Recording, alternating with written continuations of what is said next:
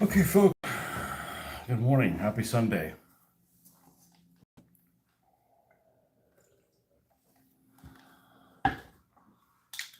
Got off to a little later start than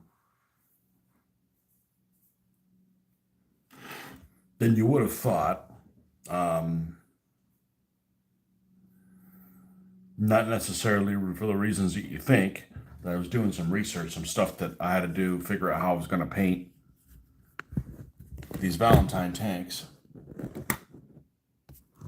that I've got here. Neither one of the two are going to have camouflage on them. Very few of them seem like they had camouflage during Operation Crusader. And if so, they would have had counter camouflage. And it looks like most of them were just plain light stone. So that's how we're going to paint these two Valentines. They're going to be of the 1st Army Tank Brigade, 8th Royal Tank Regiment, and that's what these guys are going to be.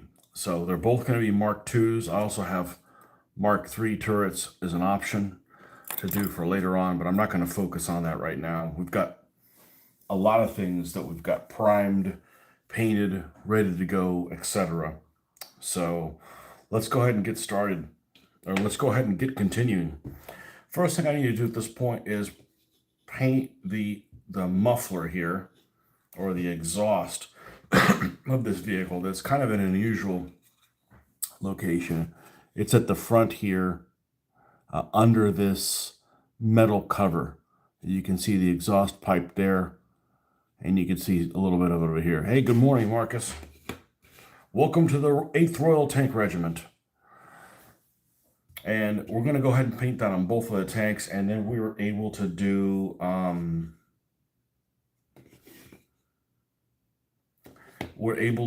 some drippings, as I like to call them, and then we can do labeling and so forth. All right, so for that, we're going to grab our usual suspects, which are orange, brown. Do you have a long time to paint today? Yeah, if not, I'm going to jump and go ahead and show you. Lucky 8th. Nothing gets by you. So I don't think you like the 4th Royal Tank Regiment. You know, that's only a problem in the East. In the West, that bad luck thing doesn't, that isn't a thing.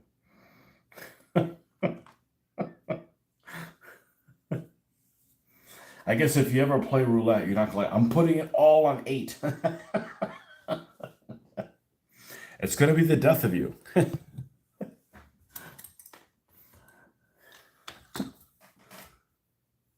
You got until 8 a.m. Okay. I have something that I worked on yesterday that is related to what I do, but it isn't related to the desert. It has to do with Czech 38s. What am I making? I'm making 1/72nd scale British infantry tanks. Actually, they're already built. We're just painting them. And we're going to paint some mufflers for them right now.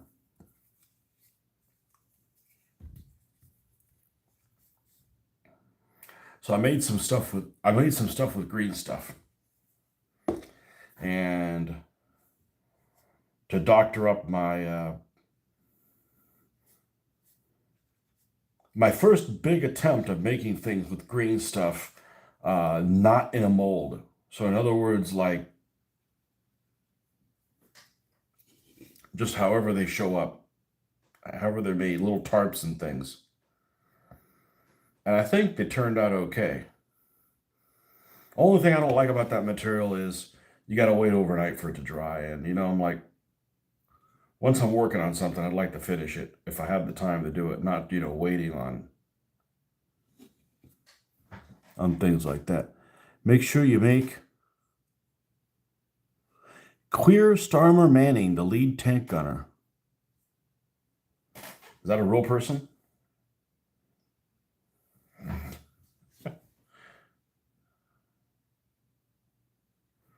Queer Starmer Manning. That a real guy, or you making fun of your prime minister?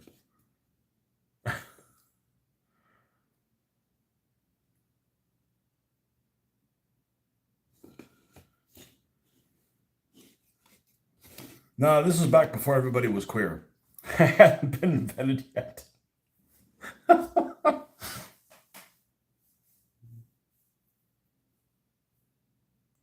Do I have a favorite tank?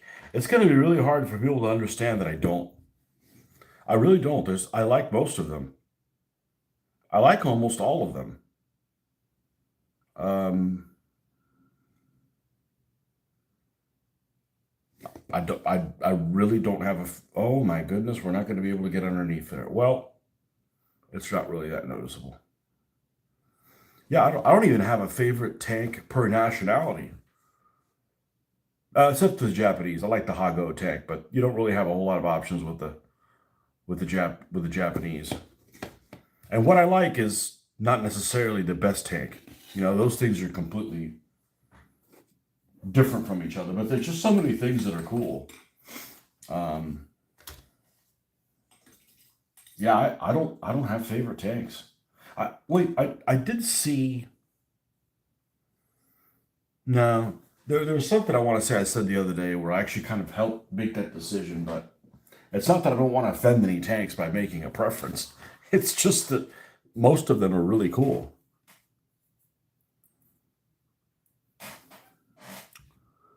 Uh,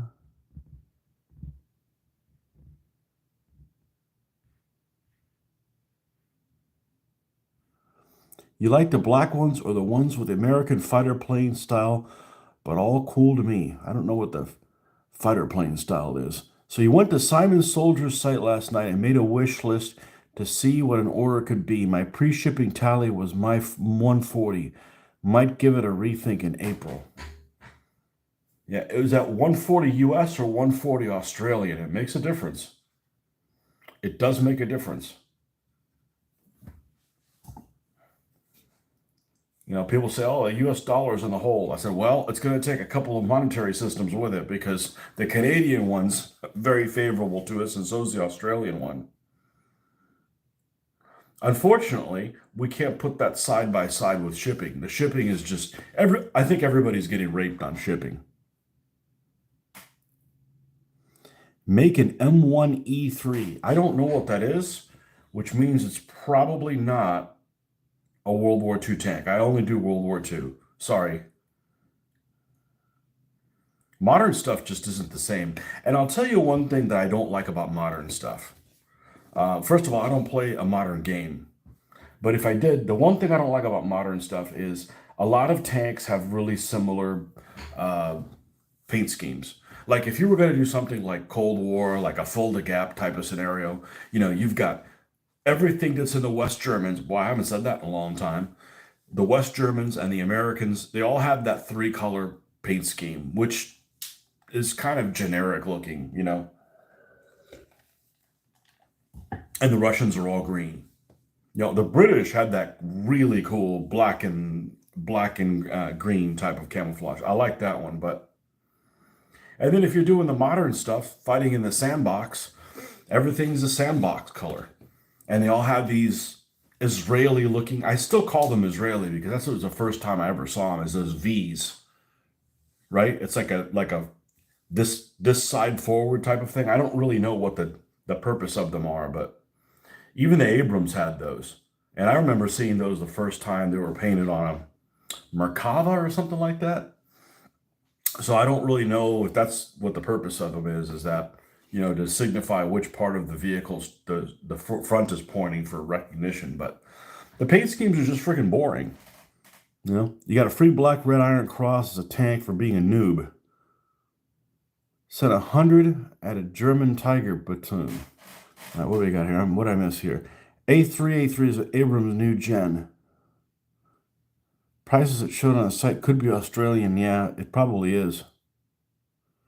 Sherman, baby. You know, the problem with the Sherman tank, and I think the reason that people don't like the Sherman tank, and I'm not a Sherman tank disliker, but the problem is that it's one of the reasons that the German stuff is really popular to paint. The Germans have fought everywhere, and they had all kinds of paint schemes, and it makes it fun as a modeler. The Sherman, unfortunately, is boring looking. I mean, you could put a lot of like gypsy caravan type things and packets and make every one of them different and give them nicknames. And that's all well and good, but you're still going to be stuck with them being basically, for the most part, an olive drab color. Unless you're sending them to the desert, unless they're in British service, you know, and a few in the Pacific that, you know, had some camouflage. But unfortunately, the Shermans are just kind of boring. The same way that the T-34s are boring as well. Not necessarily, I mean, so when I painted my Shermans, I try to give them some personality, because I do like my Shermans, and I think that every tank should have a personality so that they're fun to play with. Otherwise, everybody's going to be like, I want to play the Germans, I want to play the Germans, you know. So, you like collecting gun and knife style and fashions the most. Again, that's 2 days in a row talking about knives.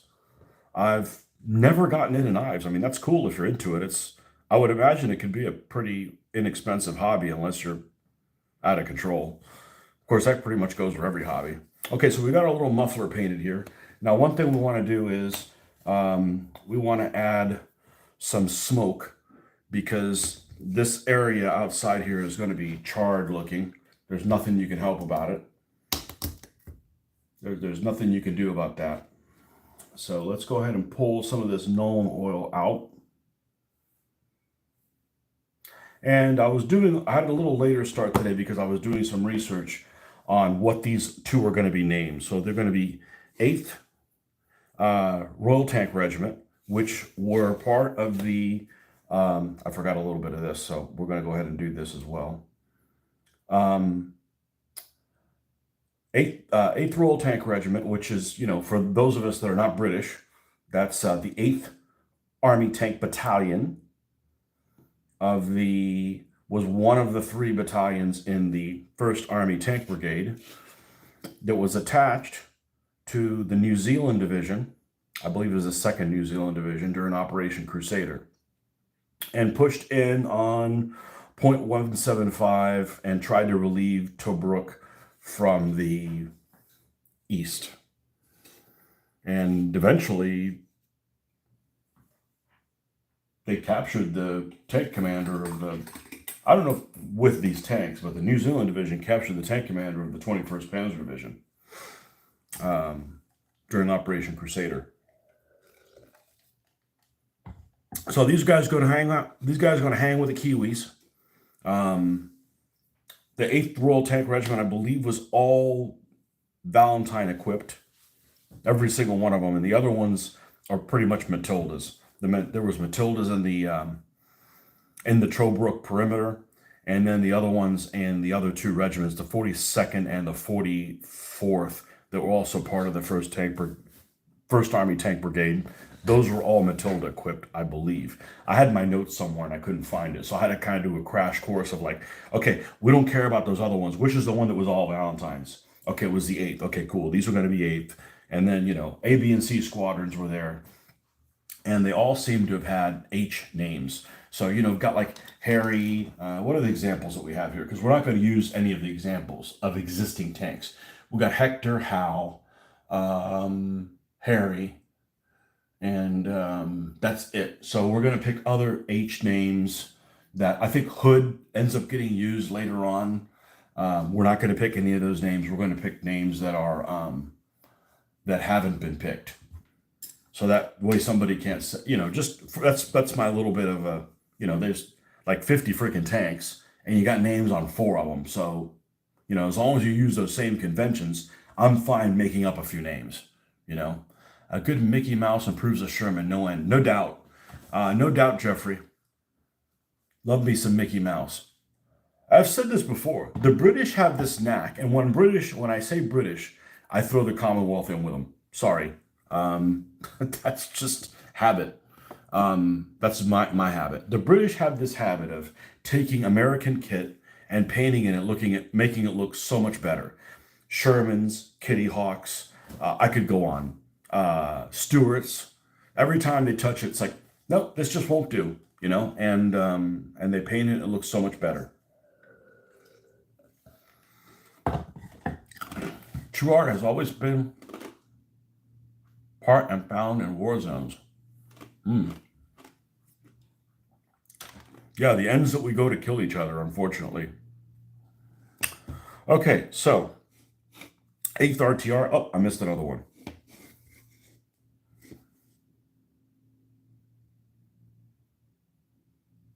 But I got some cool stuff that I did last night. Hopefully it's the start of a new habit of mine, because making these tanks for the 15th Panzer Division by the sculptor that came with all these odds and ends to put on these vehicles makes these vehicles that I haven't put, like little tarps and stuff, kind of look barren. They don't, but if you have some that have them and some that don't have them, it looks kind of lame. All right, well, Jeffrey's here. Fuck it. We're gonna switch gears for a moment and show you what I worked on last night, because this is coming up. This is coming up soonish. You know, sometimes I feel like airbrushing, so I airbrush stuff, even though it's not what I'm going to do next. Okay, well, we're not going to grab it from over here. So for the first time ever, I made things out of green stuff.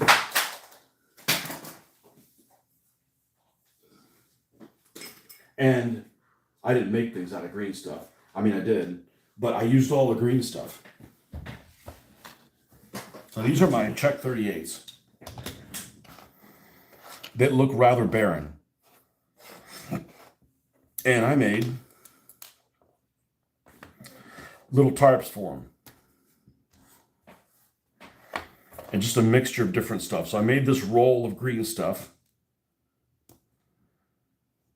And we made these little tarps so that you can come in and say, well, on here, we're going to add, say, this little roll one.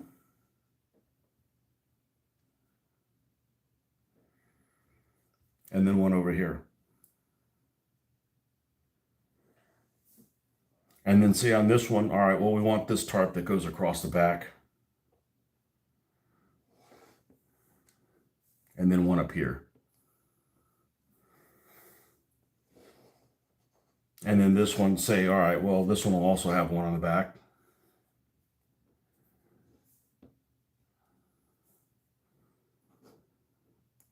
You know, different stuff. Enough to do these. And I think they're going to look good painted up. I wish I could make some spare wheels or something like that, but it's a start anyways, because they look kind of barren. I've given up on trying to find out which variant of the Czech 38 these are.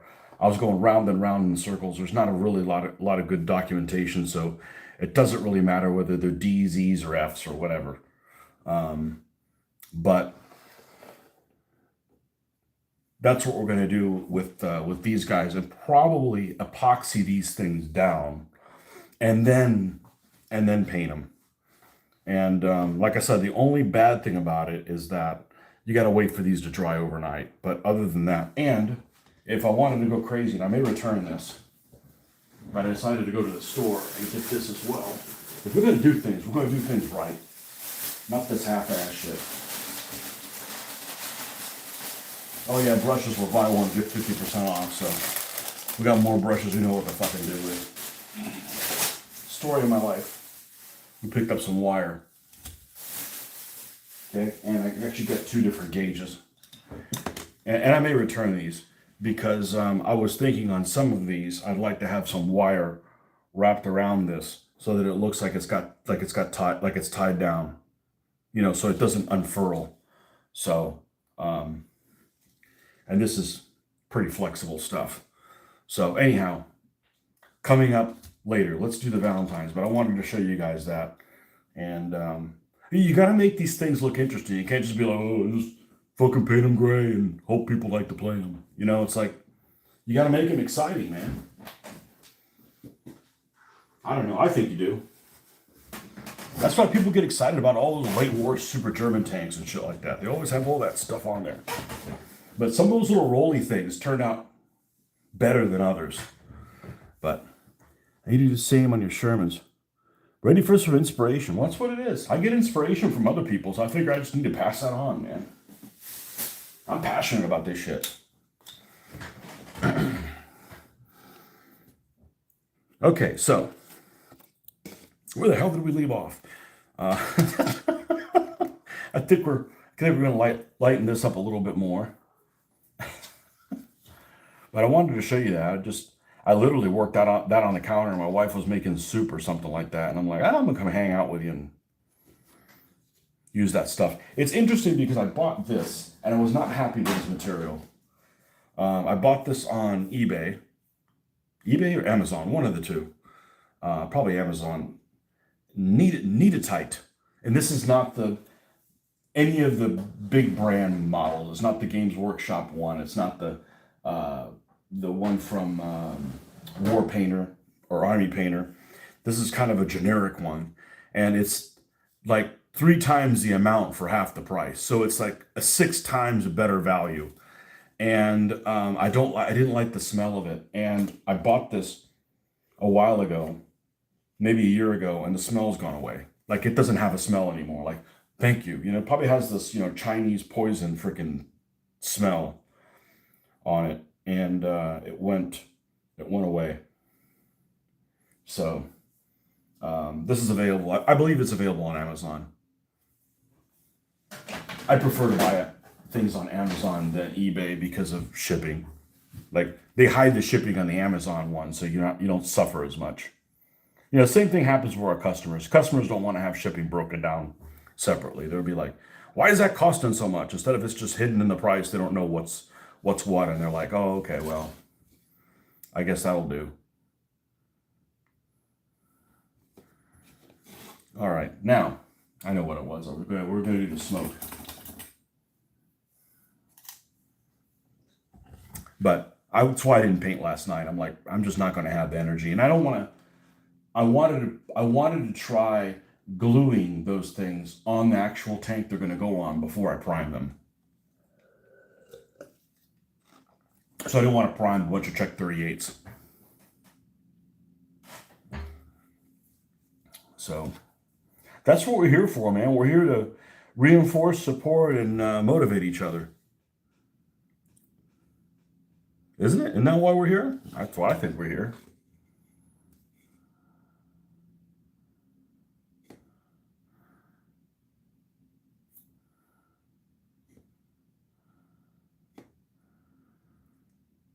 Now I'm going to dwindle that away towards the back a little bit.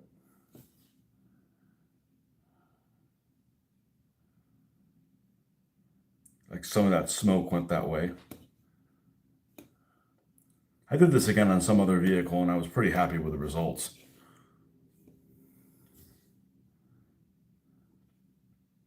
Just need to make sure that where that exhaust is just charging is not completely clean. That looks like way out of place, Okay. And we got happy little headlights too to do. I don't know if they've got covers on this vehicle, and they probably do, but I'm going to paint mine like they don't, because it's more fun that way. Yeah, they have little covers, but you know what? They're not molded like little covers.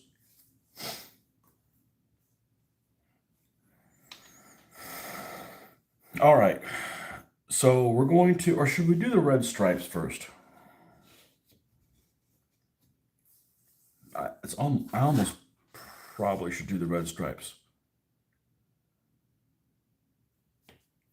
And I do want them different. I do want them different from each other because it doesn't seem like it's very consistent what they did.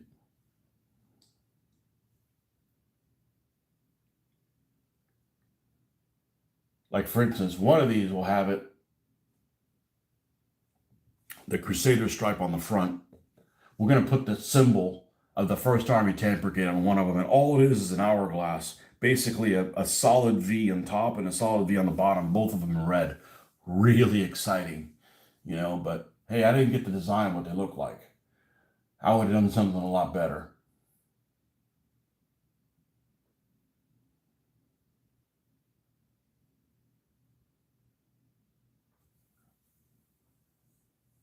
Okay, so first of all, name-wise, and as far as I can tell, they put their names on the tanks, sometimes on the turret, and sometimes up here on the side skirt on this first I guess the second side skirt, and that's where I'm going to do it. I'm going to do it in black so it stands out well.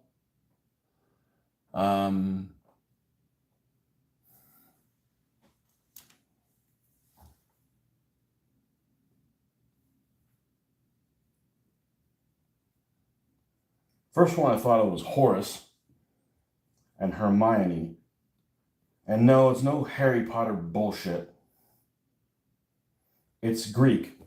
The British use great names for ships and stuff because they drew from Greek mythology, and I love Greek mythology stuff. I think that's a, it's better than biblical stuff for as far as I'm concerned, because it's like the freaking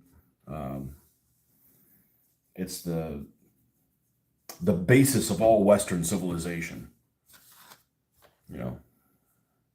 So I'm a big fan of doing things like that. There's also a Hector, so you can't use Hector. Although I am going to do, let me do a little search here. And my search is, like I said, I don't want to use names that we know are used, because a lot of the tanks didn't have any names at all that you're aware of. But I want them to be done in the same mentality. So I'm going to put in here Greek mythological names with H. Hebe, that doesn't look right. Harmonia, Hecate, I don't like that. Hecate. Probably not a good idea to name a tank Hades. Probably not a good idea.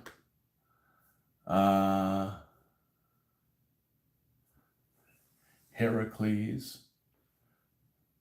Hera, Hygeia. Who the fuck is Hygeia? Hesper. What the hell's Hesper? Evening Star.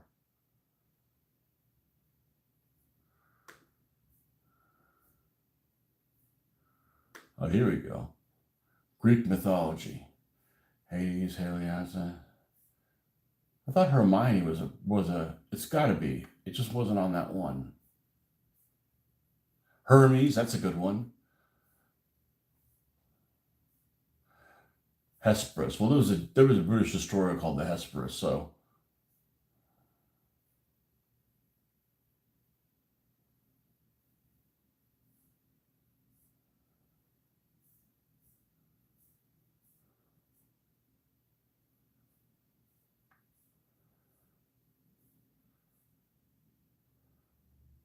Now here it is. It's just spelled differently.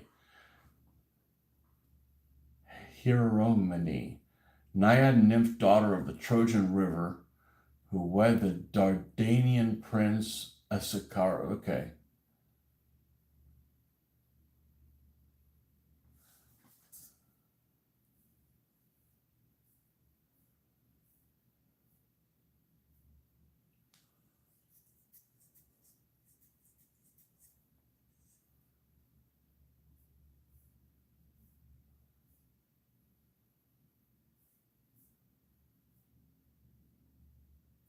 I hate that name, Hecate or Hecate, however it is. This sounds like it sounds like a Mexican word. I'm like, it just doesn't belong.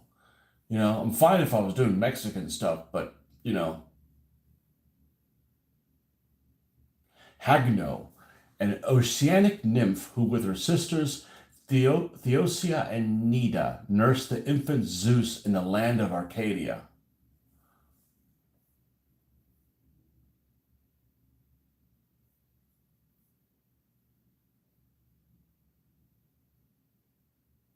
Hebe, the goddess of youth, who wed Heracles upon his ascension to Olympus.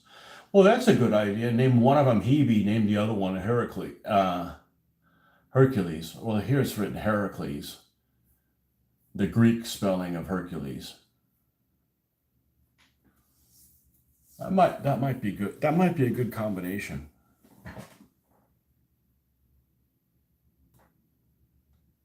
Need to get a copy of the Rommel papers to get more detail. Oh, hold on a second. You'll be able to use your Panzer 1s, 2s, and 4s with Ghost Division 2. Been reading Rommel's Armies by George Forty. 7th Panzer lost 30 tanks at Arras, only 6 38s, 4 Panzer 4s, and 20 Panzer 1s and 2s. Okay, so what I want to know is, I'll hold that thought. I'm going to go get a soda. I'm already like parched. I know I should drink water. Well, there's water in my coffee.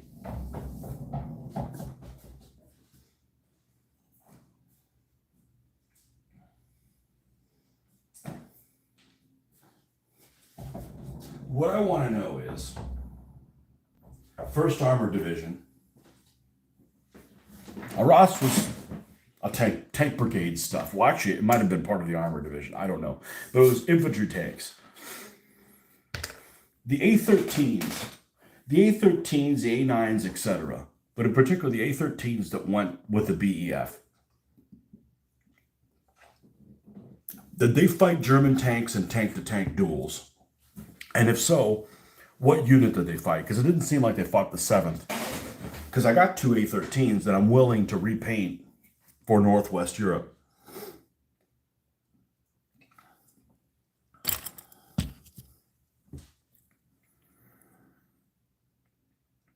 Okay, what was that? Oh, we're going to paint stripes. Right.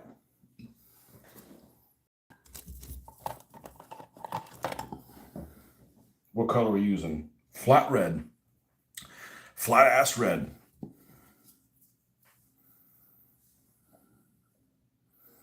Et in Arcadia ego. Oh, I'm weak on my Latin. I don't know what the hell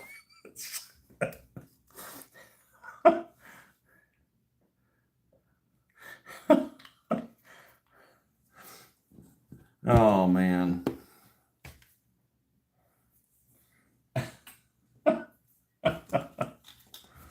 All right, so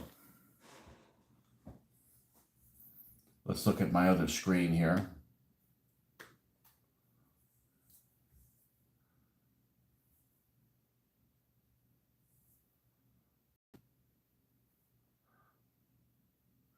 And we definitely want the stripe, we want the Crusader stripe on the front.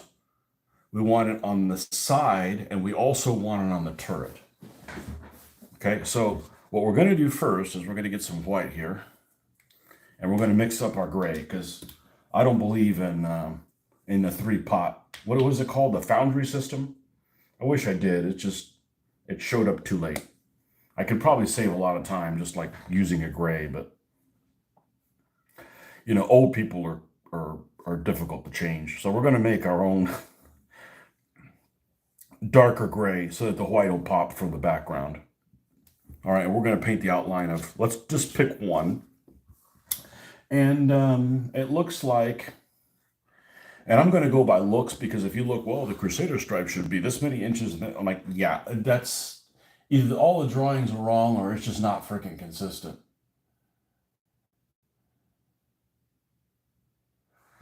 So we're going to go from this spot here to there. And it's going to go from the top to the bottom. And then we're going to shade, we're going to paint all of this in this color. And if we don't like the dimensions that it is, we can come in and screw with it later. Okay? But that's going to be the Crusader stripe of that one. So we're going to go so that we can be consistent on both sides. It's going to go from that spot there, straight down. And we're going to go a little bit past this little thingy here.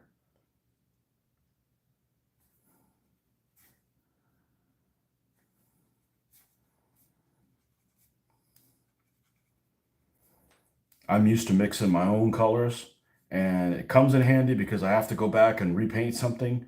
I know how I did it. I've like put some thought into it.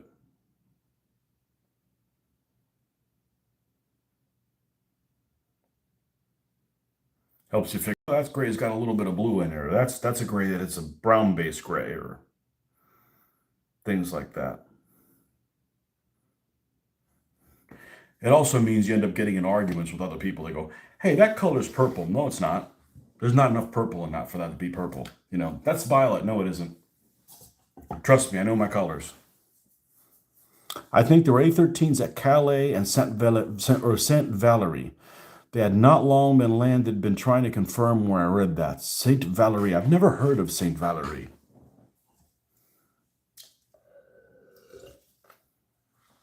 Okay, so this is going to be, and that's about the right width. That's about the right proportion. It's about the proportion of a flag, whatever that is, 3x5, you know. And then on the turret, this one will be the closed turret. On the turret,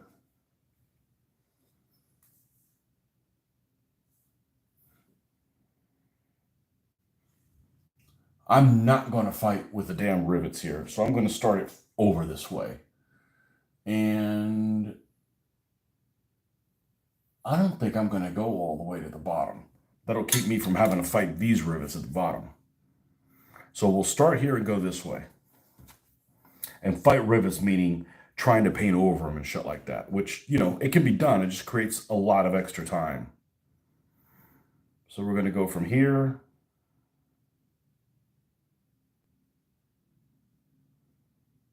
Stop short of the top.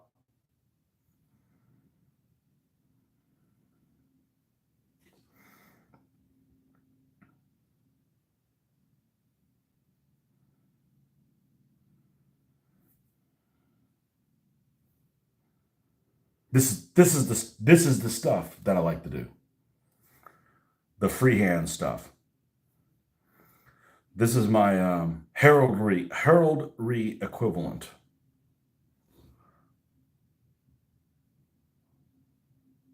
Yeah, I miss doing heraldry for ancients and medieval stuff, but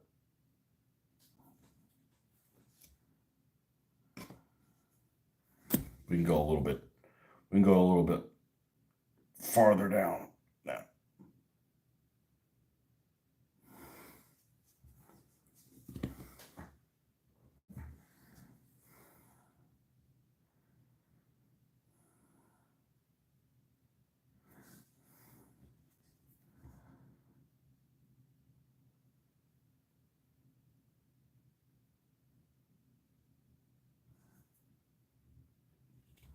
But there is not a lot of information on Czech 38s compared to Panzer 3s, 4s, and 2s.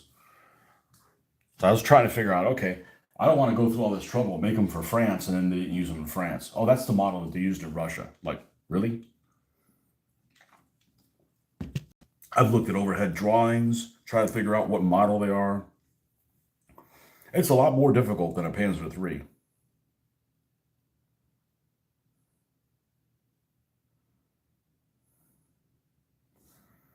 I think that's about right. Oh, we're going to have a problem on this side because we have the shell ejector. All right, so how do they handle it on this side? Oh, they just painted over it. Okay, well, we can do that too. Looks like they just painted over the shell ejector. Okay. That'll work. Well, I'm going to paint it the same on both sides then, so.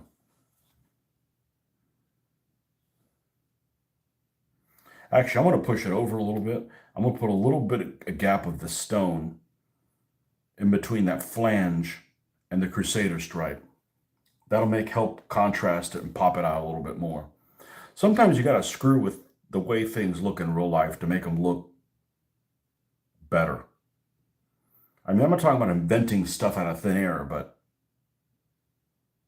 you know, I am planning on painting 2 tanks that didn't exist.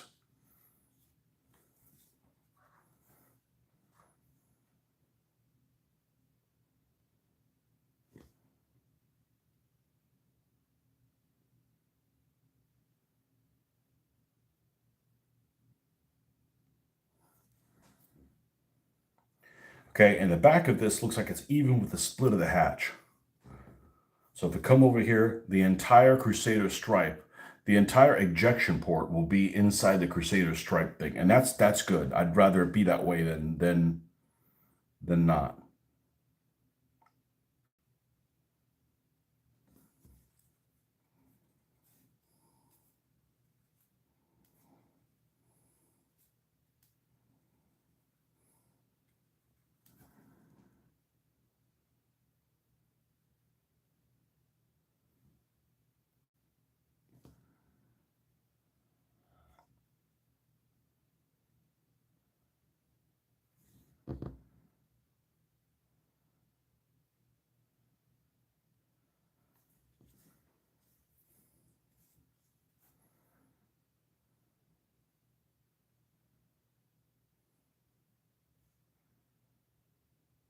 Well, my daughter leaves Scotland today. She had a good time. She went with her ex-roommate who doesn't like whiskey.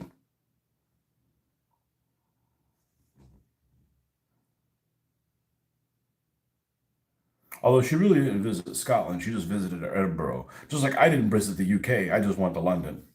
Same thing. I mean, you only have a few days, you know.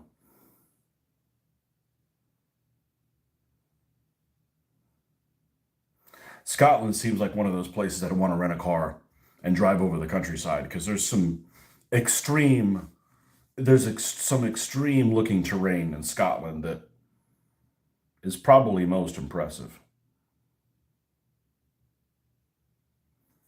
Except I'm not allowed to drive on the wrong side of the road. I said, my wife says, it might be okay in the countryside. I said, you're probably right, but when you get into a city, I'm like, that's it. We're gonna stay out here.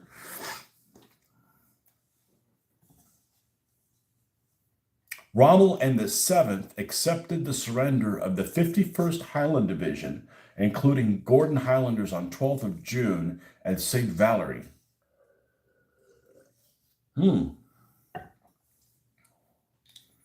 Speaking of which, I gotta paint the I gotta paint the little kilt on the bagpiper, man. All right, now that I think about it, we need to extend this a little bit more.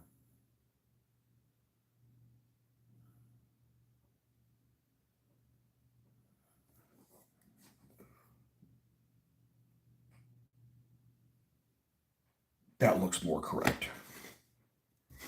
And then a little bit more on this one.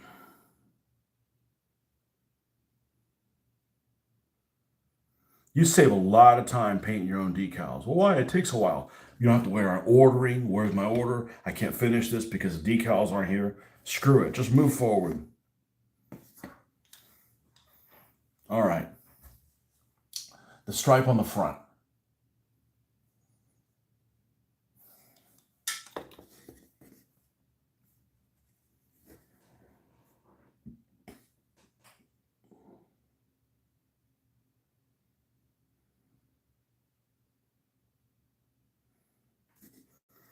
From there to there.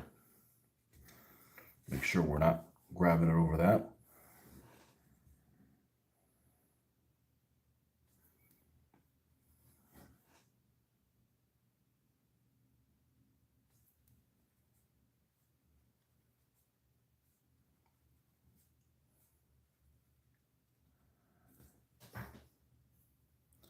You just visited Louisville. A lot more to do in that town if you like bourbon. Um, so I used to like bourbon more than I do now. That doesn't mean I don't like bourbon. I just prefer it to be not as sweet. It settles better with me. Um,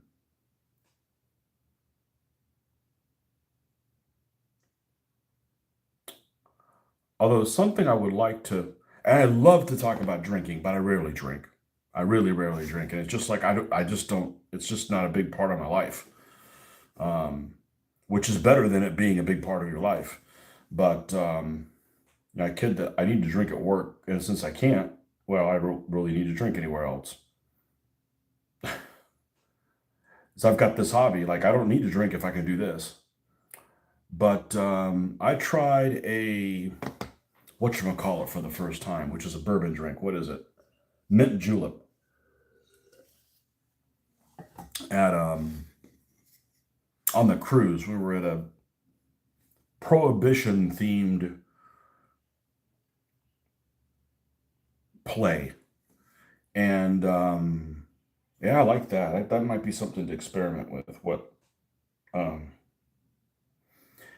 anything that has mint or stuff like that just works really well for me.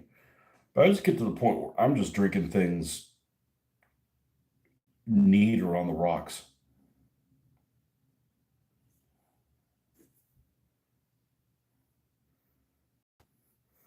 So my daughter supposedly took a picture of everything that she tried, so she could, and she liked it. She tried this Glenn Farkas or something like that, 12-year-old Glenn Farkas or whatever. She doesn't like, and my wife also does not like the peaty scotches. I do. I think that they make you think. You know, they're a thinking.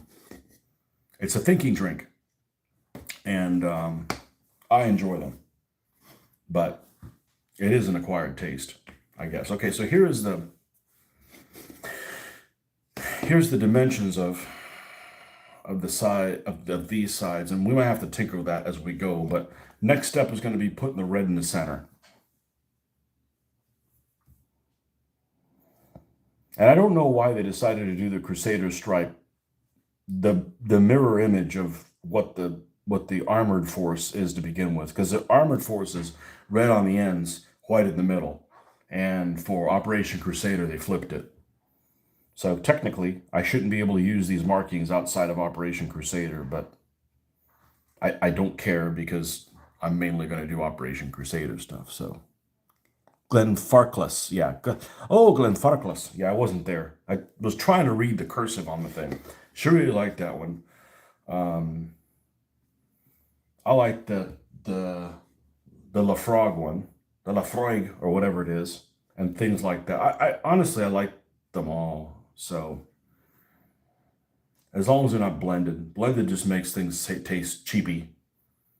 The Japanese blended stuff is okay, but other blended things just make it just like Crown. I can't stand Crown. You know, I like the bags, but Crown, Jim Beam, that kind of stuff is just like, nah.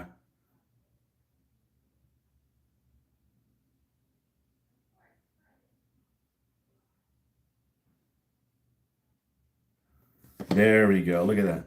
Look at that.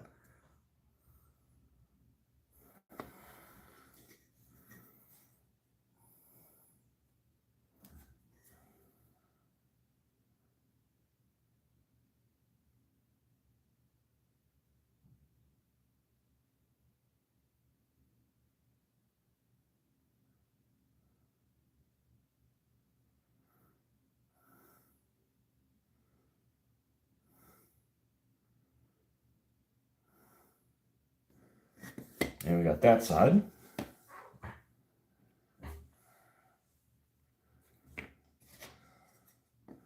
Let's do the front.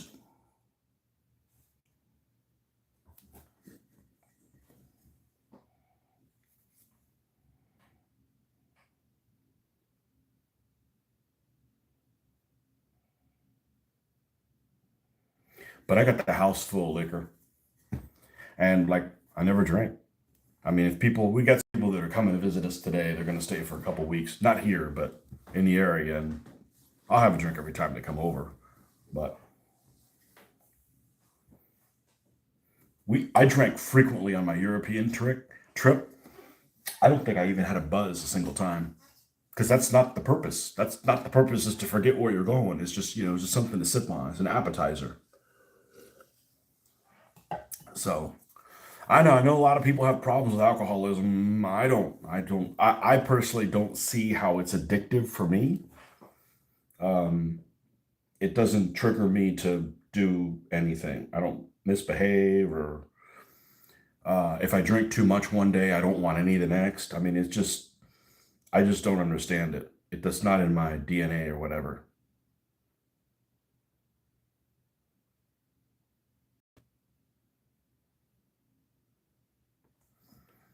But neither does anybody in my family. So I don't, you know, my parents were really strict about a lot of things, and alcohol was not one of them. And it's just like, it just wasn't a big deal, you know?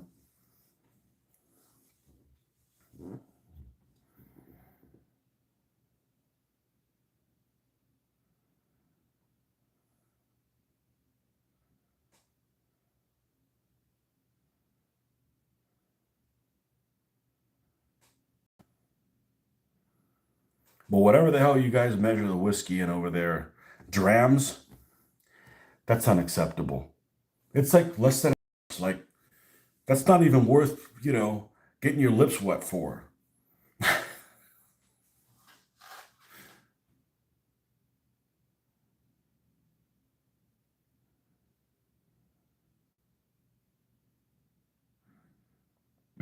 And then a wee dram. What the hell's that? Less than a dram? Come on, man.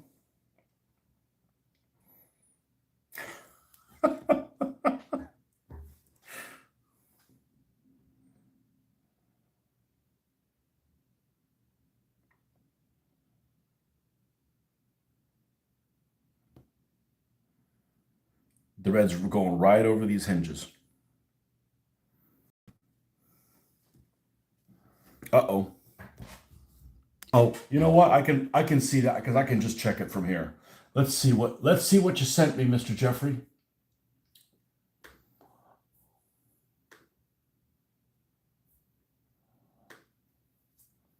I love Facebook for that because it's just like you just send a message and you get it immediately, not like, well, you don't get it until you check your email.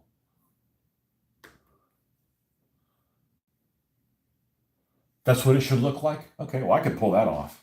And you know I can. Okay, and that would be a nice contrast.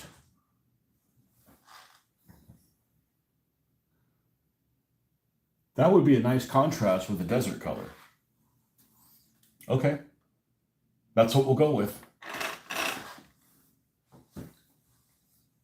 I like it. I don't like the kilt colors that are like, it's Gordon Highlander. Okay, perfect. Well, that's what we'll do then. I don't like the kilt colors. Look, I know you have your favorite ones. Everybody has, I'm sure, a kilt they don't fucking like, right? I don't like the one that looks like Scottish inns. You know what I'm talking about, Marcus. Scottish inns. You know that cheap ass Scot that's, peddling his roach motels here in the United States.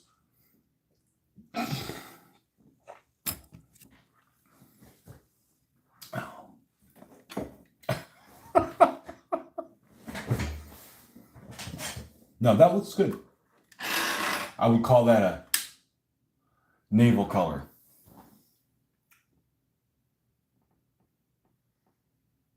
I don't know if I can pull off the slightly lighter green underneath the intersections, but I'm sure as hell gonna try. If anybody could do it, I could do it.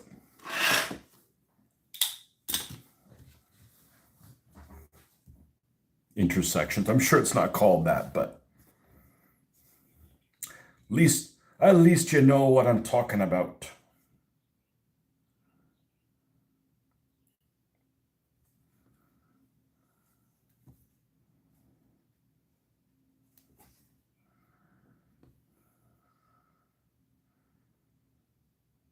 Still like the mini kilts better though. Not on me. I don't have the body for it. Even though I'm sure they make them in my size.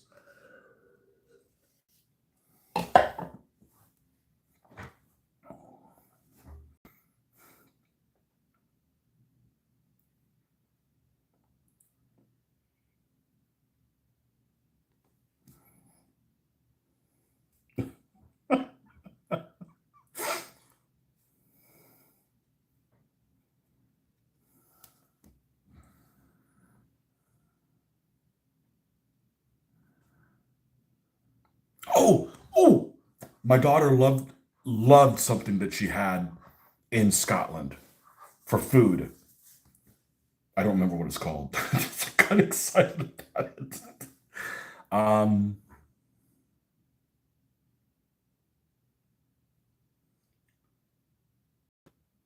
it was a soup. It was a fish soup called Cullen Skink or something. She absolutely freaking loved it. Some creamy, you know what it is. You're from there.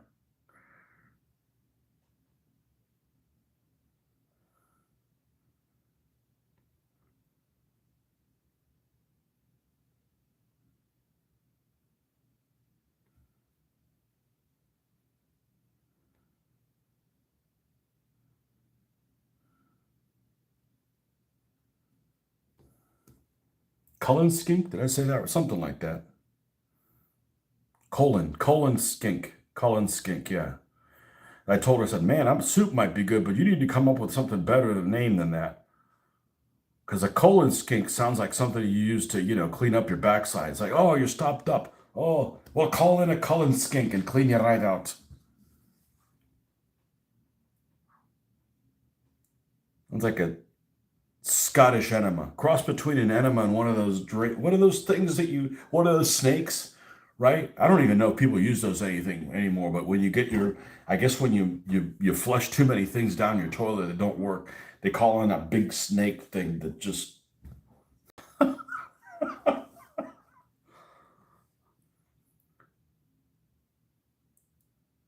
colon snake.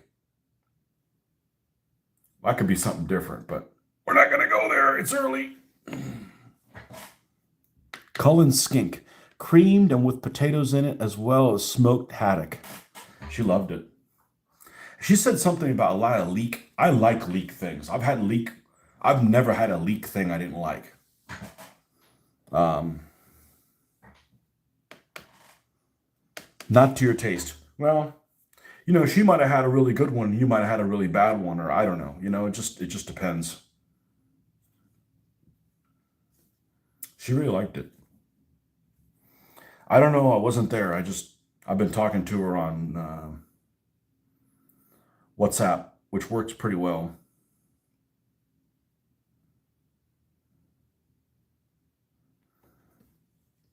She goes, "Do you know anything about the castle?" I said, "I don't know jack shit about the castle. I don't know." And I probably would if I wargamed something that involved that, but I haven't. I don't think I've ever played Scots or with Scots. I know, shame on me. Well, I'm sorry. I don't have anything against them. That's not true. I got the Robert the Bruce's brother's troops in the Irish army. Yeah, whatever his brother's name is. I always see, you don't practice that stuff and you forget what it is. But I got my little Scottish contingent with their custom flag. I painted a custom flag with the lion on it and everything. Turned out great.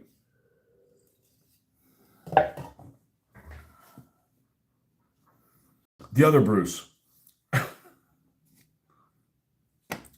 you don't practice that stuff and you forget it. Now let's bring the red all the way up to the core color. And then we'll bring the white all the way up, and then we'll bring the red up the rest of the way. That's how we roll. Edward the Bruce, yeah. What's up, Ben? Oh, we have a tale for you. So I don't like that game. I don't like the Kingdom Come game. And I'll tell you why I don't like the game. I had to finally watch a demo on how to lockpick, and I still have not successfully lockpicked anything. And the guy says in the video that it's really hard, if not impossible, to do with analog sticks. Well, that's what I have. I'm not using a keyboard with the console. So I've just given up on not being able to lockpick everything. But there is one thing that I'm very good in games, or I think I'm very good in games, and that is deciphering maps, because I'm a map guy. So I went and I found a treasure. And I went from basically being a dumbass, wearing ripped cloth, to having freaking a bassinet. My guy's got a freaking bassinet on his head and a warhammer and stuff. Don't know how to use it. You know, I don't know how to use it. The hardest thing in the game on the console is like, oh, you're walking around, you can't walk around with weapons or people freak out, right? And you go into a town with weapons out and you're going to have to reload the game. So I stole a horse, and it's funny because nobody came after me, but I'm like, fuck it, we need to explore the map. And so I'm exploring the map, working on my horsemanship, even though it's not my horse. There's like an inn in the middle of nowhere, and they seem to always have horses there. So that's my place to fast travel to and grab a horse. So I went in and I saw these windmills to the north of that town that starts with a U. And I saw these windmills. I'm like, there's a map that has windmills on it. And then I deciphered the rest of it and figured out, there was a burial site there and grabbed that. So I'm like, all set. But um, I wanted to try to get one of the other treasures, and I found it. It's one that's all the way in the bottom right that has like the skull on it, which I was really leery of. But it's apparently inside of this chest that is a hard lockpick. So I'm never going to be able to get in that. I mean, I can't even do an easy lockpick.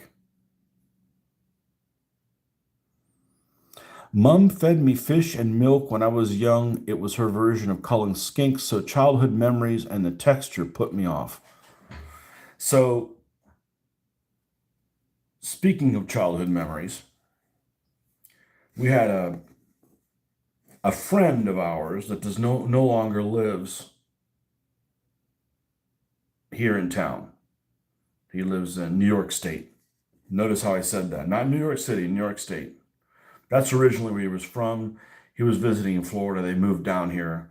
I met him in Florida, just kind of on a accidental thing. I've only gone fishing like 3 times in my life, and that was one of the times that I met him, and we kind of became friends, and so forth. Known him for quite a few years, and he was back in town, so he came over, and he was talking about this experience that he had with his daughter, a very negative experience that he had with his daughter at this middle school.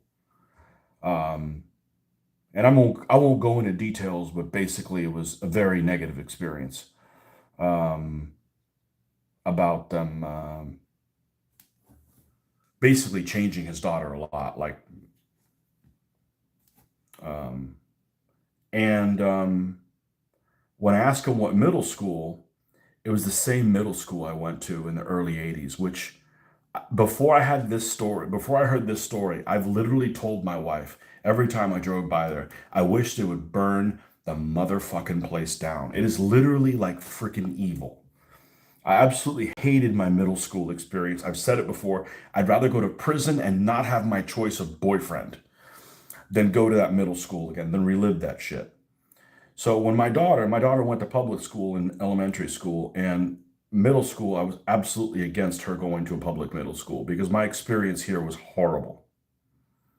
And she went to a private one and everything turned out fine. But when I heard this story yesterday about that, I'm like, man, we got to burn that fucking place down.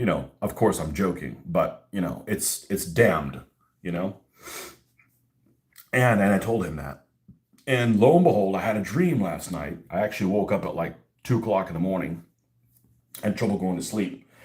And I went to sleep like at 10 or something like that. And I had a dream about that fucking school, about going back and showing my daughter like a yearbook or something like that I had of that middle school.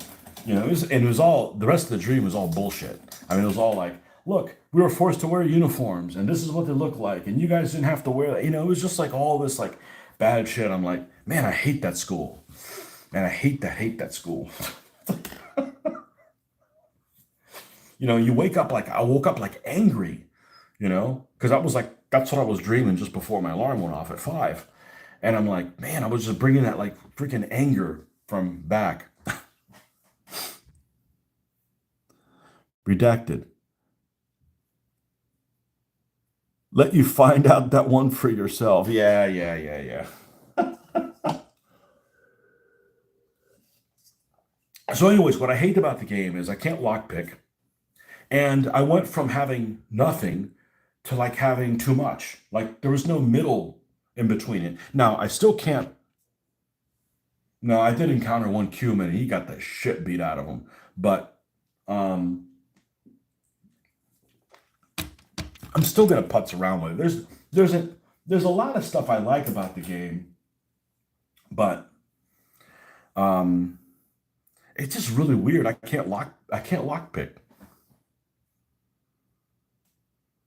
No, there's no auto lock picking. You literally have to like you have to with one button you have to find the sweet spot and that little ball becomes gold and a little bit bigger. And once you have that, you have to rotate the lock with the other one.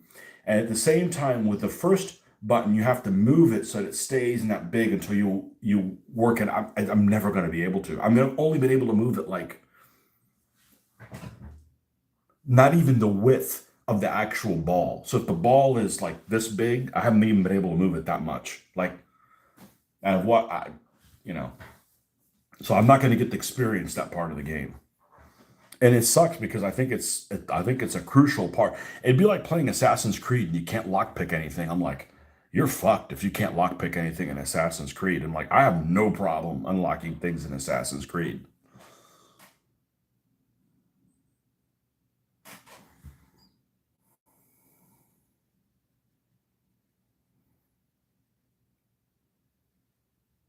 So now I got to figure out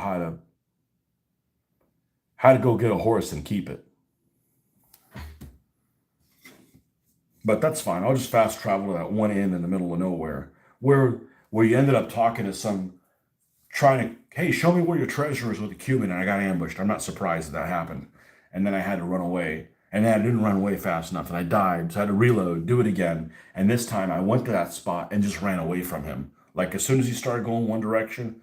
And then I'm like, oh, there's this inn here. And that just kind of became not really my home base, but my go-to place to get a horse. I don't know, stupid game. It's something to do.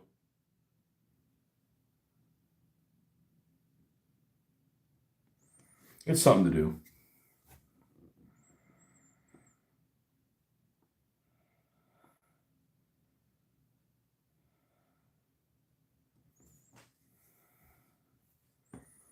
Well, my wife doesn't mind listening to it because there's like pretty countryside music and chirping and stuff while it's going on. So it's not like it's you're constantly beating on things.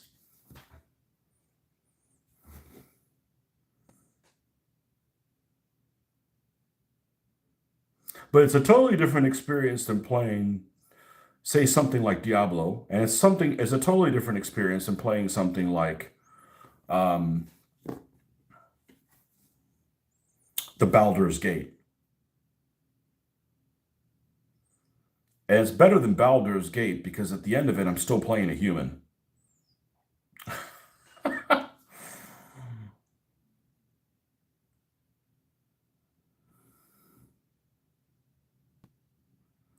And I do like the business of, you want to have better endurance, freaking run all the time and rest and run and rest, and eventually you'll get better. I mean, I like that concept a lot.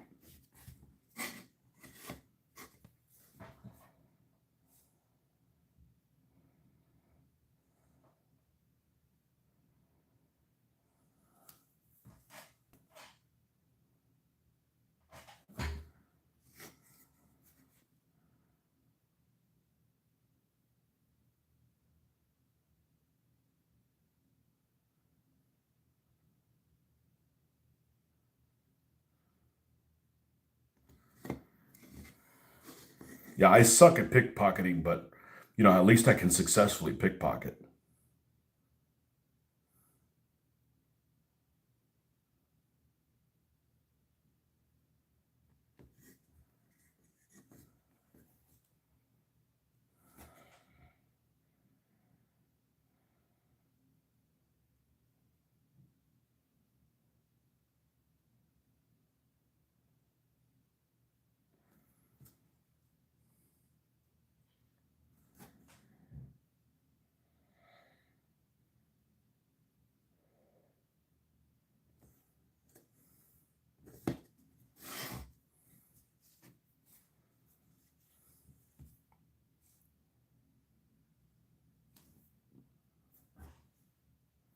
You remember it being difficult. Well, you remembered correctly. The guy even says in the video, it's like it's nearly impossible with the analog sticks. I'm like, well, that's what I have. I don't buy it for the computer. I don't buy things for the computer. I just have very limited memory on the computer.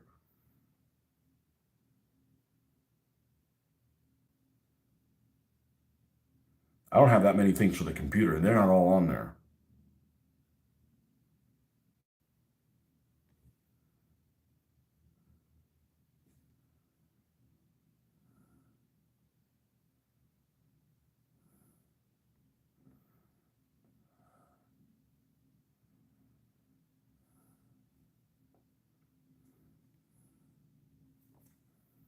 That's not going to look half bad going over this ejection port. Okay, we're to the core color, aren't we? Yes, now it's time to bring the white up.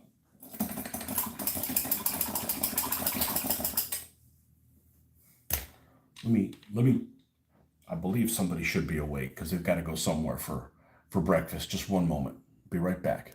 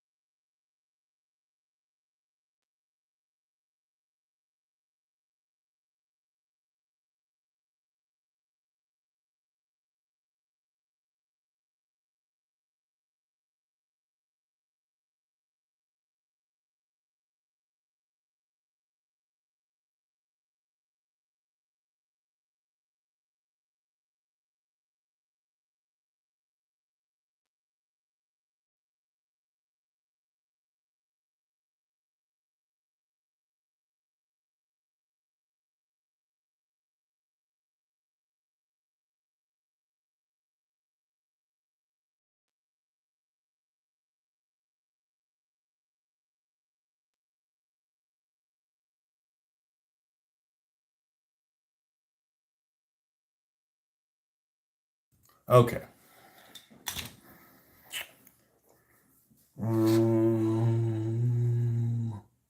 Right, let's get all this out. Actually, I'm going to go ahead and do, since this is getting kind of goopy, I'm going to go ahead and do a cleanse. We're doing a cleanse live. Really? You sure you should film that? Of getting this little bit of the Nuln Oil stuff here in the back of the paintbrush where it meets the metal. I don't know. The ferrule, is that what that's called? I don't know. I just paint things. There we go. Break it down so that we get a good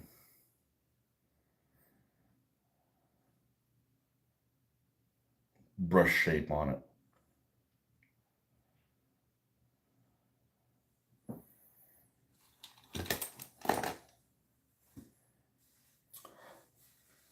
So the only thing I don't like about the 7th Panzer, I have a feeling that the 7th Panzer in France used big numbers, big red numbers with a white outline. And the Panzers already have, the 3 already had that. I'm like, I would have liked them to have something different. So I don't know if I'm going to paint them that way. I don't remember if I'm gonna go forward with that because I don't want 9 of them to look the same. I mean, I want those 3 to. We're not going to change those 3 from, but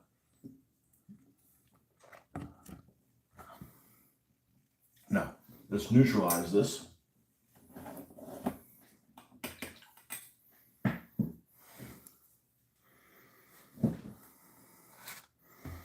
I really like yellow numbers. I really like yellow numbers.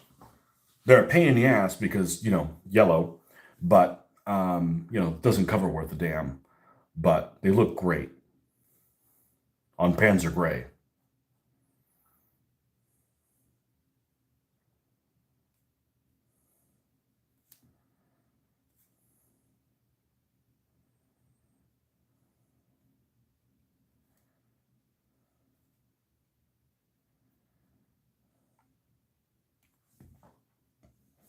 Okay. Now we're going to come in and do the white.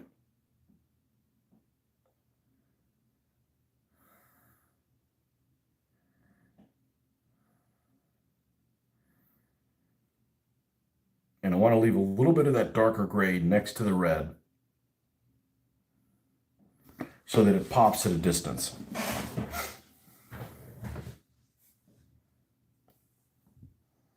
I've seen 38Ts with big red numbers. They also show what you mean about Panzer gray having a blue tinge to it.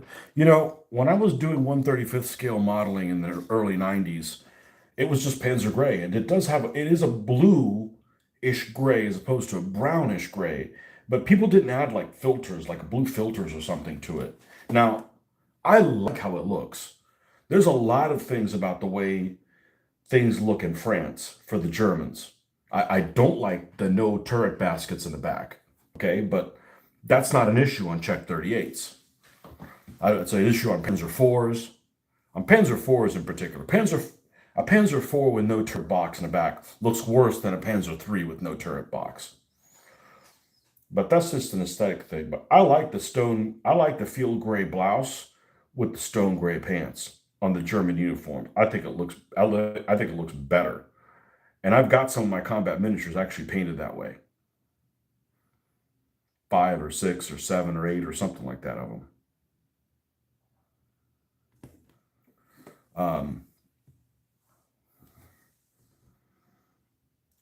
But once I saw that people were using a blue filter, I just started doing a little bit of a dry brush of the Luftwaffe blue on top of it, and actually mixing some of it with the Panzer gray. And I really like how mine turn out. I'm really happy with the results, and I do like the way it looks with a little bit of a blue tint. You know, a lot of those colors change so much depending on how they fade, what light you're seeing them under. You know, same thing with these sand colors. I guess I posted my pictures of my Africa Corps on one of the groups, and one of the guys said, "Oh, so not sand color, huh?" I'm like, "They are sand color." Oh, you wanted to be like all pristine, like you wanted them all to be like this color. Oh, yeah, no, I don't do that. Like showroom, no, I don't. If there's some place that's not going to look like the showroom, it's going to be in the desert, where it's going to be weather beaten.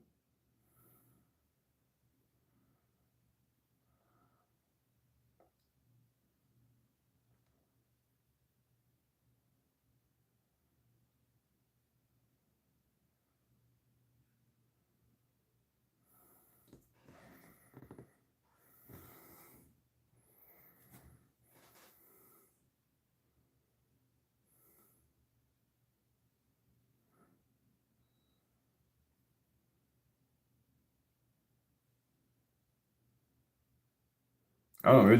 Maybe the guy's colorblind. And I've worked with a couple people that have been colorblind. One of them is colorblind right now that I work with.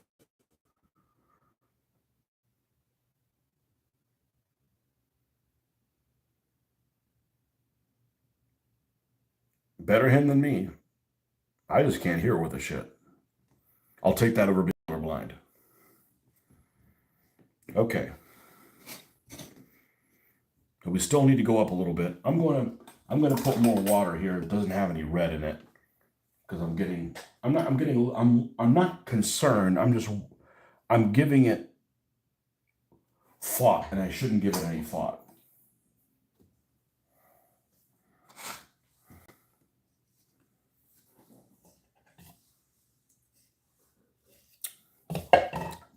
Did we do the front? We did. Okay, good. Whew. Easy to forget that one, and then get out of pace. You can have madness, but you got to have method.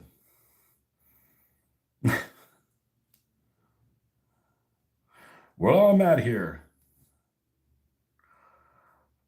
Nobody but us lunatics here.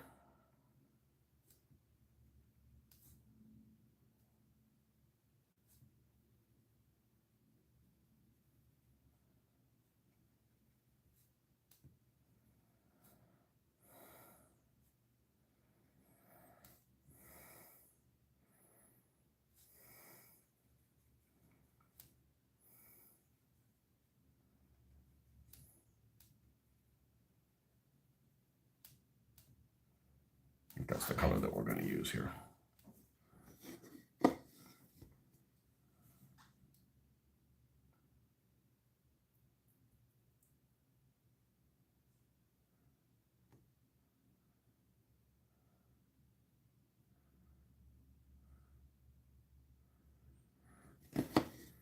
I don't want it to be covered completely. Almost kind of like, what's his face that I don't think of him anymore. I think he was kind of an instrumental painter. And I don't know whether he's loved or hated. Let me think of what his name is. One of the Foundry guys, one of the Foundry method. God, what's his name, man? He was all over the, 20 years ago, he was like all over the place. Jeffrey, you know who I'm talking about. Can't think of what his name is right now. And I liked how he painted, except his faces. He did faces that look like a meat cutting chart because he's trying to use 3 colors on a 28mm face. Like, you need more colors than that on a face. You know, it'll work with, like, you know, wooden things, but, you know, if you want it to look like a person, you have to think about a face. A face will make or break a figure. You're going to be like, that doesn't really look like anything. And then you do a good face, like, it's a person. There you go. But if you botch up a face, it'll ruin the whole figure. And when I was doing 1/35th scale stuff, I didn't know how to do faces.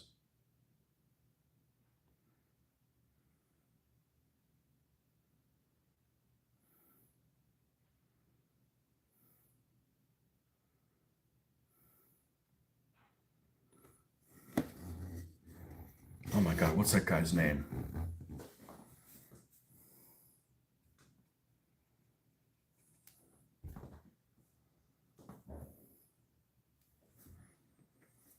He's like the cat's meow, man. He was all over the place 20 years ago.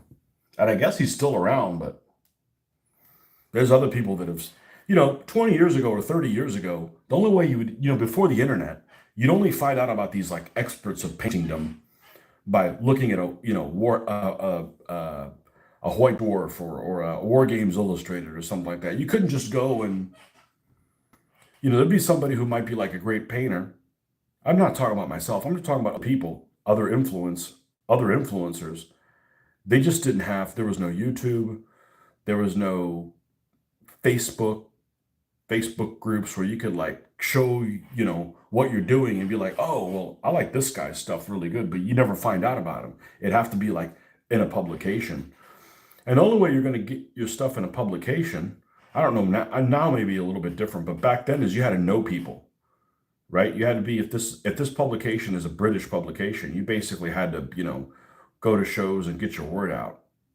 And, there might have been like some people that were really good at something, but the word doesn't get out through the only venues that people had of finding out about you, so nobody knew about you.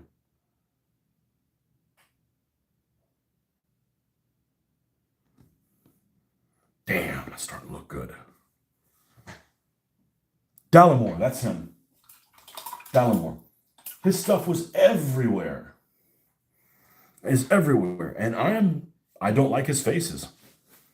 I didn't say he wasn't a good painter. I don't like his faces. Maybe they'd probably work okay in 15mm, 10mm, definitely. 28, absolutely not. It's a meat cutting chart. Somebody said that on the miniatures page. It looks like a meat cutting chart. And people got offended. I'm like, not my style. At the time I was doing my combat miniatures, I was probably doing 7 or 8 shades on 20mm, 7 or 8 different levels. I think faces need that. Mr. Dallimore, yeah, I'm sure he's still around. His style reminds me of somebody else who I also can't think of anymore, but I like this other person's style a lot. I just can't remember who it is. I used to interact with him a lot more when I was doing 15mm stuff, but he kind of reminded me of a more refined Dallimore, more refined painting style Dallimore. Shit.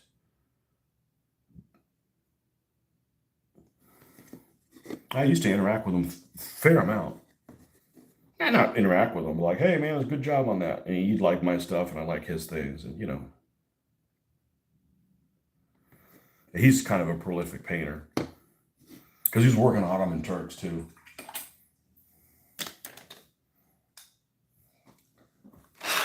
What's that guy's name?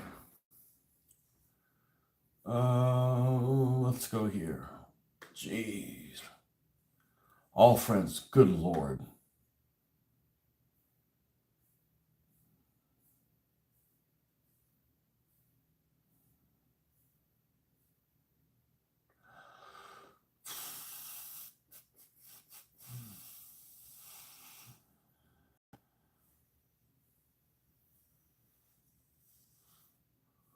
Man, it's been a while since I've had an interaction with him. Well, I've been painting 15mm stuff in a long time. Steve Dean. Steve Dean is like a more refined Kevin Dallimore. I like almost all of Steve Dean's stuff that he does a lot.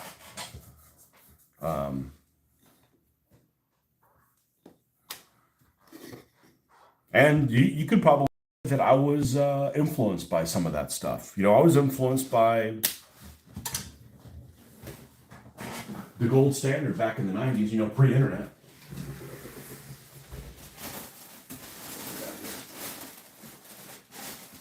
I got two of them, right? It's two books?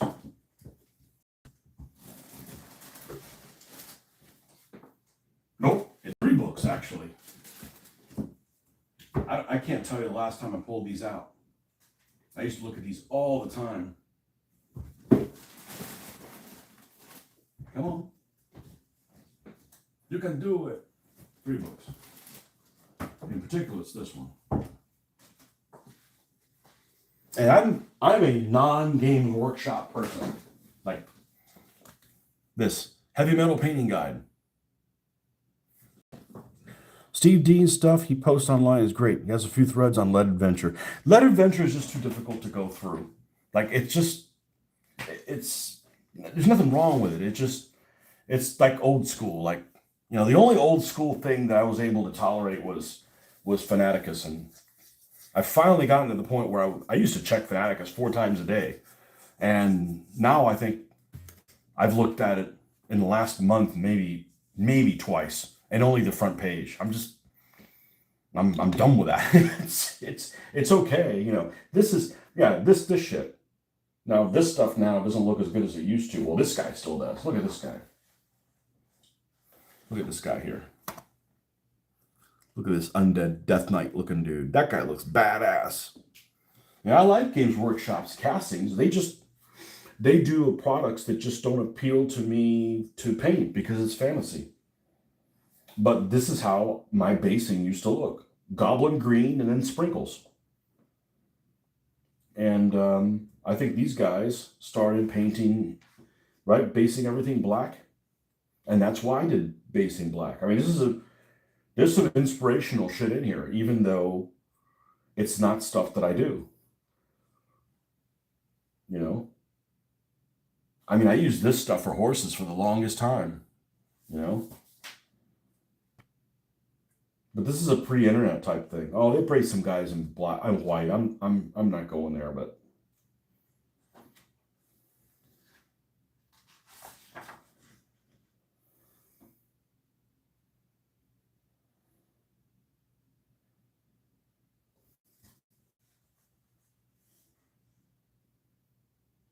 London.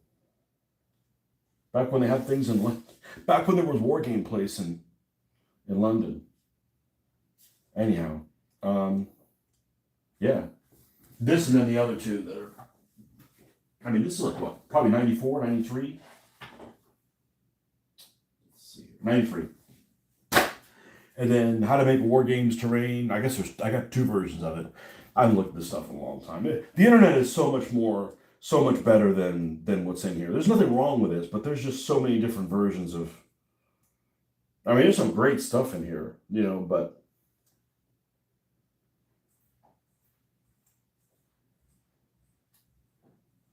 Yeah, making these buildings out of nothing is great, except my buildings need interiors. So, just avoid that threat zone thread on Fanaticus. Lord above it exposes the mess in DBA. I just don't want to go on there because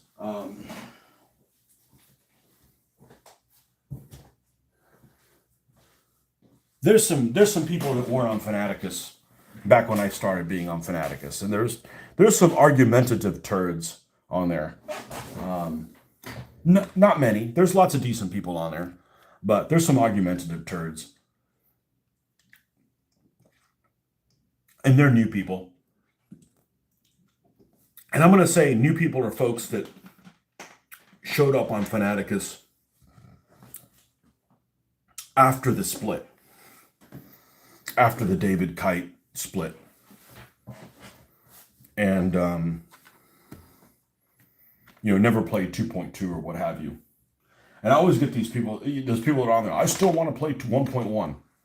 Go right ahead. I heard it was broken, so why would you do that, But that one guy that's never played a fucking straight game of DBA, we need to change everything. Have you played the game standard? No, everything's broken. I want you. Sure seems like it. He doesn't use his real name. So, or I don't know that anybody knows who he really is. But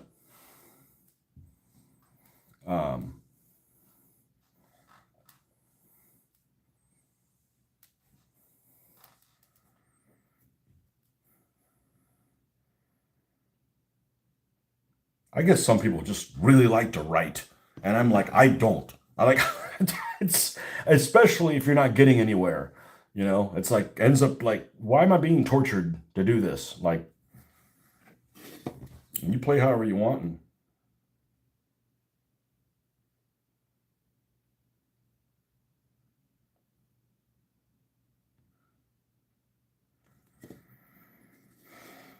And some people on there have agendas. They want their whatever pet unit to be better than the other ones. I just wanted to just be consistent. Like, I was just annoyed that, okay, I'll bring it up to the fact group, and they couldn't come up with a decision. I'm like, I expect that from politicians, not gamers.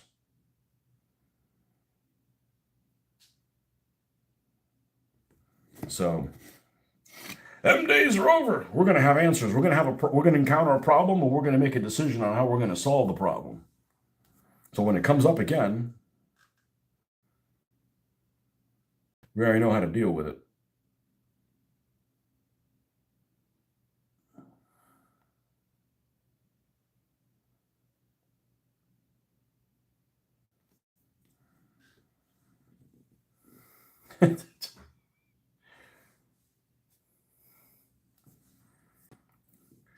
Yeah, the last time I was on there, they were on some rant about something that had nothing to do with DBA or wargaming in general, and I'm like, wow, it. And there was like one guy that just brought up a point that's like, why are you even arguing about this? And like everybody else jumped on board with his weird opinion, and I'm like, oh, guys have fun arguing about that. I don't want to talk about real world issues in a war game forum, especially if it's real world issues that I don't agree with your viewpoint. I'm like, you know.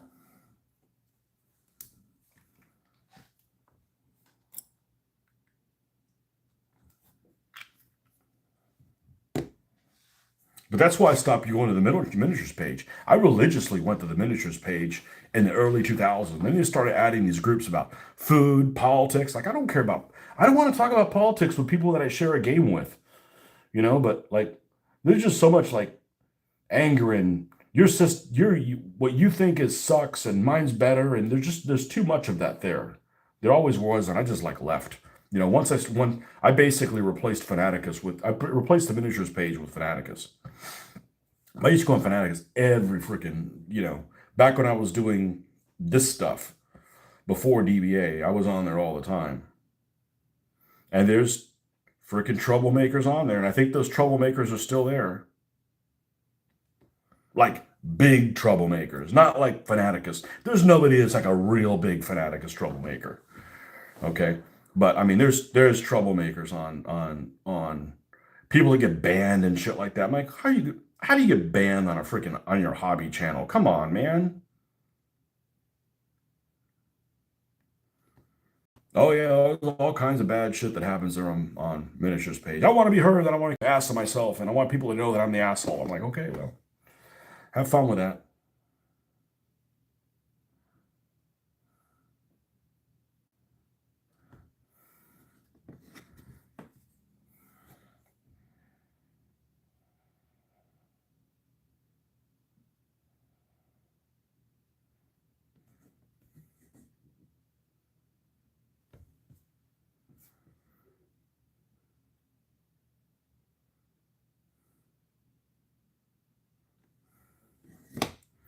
Okay, now let's put these pieces together and see what we got,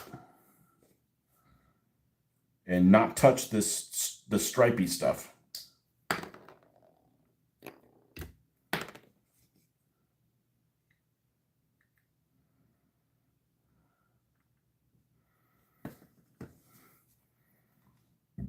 Too many people on a crusade. That's the problem. The problem isn't a difference of opinion.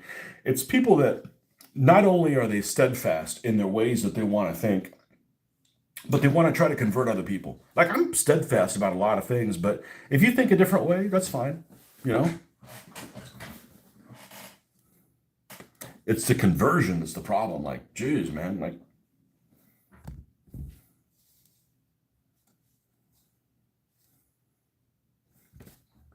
oh, this sucks. There we go.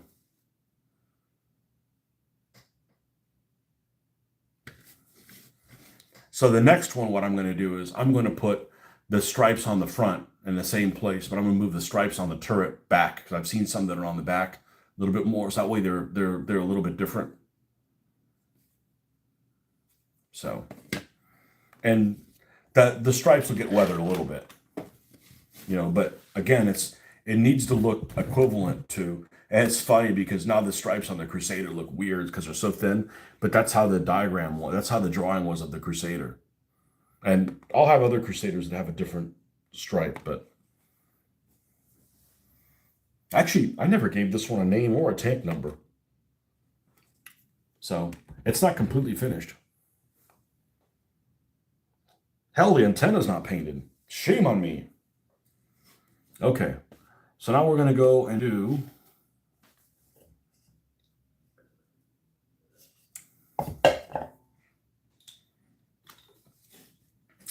this one.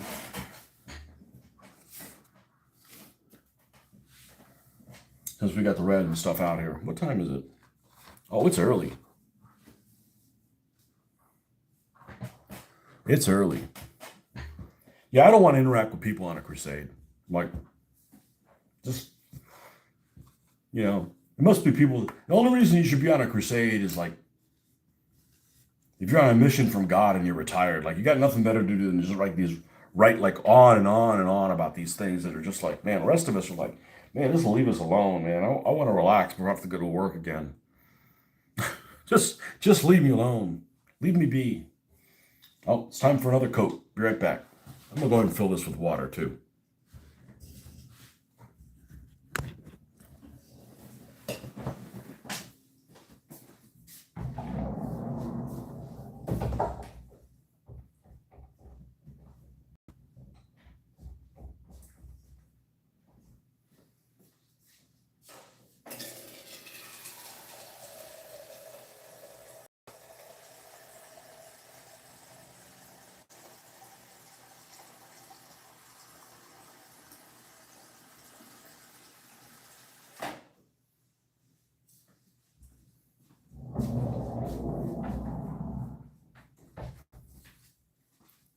Yeah, so it took some time to wean myself off going to the Fanaticus site, but it just got to the point there at the end. The people that were there all the time were just folks that wanted to be difficult. There was that one guy that he couldn't ever talk about anything that wasn't DBA related without mentioning an alternative rule set.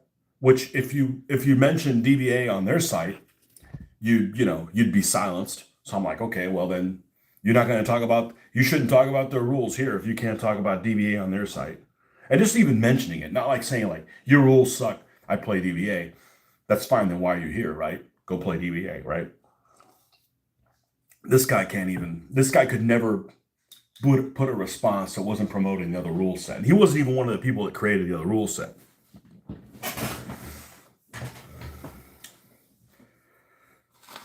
And then another guy that just, he'd go on and on and on and on and on. He'd write like multiple pages of responses. And I'm like, oh my God, are you practicing? Go be a barrister or, whatever the hell. Go be an attorney, like, good Lord.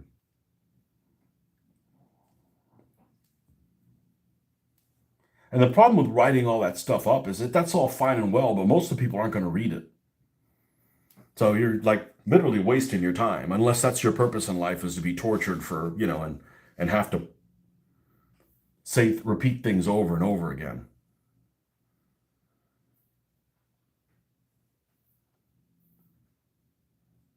Bye. Oh, I thought you were gone. Bye-bye.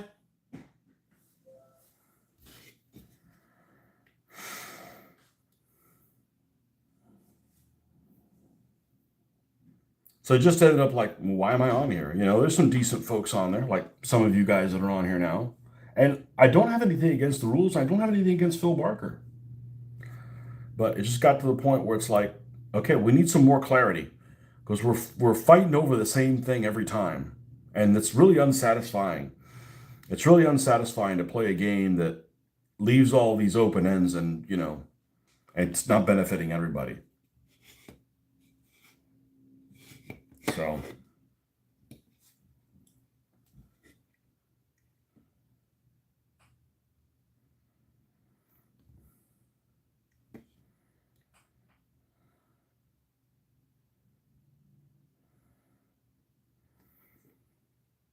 but most of those people that are on there, I don't know who they really are, because they don't use their real name. They don't use a name that's even remotely like their real name.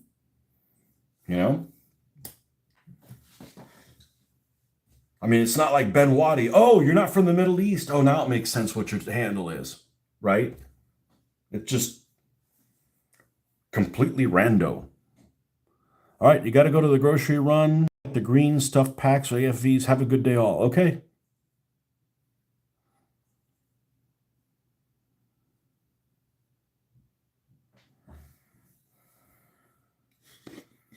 Yeah, the only problem with the threat zone that I encountered was that people arguing about whether units that are if the threat zone included the sides, because if it does, then you got guys that are diagonally to each other are locked in, and that doesn't make sense that they would be. But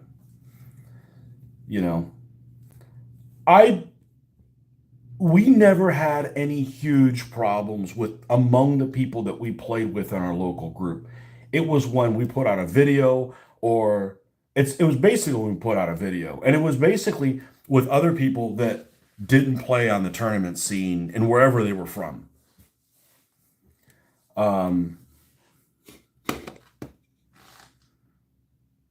If you didn't play on the tournament scene, like, I read the rules 10 times and I played it with my buddy, and you guys are doing it wrong. Okay, well, not only are we doing it wrong, they're doing it wrong in England.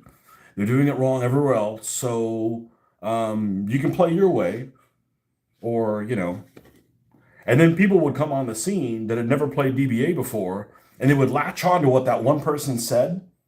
And they're like, oh, I never thought about it that way. And just like, they would just pull everybody. It was like a tug of war. They'd pull everybody off the freaking ravine. I'm like, I just got tired of, scrambling everybody up. I'm like, you know what? If you want to drink the Kool-Aid, have fun getting poisoned. And it's not necessarily that I disagreed with some of the viewpoints that they had, because I don't really have an agenda. I don't want to play the game in a way that it's not being played. So that's why I was always against doing like house rules, because we could come up with some house rules that would have made the game better. I mean, after playing freaking 2,500 games, I think we can come up with a freaking game with some house rules. I mean, we played the game more than Phil Barker. You know, I'm not saying I'm smarter than Phil Barker because Phil Barker thinks in a way that I'm not programmed to think. I wouldn't have written the rules that way, you know. Um, he just has, you know, he's probably really good at algebra 2, and I suck at it. Okay. He just programmed differently, and that's okay. That's how God decided to make him. But you know, we've played the game more than he has, and we're trying to, like, you know, get trying to get squeeze milk out of a brick, trying to get every single little thing out of it. And I don't think it's cheesy as if you realize that you're trying to do cheesy stuff and admit it, and your opponent's trying to do it as well. But when you're getting away with murder, eventually it just becomes, like, you know, too easy. Like, okay, well, this is obviously broken. It needs to be fixed because it's like it's abusive now.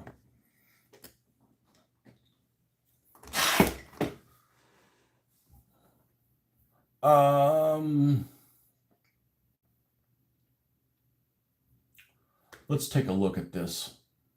But I'm also used to, in my local game group,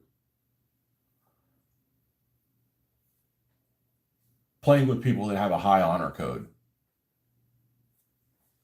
So, you know, if I catch wind that somebody's cheating, I'm going to call them on them. I mean, it's like, and there's, you know, there's two people I can think of. One of them that left the scene, another one that came back on the scene that just trying to get away with murder. And I'm like, I don't want to play anymore. You know? Phil Barker was the first professional war games writer in the UK. First to do it full time anyways. Well, he has some innovative things that I would have never come up with. I would have never come up with okay, this is this factor, and this is this factor, and this happens unless it's a Tuesday and there's a full moon. But it does happen if it's a full moon, if the previous month was Martin Luther King Day. You know, it's like all these conditional type things. This if then statement, you know, talk about basic programming. I don't know if that has anything to do with it, but too many if then statements. You know, I don't think that way. It's not. And then maybe because it was so hard to figure out, maybe that was why I played it for as long as I did. Because it is freaking challenging. Okay. It's not like it's like, well, I know what's going to happen here. Like, every game is challenging. And I'd say 95% of the games, probably higher than 95% of the games that I played in DBA, were exciting and came down to the bitter end. I would have never come up with a game, never, that when you eliminate a third of the forces, generally, you know, obviously it changes if the other guy's taking the same amount of casualties, that the game's over. That never would have crossed my mind, never. Because I'm used to playing, basically you fight till the bitter end with everybody. Well, that's not correct as well, but at least 60%, maybe 75% casualties. But, like, you know, once a third's gone, like, okay, the game's over. Like, I would have never come up with that. I'm not saying I have a problem with it because I understand the reasoning behind it, but that's just a concept that I wouldn't have come up with. You know, I don't know that I would have come up with opposing roles. Now, opposing roles is fucking great, because it keeps both people in the game and interested. There's nothing worse than war game apathy. Oh man, your turn's taking forever. Oh, I come in. Oh, it's the prep fire phase? All right, well, we'll see you next Tuesday. Just let me know what it is I have to roll. You know?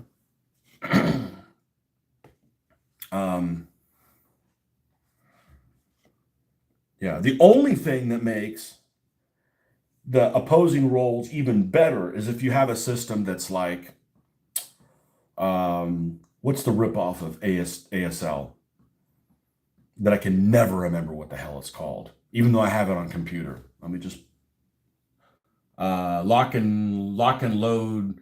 Yeah, lock and load. So basically, like, you get an action, I get an action. You get an action, I get an action. It's like one at a time. Or if you have a system where it's like, as long as you keep going until you fail something, and then it switches to the other guy. Both of those systems or the DBA system, because the DBA turn ends up being really short. All three of those keep both people like, okay, I'm not going anywhere because I'm going to miss something really exciting and it's going to be my turn next, you know? Matilda's, no, close. Valentine's.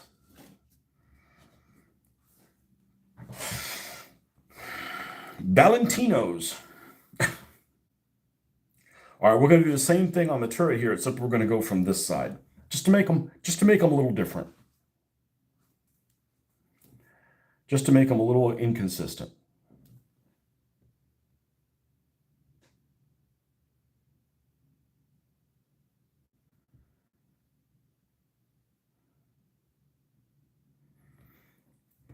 So I just had this concept, you know, before I started playing DBA. DBA was, I think, I realized a lot of things by playing DBA that I would have never realized had I not played DBA.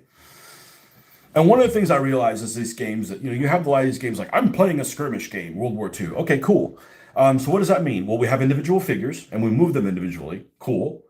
But I'm commanding a company. Wait a minute. You're moving individual figures, but you're also commanding, let me do some quick math here. You're commanding about 40 guys. Yeah. No, that's too many guys. Like, that's not your role. Just like, you know, DBA, you're commanding the whole damn army, right? So you're not moving individual guys, you're moving units kind of in the general area of where they are. And we start looking at it that way, I'm like, okay, well, that kind of makes sense, right? You know, you can't micromanage things and do it from a role that that person in real life wouldn't be micromanaging it, because then, you know, you would just get, your whole battle plan would fall apart. Your army would fall apart.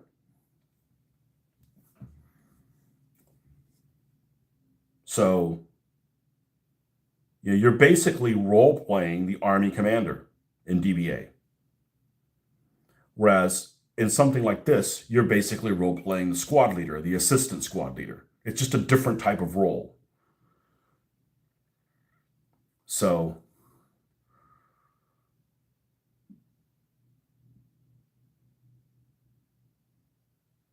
that's how I can tolerate the vagueness that a lot of the combat in DBA encompasses. Because you wouldn't know as the army commander exactly what happened.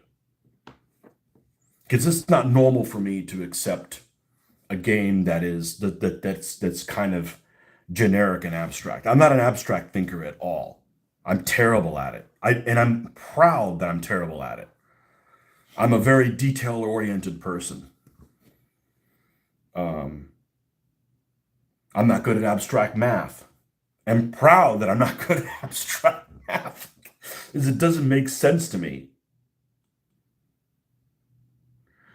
So, but before playing DBA, I kind of had this idea that I didn't have this idea that people are just programmed differently. I mean, you got people that are smarter than other people, and you got people that maybe have the same intelligence-ish, but they're just programmed differently. Like, you know, you got guys that they might be like really good at writing papers, but they can't follow the critical path at the workplace. Or you know, they're brilliant, but they can't fucking wear deodorant. Or, you know what I'm saying? Like, we all have advantages and disadvantages, right?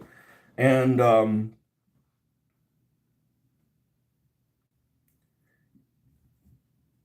you know, guys that are really smart, know a lot about literature, can't find fucking Florida on a map. You know, it's you can't be good at everything. And just some people are just programmed differently. Some people can play chess like Kasparov, and they can't paint miniatures.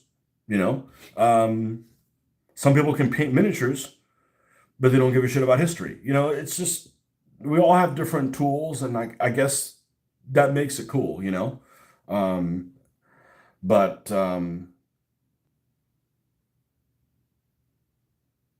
yeah, I encountered a lot of, you know, a lot of people. You know, that I played a lot of different people that I would not have gotten a chance to do had I not been involved in playing DBA.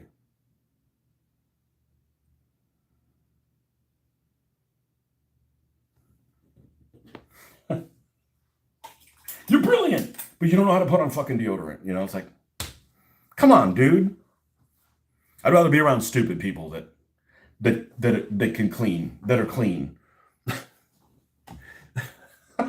I'm thrown in with those guys.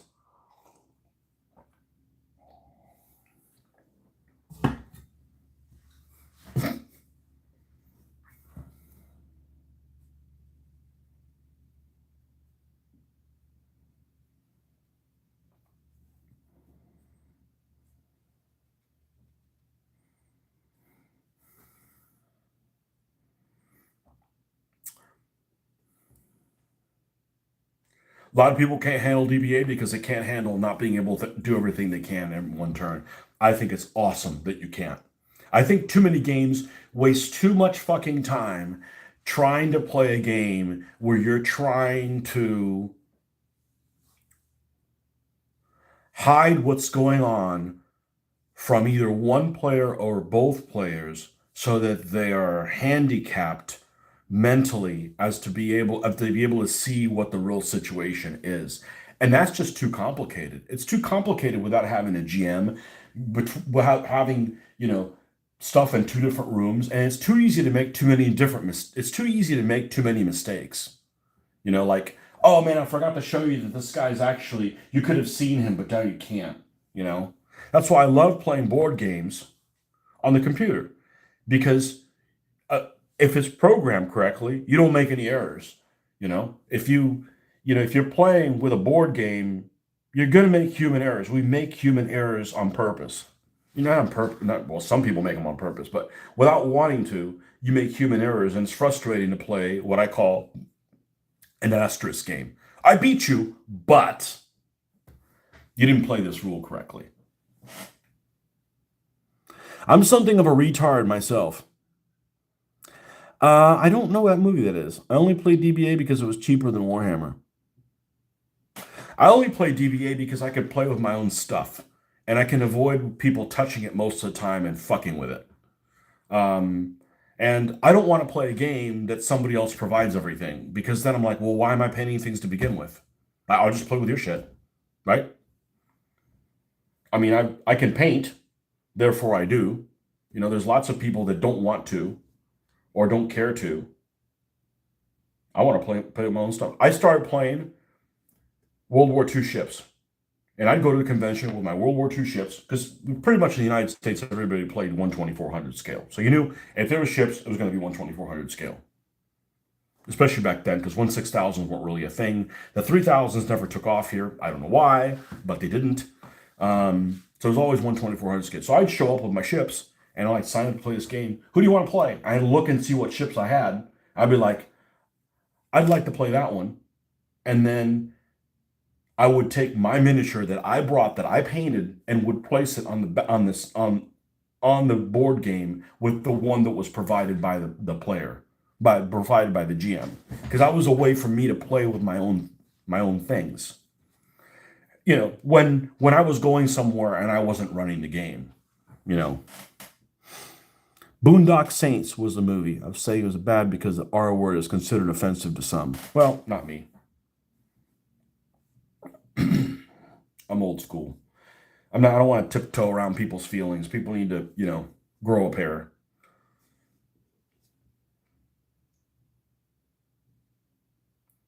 We didn't have school shootings when you use the R word.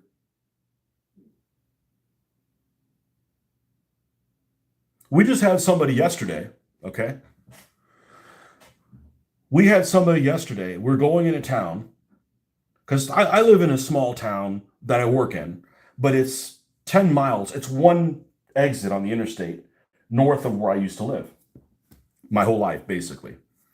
So we were going into town. We were going to the big town, a big town of 150,000 people, the college town. And I was driving my daughter's car because, she's in Europe, and you need to get it to work out or it's going to fall apart, right? If you don't use a car, it's going to just degrade.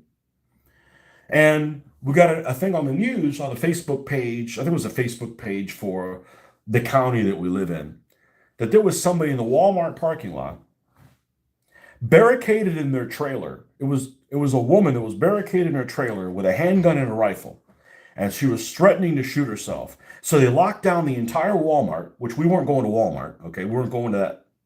We were going kind of in that area, but they had barricaded everybody in the Walmart inside the store, like they couldn't leave. And she was out in her trailer. I don't know what kind of trailer it was. I don't know if it was a tractor trailer or was a, I'm not sure, RV or whatever. But that had that entire area locked down. That shit didn't happen when you use the R word, when you weren't afraid of using the R word. I don't know that, there's some unglued fucking people around, that just didn't happen, you know?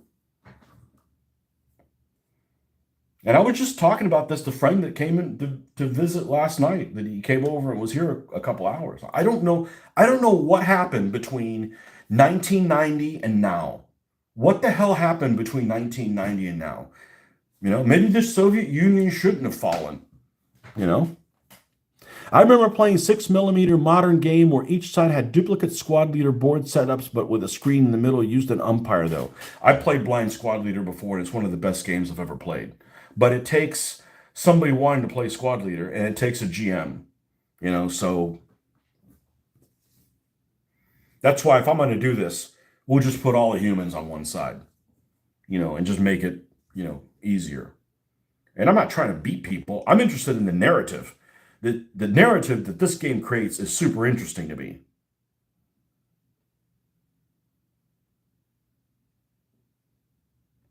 So I don't know what the hell happened between 1990 and now, but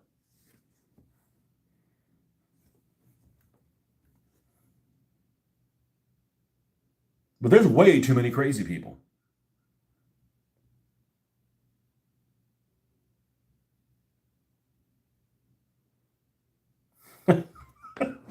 You want to shoot yourself?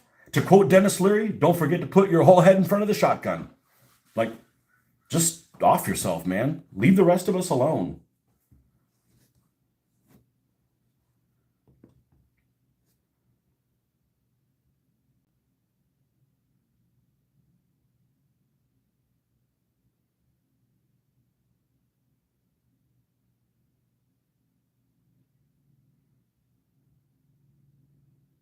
The news travels so fast. So other people that don't have that idea, it's like, man, that sounds like a good time. People that aren't well, man, that sounds like a good time. It'll be important. And like all these people will be barricaded in a store and it'll just be because I'm unwell. Cool, let me try that.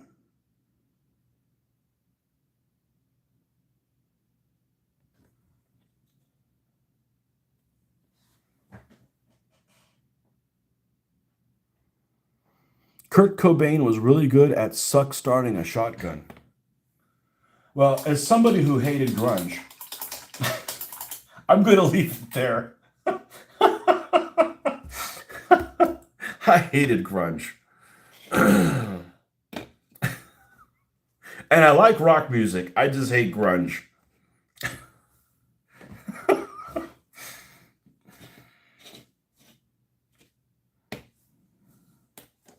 Well, that part of the world where he's from has a really high suicide rate. And it's because, and I've heard it's because the weather is so damn dreary. So I'm wondering, is there a really high suicide rate on Old Blimey? Because man, it is dreary as shit there all the damn time. I don't have a problem with dreary weather. The problem is I need to pick me up during dreary weather, which basically means ice cream. Like that's what I want. Like if it's gray all day long, I'm like, man, I need to be cheered up with fucking ice cream. Done. The solution. A happy belly is a happy mind.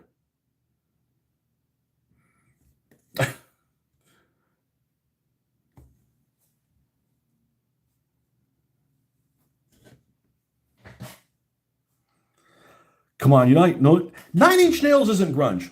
Nine Inch Nails isn't grunge. I don't. What would I call Nine Inch Nails? I'd probably call it industrial. I don't know. I wouldn't call it grunge. Pearl Jam, not a fan of Pearl Jam. No, no. You're part duck, apparently. No, I'm a hairband guy. I never dressed like that shit, but that's what I grew up, And as soon as I turned 21, oh, I can go to see bands. Oh, the music changed? The fuck happened? I'm an 80s rock person. And really, some 70s rock's okay, except what they were wearing while they were playing that stuff. Because, man, that's, you're definitely on some drugs then. But when you're 18, when you're 17, 16, 17, even earlier than that, 16, 17, 18, 19, 20, 21, 22, music's important. It's not important anymore. Like, I rarely listen to music anymore. And when I do, it's like not, I want to listen to this album. It's just not important. It's not part of anything. And I've never emulated famous people.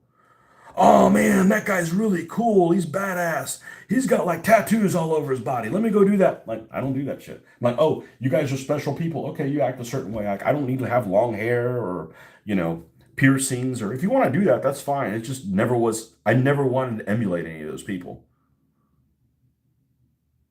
But I'm not really a groupie. I'm not like, hey, I want to meet famous people. I'm like, I don't. What's the most famous person you've ever met? Phil Barker. That's it. I'm like,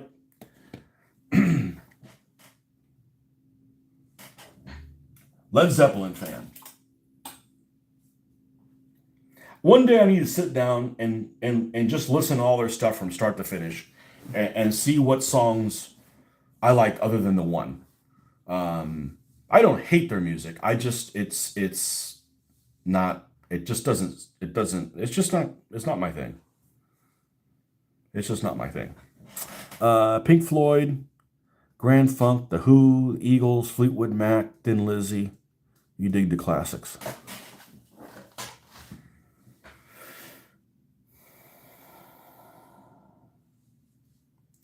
I can't listen to Fleetwood Mac without thinking of Bill Clinton because he used that shit so much when he ran for president. That's like, oh, it's Bill Clinton music.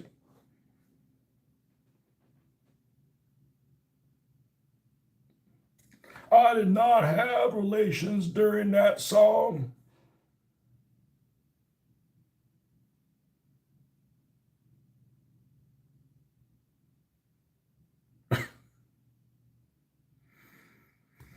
Okay, I think that's close enough for whichever one of these two it's going to be.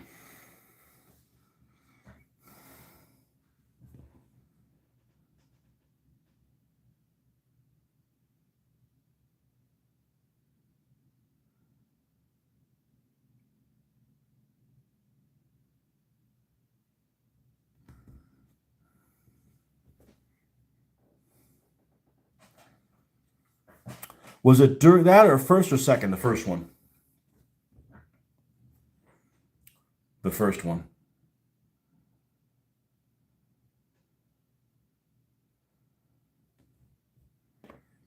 Yeah, he came and spoke here at the University of Florida. I didn't go see him. I didn't vote for him. um, that was actually the first election I was able to vote for.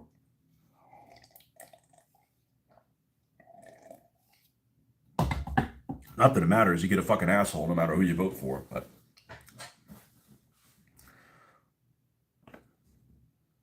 okay. Now back to the red. And speaking of back to the red, in that election, the Democrats were red and the Republicans were blue. And after that election, they changed it. So to me, it's like, red state. I'm like, isn't that the Democrats? Go back and look. 88. I'm sorry, 92. 88. It definitely was in 92 was the first one that had.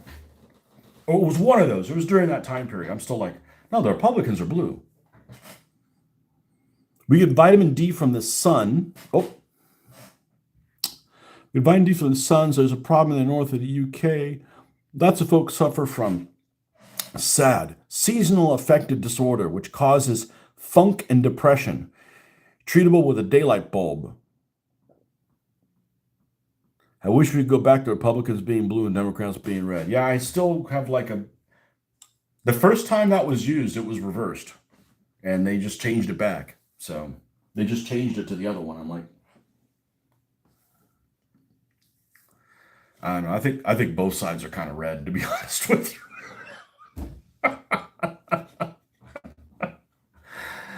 Oh man.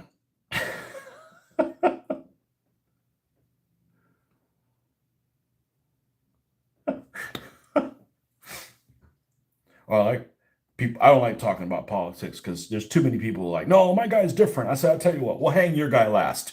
Okay. Let's hang them all. You pick who gets to be hung last.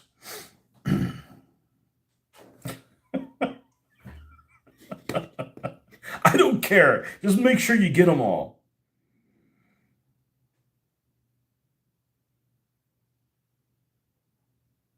No, they're playing all of us. And they're playing all of us in every country.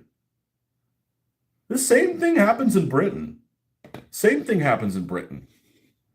You know, you're getting played. Oh, you think, because most of us, we're not attorneys, we're not politicians, we're not people that somebody can give us a dime and we change how we feel about stuff. People ask us, hey, what's your favorite color?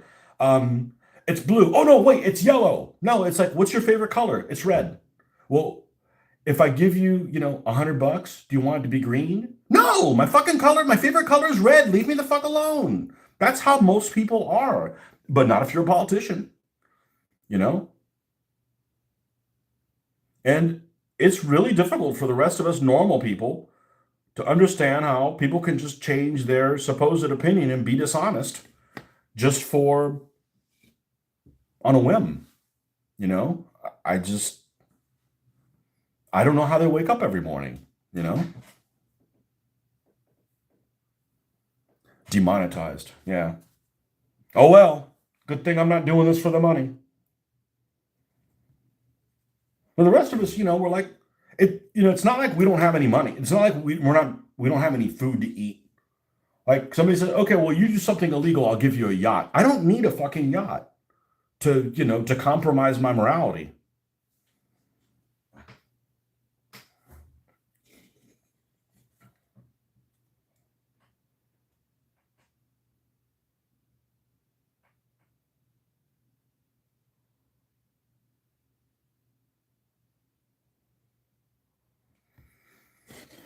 Attorney. I don't know how people could be an attorney. I'm going to defend this guy even though I think he's guilty. I couldn't. I'm like, you did it, dude, and I know how to make a noose. Like, all right, I'll take this guy's money even though I think he's guilty. I couldn't do it. I couldn't do it. I couldn't do it.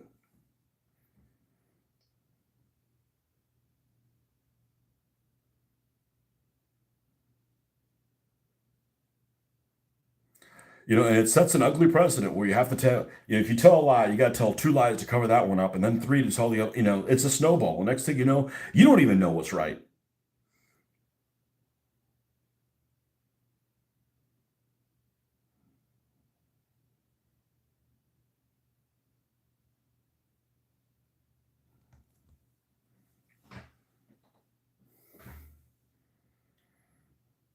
And the media and the politicians, they're all getting us to hate each other. I'm like, I don't need you to tell me who I dislike. I already have a list. Okay. And I don't have to write it down. We all have a list. Stop trying to divide us, man. We're all in this together.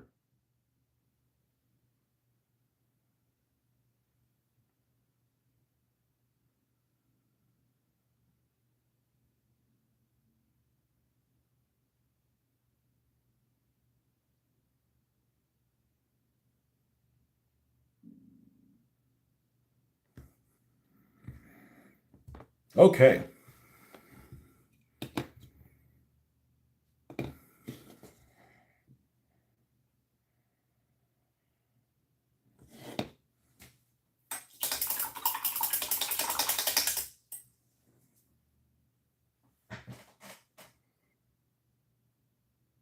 Leave no paper trails.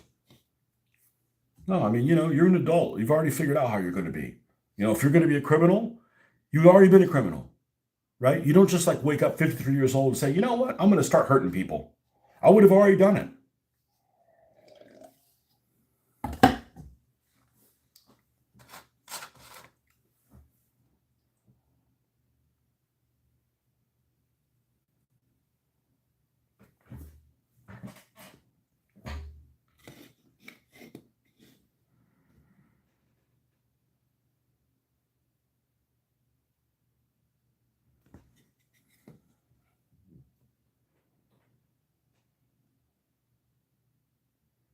You guys got those Amber Alert things up in Michigan?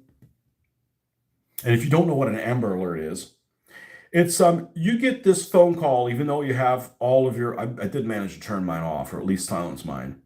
You get this notification with a disaster like intensity sound on your phone that basically lets you know, hey, there's a missing child 5 hours away from you. Be on the lookout for somebody, you know?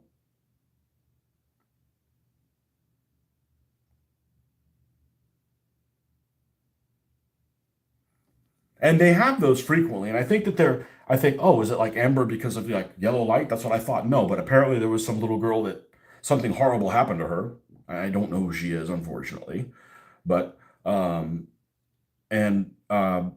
they named it after her, to kind of keep people aware. But I'm like, okay, what good does that really do at 3 o'clock in the morning? Like, can I participate in a manhunt? Like, okay, if there's time to, if there's people out hurting kids, let's go after them, right? Let's go. Oh, you can't do that. Well, then why even let me know?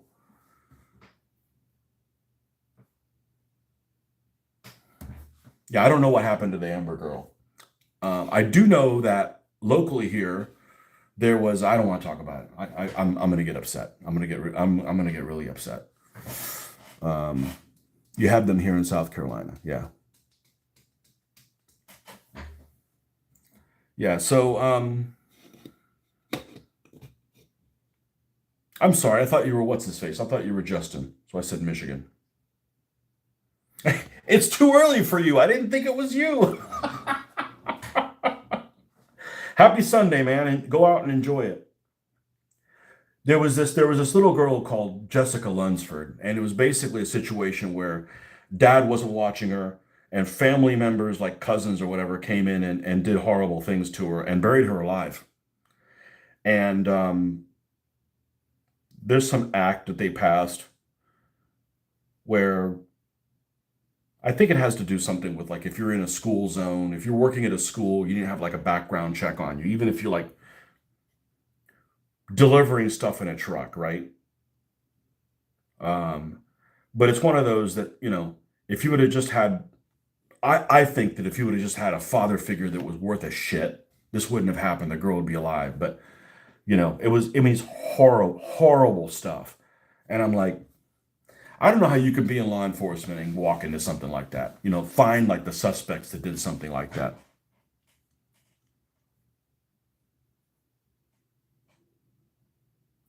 And people don't seem to care or worse are fighting to protect them. Yeah. Um,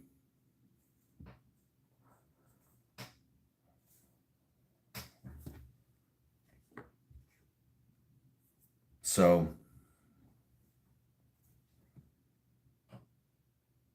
people say you want to go hunting? Do we get to hunt child molesters? No, you can't do that. Well, I don't want to go hunting. Why am I going to hunt an animal that didn't hurt me?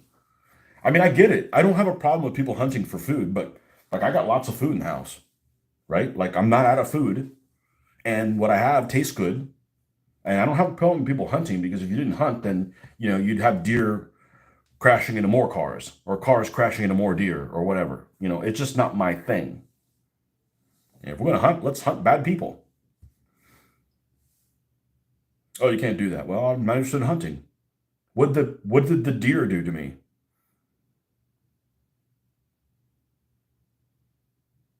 Now you could be like that kid that I read about many years ago, and I'm sure it's happened more than one time. That he was in like one of those. I don't remember exactly the detail. Let me just tell you what I kind of remember happened, and it may not be accurate. He was somewhere on like one of those safaris that you drive your car around, and his dad got attacked by some animal and it gored him. Like that kid's got like a. If I was that kid, I'm like, yep, we're hunting. We're hunting every chance we get.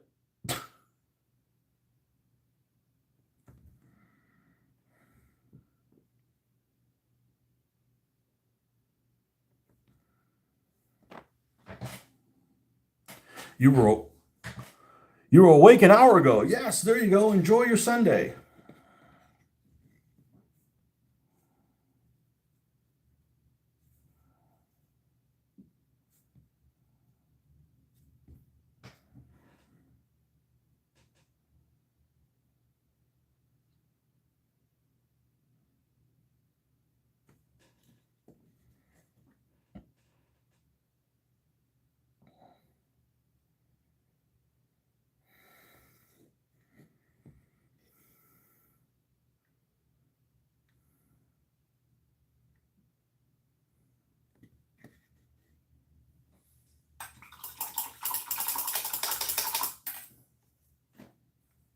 All right, we need some new water that has no vestiges of red in it.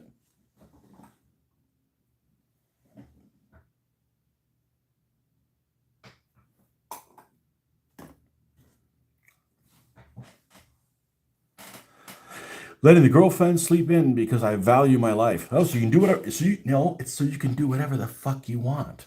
I get it. I understand that. That you take care of you first. No, I mean it sets the pace for having a day where I'm happy. And if you get the other person on board to understanding the same thing, they'll leave you the hell alone because they don't want you to be an asshole all day long. Man, I better let him do whatever he wants for while he was asleep. So, I don't have to deal with his ass.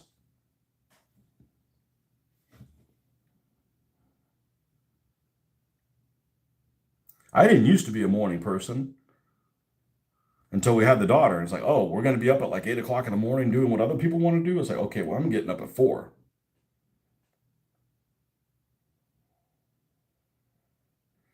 And then you don't have to worry about, man, I wonder if I'm going to have time to do my hobby today. Well, we did it first.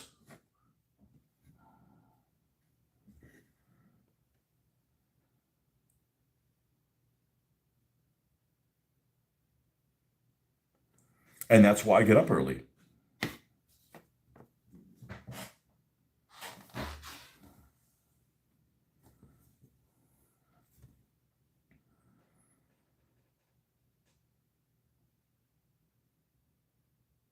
You got to do what you want to do before that. I know. How did I know that your girlfriend spoke like that? I hope not. I hope that's not the case.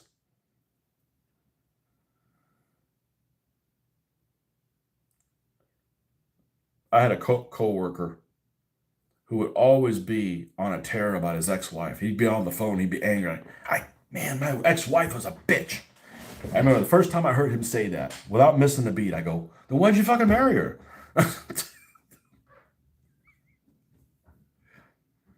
Why'd you pick her? I did the mistake one time as a joke to wake her up on a Sunday. Babe, let's go to church. And then her response was gold. If you want to see God that bad, wake me up again. And that was La Chancla to oblivion. La Chancla. What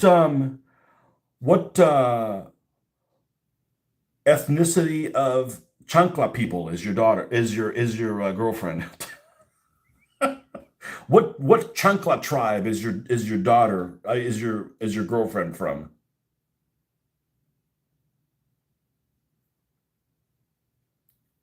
Sorry, I'm not used to saying girlfriend. Hey, that's a good thing. I haven't said girlfriend in over 20 years. I don't have that problem.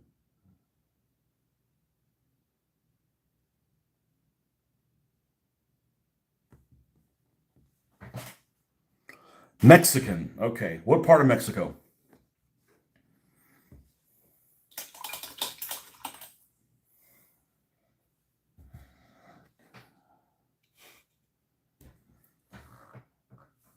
I actually had somebody recently that told me I said something to them in Spanish. It was an English conversation. I had said something to them in Spanish, and they gave me the smart ass response of, hey, you better not talk that language. They'll deport you now. And I'm like, without missing a beat, I'm like, they're not deporting us. We fucking found this place. Like, there wasn't a fucking thing here. They're not deporting our happy asses. You know? I mean, if we leave, they're going to think we're in India.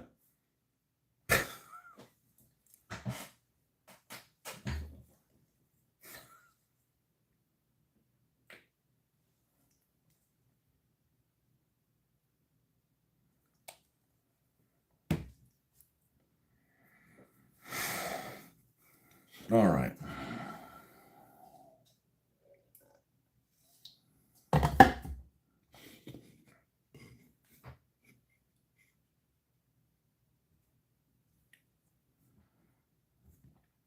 La chancla.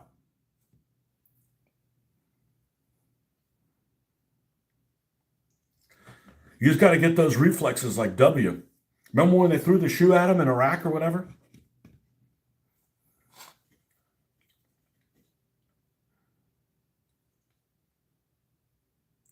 Always make him out to be stupid and stuff like that. Well, he may have been stupid, but he can dodge a fucking shoe. Imagine if they would have hit him with a shoe, man. That would have been a laughing stock. You're the president got hit with an Arab shoe.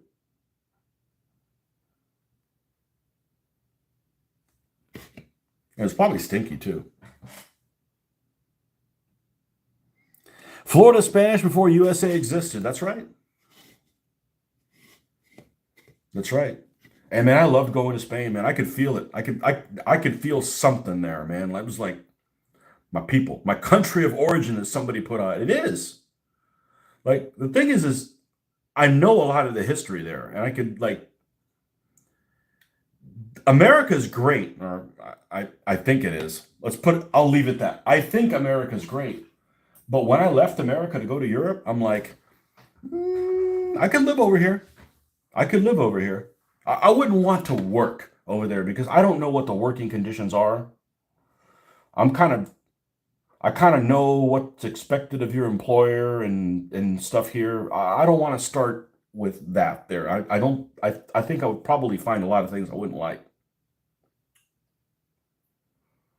But I could retire there.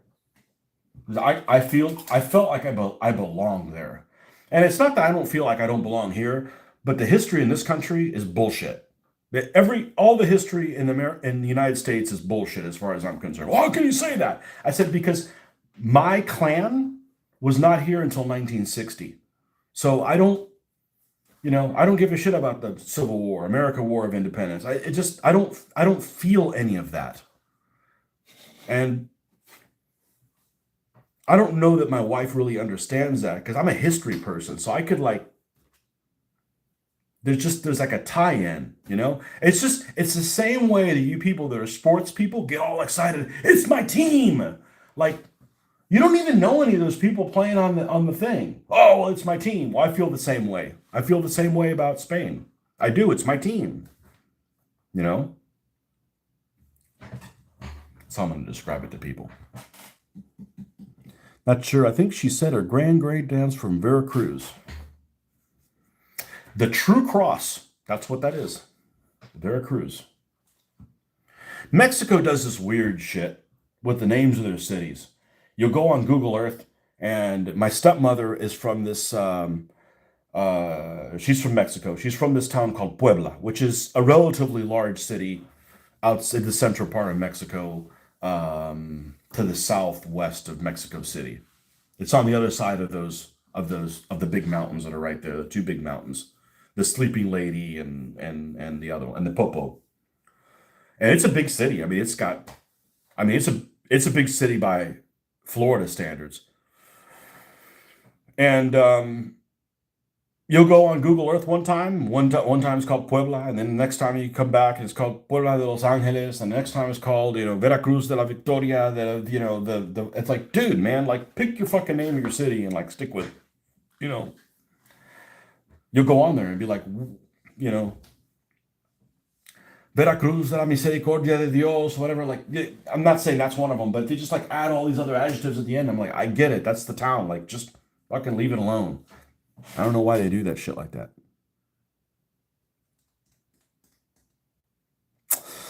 From her mother's side of the family, her father's side was from northern Italy right after World War I. They immigrated here after the war, that is. Huh. Well, you get angry at her, you can call her, how do you say mutt in Spanish?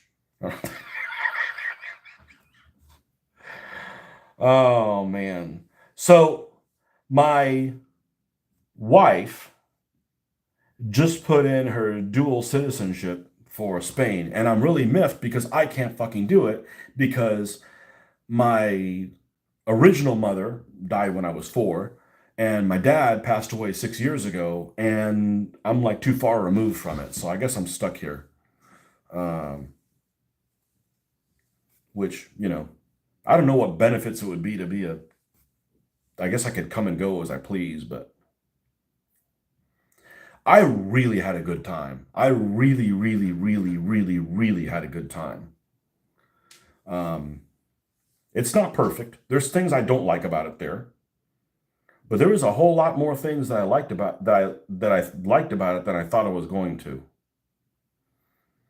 And like I said, I feel like it was my team. And there was a lot of things I liked about Britain, and that was London. And London's a big fucking city, and I'm not a big fucking city person. So I'm sure there's other parts of Britain that I will like more than London, but I liked Europeans.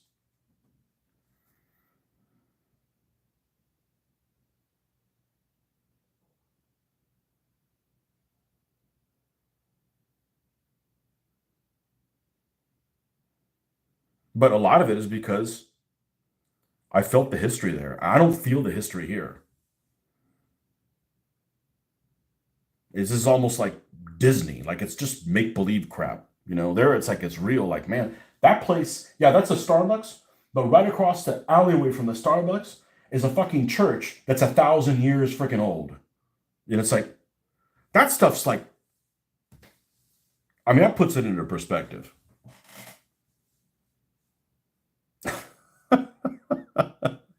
Are you trying to get me killed?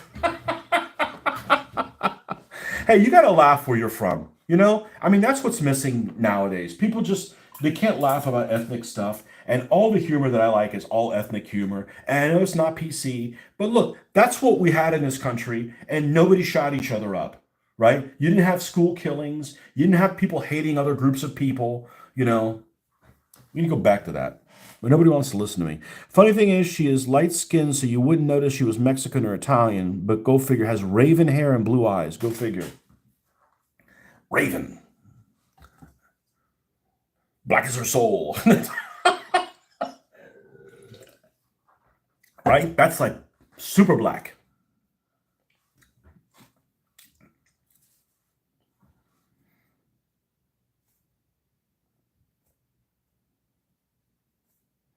Yeah, I saw some people in Spain that I almost wanted to handcuff them and bring them back to the New World and go, people can look like this and speak Spanish. And they would just like, Americans would be like, really? You know?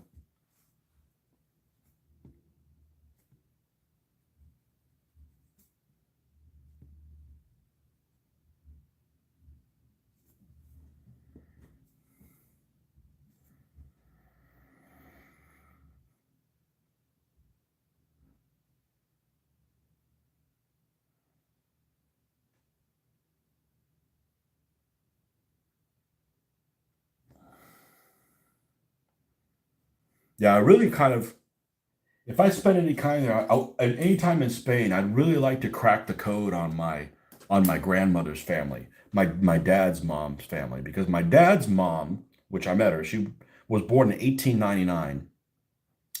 She has an unusual last name that nobody could figure out exactly what it is. I have a feeling it's been modified at some point, but she's blonde haired, blue eyed, and so actually both of my grandmothers had light color eyes. London is different to the UK in the same way New York is different than the rest of. Oh, London is a lot nicer than New York. New York is, we got all the assholes. When they were handing out assholes, New York got first pick. And I mentioned that. I'm like, I'm not going to New York again when I go to London. I genuinely like London. I don't want to live there, but I mean to visit, like New York is trash. It's full of New York people.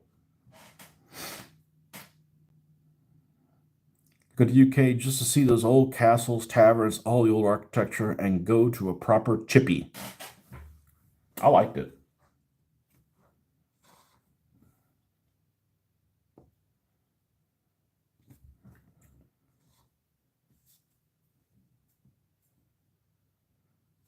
I did ask my daughter. I said, okay, because we were both in London there at the same time. I said, so how is Scotland significant? Does Scotland feel significantly different than London? Now,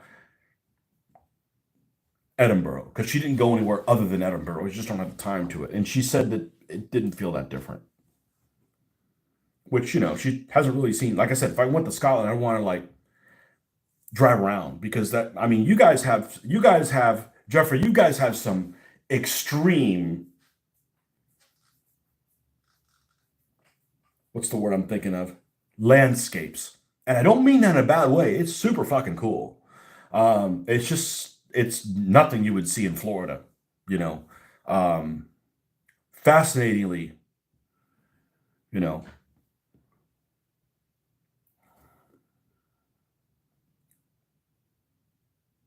it's definitely on our to hit list.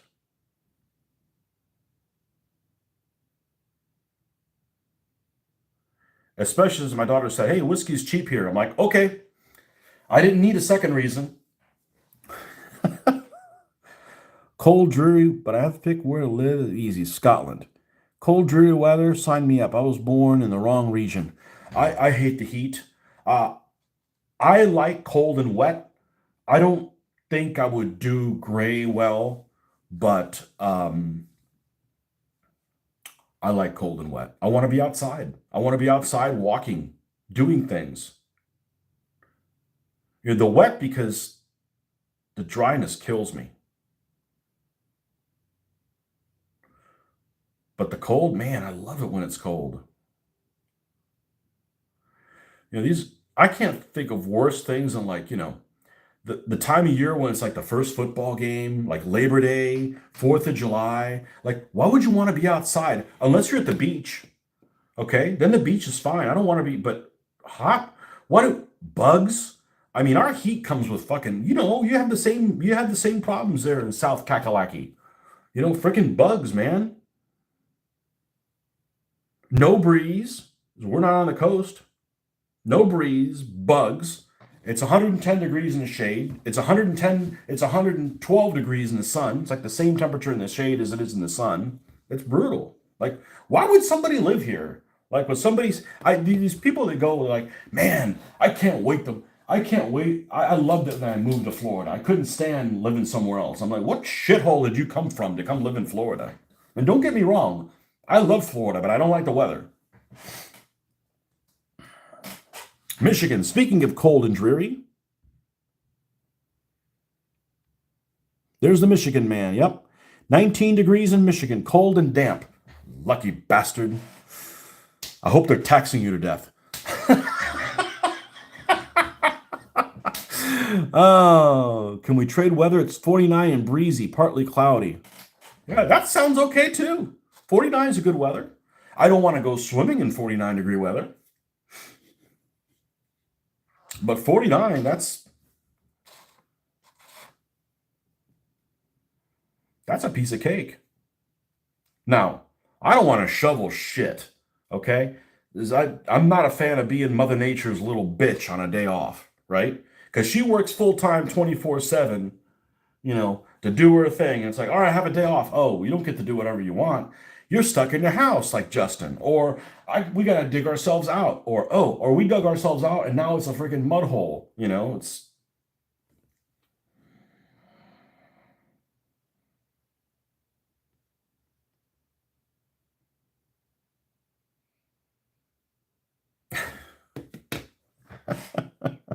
You'd enjoy the good old Scottish midges that eat you alive when the sun comes out, particularly in the west. I've been swimming in 59-degree weather. That put that, but that's a Michigander.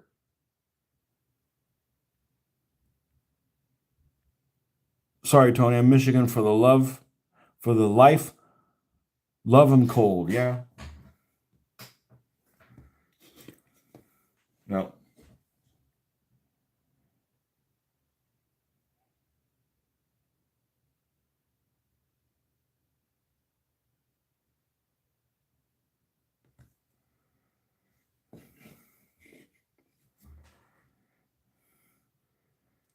If I live anywhere else, it's going to be somewhere that if they see you turn on a heater, they hang you.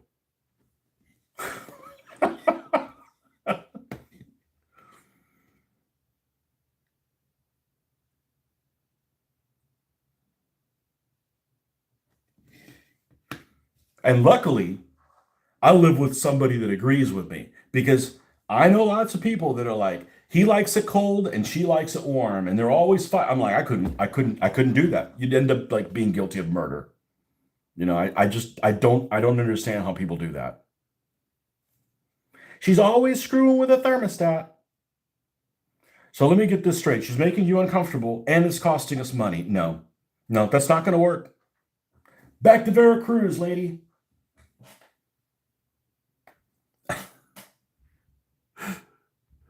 I know. I once rolled out in snow naked. That's about as crazy as I can do. No. Never stuck in the house. Well, I did worse, but that is story time for another day. I need to move to Muncie, Michigan. I haven't even been to Michigan.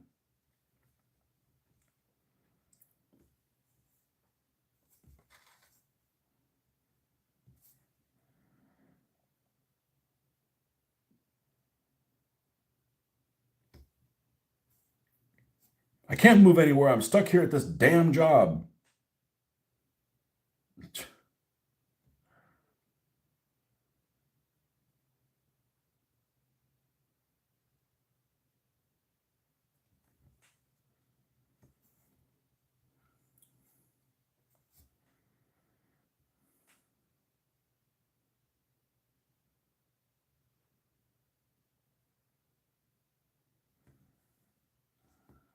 How long have we been doing this?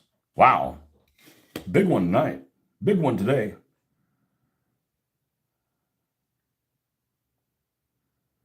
Well, you're not going to get anything not painting any. You're not going to get anywhere not painting things.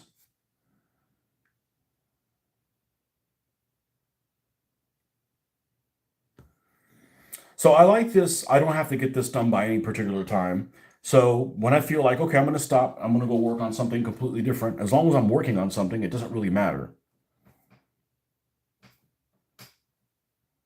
So.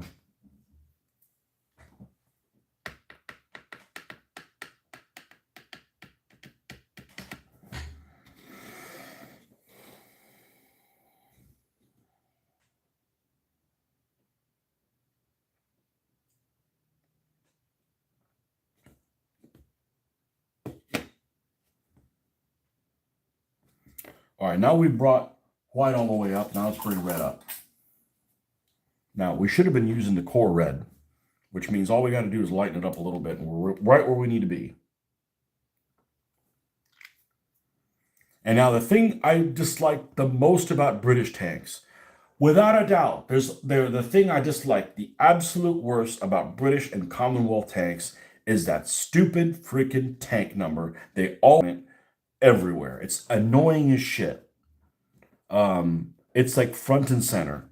And I haven't done that on the Crusader yet. And I haven't done it on the Valentines yet. I like then giving the tank a name. I don't give a shit about the whole, tank number thing. So, and I'm going to have to put it in some awkward place. Maybe I can put it back here in the back. I've seen some that have it somewhere, but I don't like that number. It's just, it seems obtrusive. It's like you live one of those states where they inspect your cars and they put this damn sticker on your windshield. That doesn't happen here in Florida. You can just shove that right back where it came from. Maybe they just realize that, you know what, the people that need their cars repaired anyways aren't going to get the inspections done anyway, so it just screws everybody else.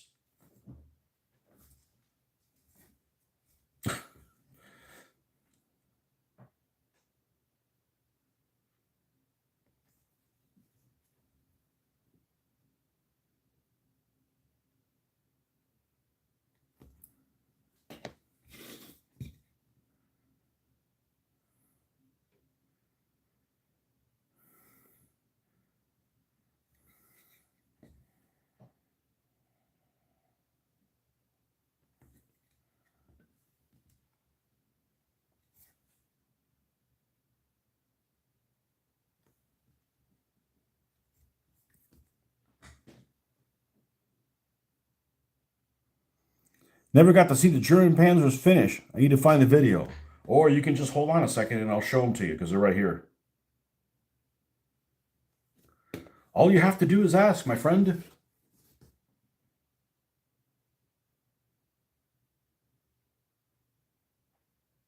There's only one thing I hate about them. that no matter what pictures I take of them, they don't look the same in real life. They turned out better than I could have ever hoped for.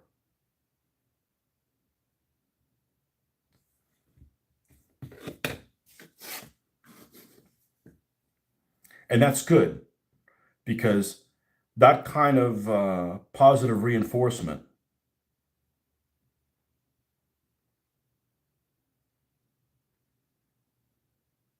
is good. What's going to keep me from what's going to keep me painting something else. Like, man, these turned out so well. I can't wait to do something else. The worst thing that can happen to me is be unhappy with how something turns out. Like, that's just like brutal. That's like, oh shit, I wasted so much time doing this. Well, I'm never doing that again. Well, that's terrible. And quite the opposite if that happened.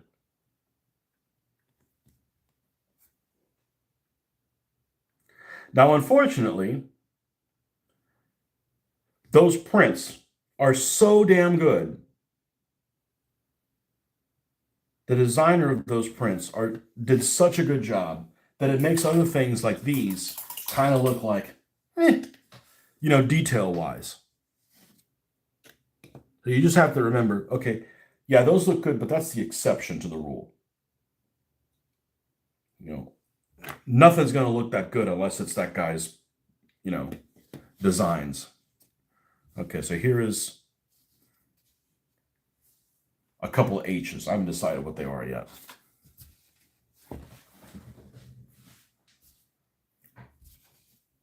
That doesn't turn out. That doesn't turn out. Okay, we got to get the light from this way so you guys can see it. There we go.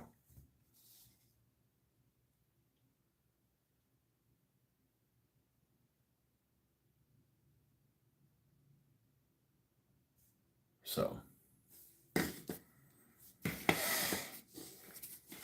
all right. So Panzers.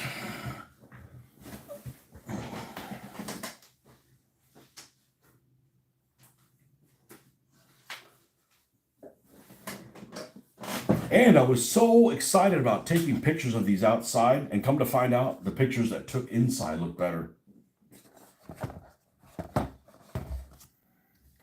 I don't know what color I'm looking at. Let me see what you guys are looking at here. Oh, I can't see it like that. Still can't see it. Let's see what we got. You know what? Let me flip this. You get a better picture this way. Okay. You should get a better picture this way.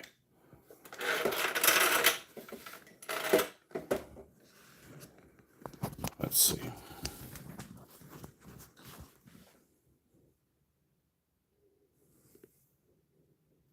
Nah, that's not what they look like. Let's see if this is better. That's, I think, a little better. Light is just such a mind fuck.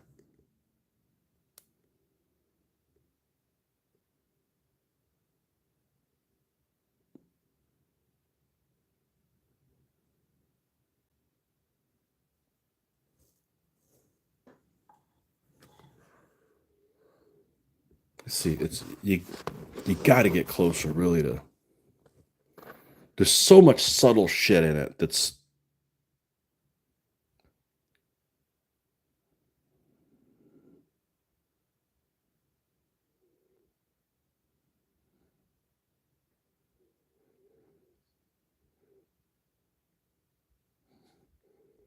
No, forgive me if you see a crooked spider, but we don't promote any dictators.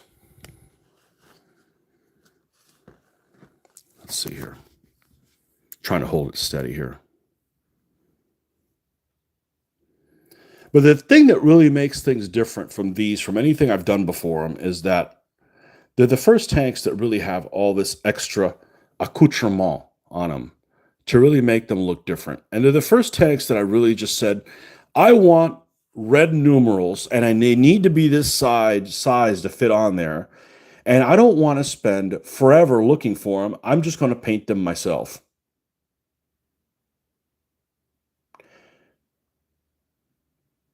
This message is held for review. I'm jelly now because I can't paint for shit. Just keep at it, man. Just keep at it. You know, so when you're painting the red numbers, you got to do that underlayer. Let's see, can I zoom in on this? I sure fucking can. Hallelujah. Hold on, let's be really careful here.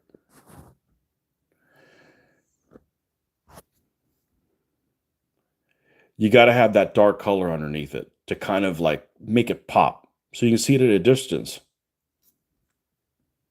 Whoa, whoa, whoa, whoa.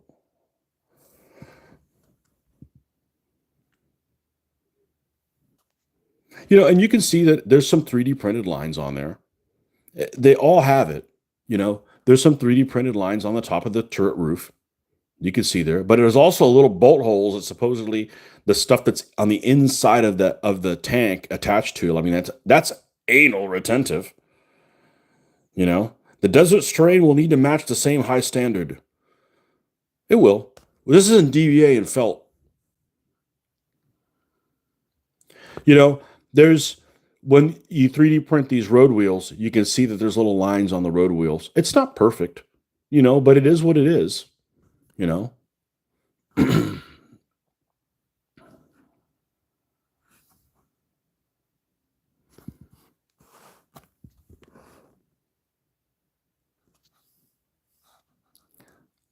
You know, these tank commander figures I really like doing figures. Zoom in, mother effer.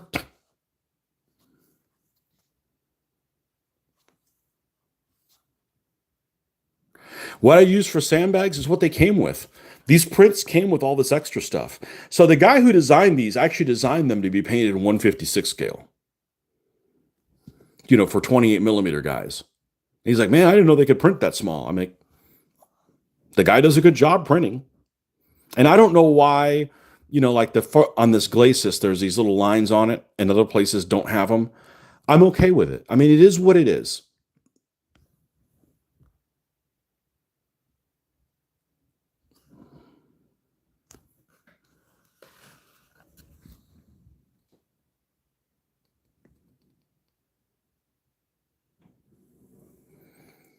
Which is the guy that blew me away that I painted? It's this. Is it this guy? Well, let me find him. Yeah, the fucking pink striping on his. Why is this zoomed out? Hold on.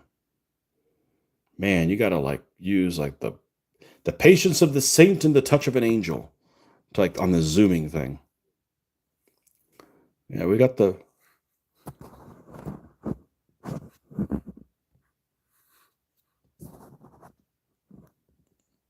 pink shoulder tab lines on there. But the sandbags, all this extra track, that came as extra little bits there on these models. And that's what, you know, these guys have the amount of detail that a 1/35th scale model would have. But these look really cool because they've got like jerry cans back here. Look at all these boxes back here that they have. That's like extra stuff. Otherwise, all these tanks are the same. It's just this extra stuff that's on there. Okay.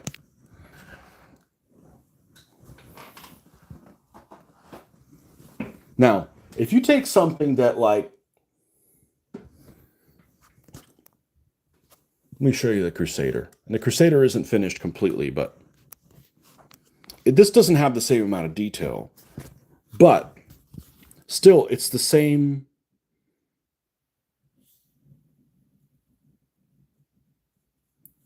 You got to make all those little things pop out so it looks good at a distance.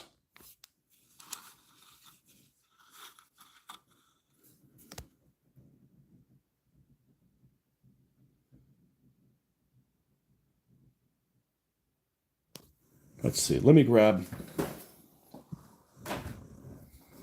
the one that I think is the most impressive for everybody, and it's basically because of the coloration that it is. Let's see, make sure I have this and don't drop it on the fucking ground. Because of the unusual coloring. And it actually popped It popped out. I need to fix it or not fix it and just leave it alone. Is the Jagdtiger. And the Jagdtiger, I should get pretty good resolution with this thing. This is a trumpeter model. And the Chinese can make good stuff if they want to, but none of the hatches on here, including the ones on the top, are able to be made open. But what makes this one really cool is it's just an unusual coloration. But again, here you got all the black lining. You need that black lining to get that stuff to pop at a distance. You know, so I've got to take that thin wash and paint around every one of those little details, which honestly, I kind of like doing. I like doing all that stuff, but it takes some time.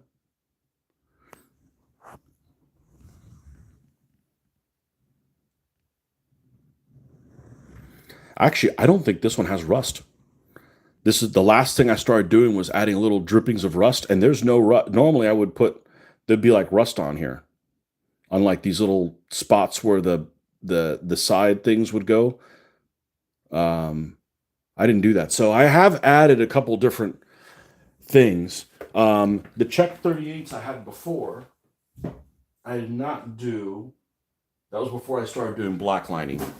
Let's see, does this one have black lining? I don't think it does. Oh, wrong model. This is a Plastic Soldier company. This is the one that has a little bit of that blue tint. Czech 38. And it looks pretty good, except that it would look even better if I had done the black lining on it. This is no black lining. But giving it that brown wash allows for, look at the colors here, the difference in the panels. That is the brown wash speaking through. Now, it's been dry brushed after the brown wash, but it's that little bit of, you know, I don't want to, oh, we got some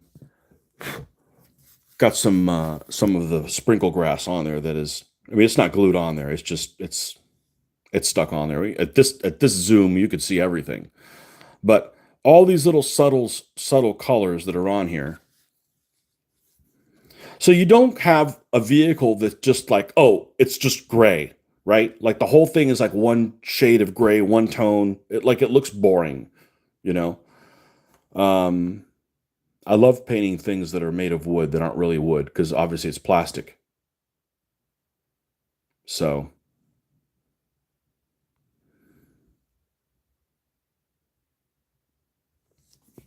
But anyhow, it's a great hobby. And I couldn't do it without you guys because if you guys aren't on here, I don't stay on track. And if I don't find out different ways of doing things on the internet, I don't get better. You know? So I'm not one of these people, well, I'm born with it. No, I just stick with it. You know, and I learn from shit other people have solved. You know? The internet is spectacular for this hobby. So, but yeah, the Africa core. The interesting thing about, I didn't know how I was going to paint them until I started painting them. So I really had to put some thought into it. And I think the first time I tried doing a scheme, I was happy with it. It looked kind of what I wanted them to look like. Okay, I wanted them to look like, you know, were they gray and they sprayed over and then they got weathered, or were they never painted a tan color and it's just the weathering on them? Or were they painted a tan color and they got beaten by the weather and now they look like they're worn a little bit? Yes, all the above. I wanted them to cover all of that scenario. Now, if I was doing something for Tunisia, the tone that they start using in Alamein in Tunisia is a little bit different. It's a little bit more flesh colored is probably the best way to describe it. So I might do those a little bit different, but the fact that they were Panzer gray first, and we added some of the other, it adds so much depth that you're looking, especially, I've got my contacts out. I'm looking at these, and I could look at these all day long, because there's always stuff to look at, like, oh, there's a little rivet over there. Oh, and that thing's rusting. Oh, they need to add oil to that thing. And there's all kinds of, literally, eye candy for you to look at. But a lot of it is the guy who designed these is fucking brilliant as hell. And I just made all the stuff stand out so you could see it. Because there's no point in taking this and you just go, all right, it's time to paint them. Okay, you're done. Like, huh? Because I'll see like these modeling sites. These guys will be like, I want to get this perfect M4A2 Sherman. All right, well, this hull's wrong, and they compare all these models, and they say, all right, I'm going to kit bash this one and take the road wheels from this one and take the sprocket from this one, and we're going to cut this down. This isn't right. And they explain how they do all of this detail, all meticulously. And I totally agree with doing all that stuff if that's what you want to do. But then when it's time to paint them, it's like painted by a child. And I'm like, you did all that wonderfulness, and it's all lost because you didn't. I mean, it's all important. You can't just like glue them together haphazardly and then paint them well. Like that doesn't work either. It's all important, you know. Let's see. Where'd you get transfer? It's even got rivets. What wash do you use for exhaust and burnt spots on metal? There is no burnt spots on metal, but if I did, I would use Nuln oil. That's just from the different levels of doing that. And it's pretty damn mindless, to be honest.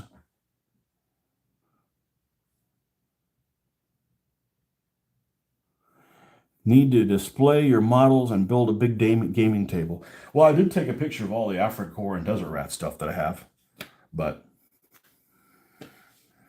it's really, really frustrating. What I just showed you guys on video, if you saw the same thing I was filming, that looks better than any pictures I've taken. Because I take pictures and I'm like, that's not what it looks like. That's too yellow. And I tinker with it. I'm like, that's not it. That's not right. That's not what I see.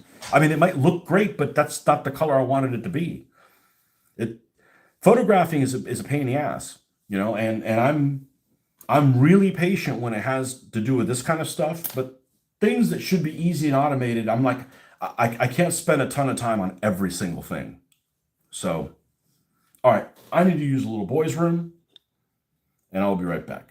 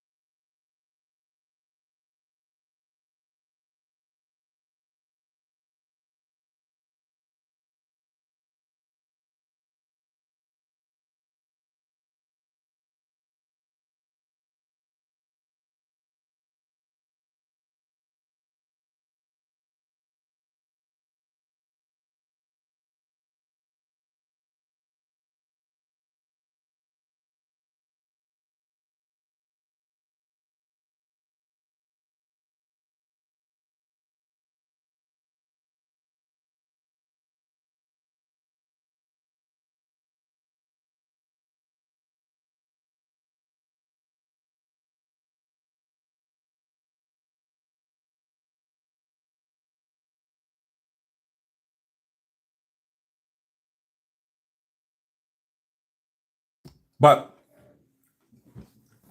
to get back to what you're saying about the burnt things,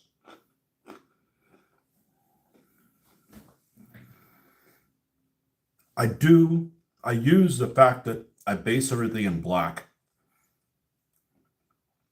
as like a free wash. So I started painting tanks a couple of years ago before I had an airbrush. And the only thing I do differently is I'm using the airbrush the way I would use dry brushing. I dry brush literally everything. It's all black. The first color that I would airbrush, I would dry brush that whole thing, leaving black in some of the other places where it's going to eventually be. Not a lot, but some. And then work it up. And then do a wash to kind of add another tone in there. But I just use the airbrush now because it's quicker. A lot of the colors that I use don't work well dry brushing them. The ammo MIG colors are trash to dry brush with. They're great for airbrushing. They're trash to dry brush with. They're too wet. And anyhow, just yeah, I hate taking photos of my stuff because it just doesn't look. It doesn't look like what I see. That's not what I saw. The human eye is so freaking advanced that the camera just can't capture all the tonality and stuff. And it's fighting what I call kickback. Anything that's light, it's getting kicked back, and it makes it look lighter than it really is. But it is what it is. So like I said, ultimately, as long as I'm happy with how it turns out, that's going to keep me turning more things out. If I'm disappointed, I'm like, man, these guys are not turning out how I want them to. That's like demoralizing, which means probably not going to paint so many things. All right, let's paint these little cute little headlights on this bastard.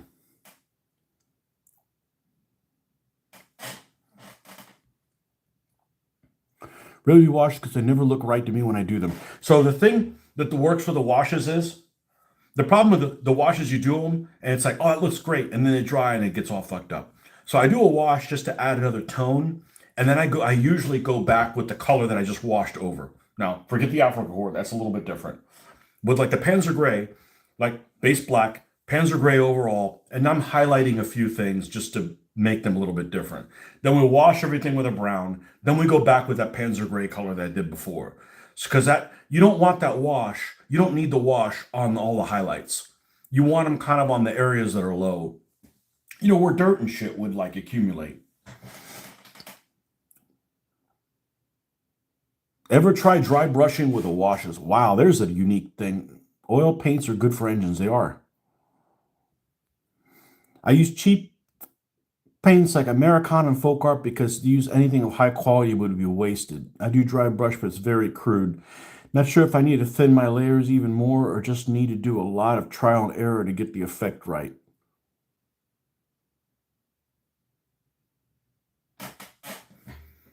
Yeah, the wet palette, I don't use it anymore. It's just in my way. But if I was doing figures, I would probably pull it back out. Just because it takes a lot. I don't know. The wet palette it's good, but I've gotten out of using. I didn't use it for the longest time. I created my own. I loved it. I bought one.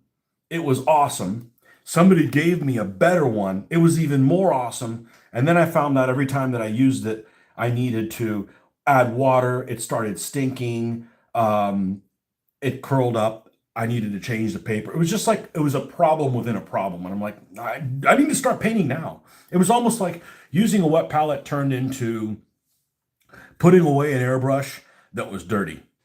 Like every time I put away my airbrush, it's clean and it's like ready to go soon. But if you put it up away dirty airbrush, I go, all right, I want to paint. I got 30 minutes. Let's do it. Then you spend 27 minutes getting it back to working conditions and like, oh, now we're in the same boat again. So I'm not saying that wet palettes are no good. I'm just saying that they have a downside for me, and I'll probably use them again if I needed to paint like They're handy if you're painting like a lot of guys the same way. Like if I was going to paint like a whole squad of soldiers and I wanted them painted all at the same time, and I want to do pants, pants, pants, pants, pants, like one shade of pants and come up and do another one, then it works for that. Using individual guys, it's not drying here fast enough for me not to be able to use it. And it takes up real estate, especially if I'm filming. It's real estate's kind of at a premium. So I've kind of gotten out of the habit of using them. Not that they aren't great. They're just, they take up my real estate space. Because the web palette needs to be on the screen also, right? Otherwise, you're like, what are you doing over there? Like, what are you coming up with those things? So it's just limited space. That doesn't mean I don't hate them. I've used them a lot.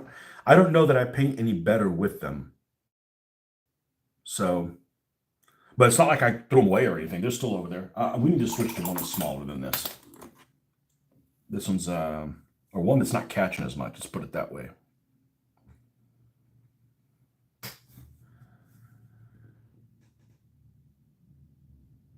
But I have a couple different wet palettes, and they're not the huge ones. They're like the smallest ones that somebody makes, and they're still too big.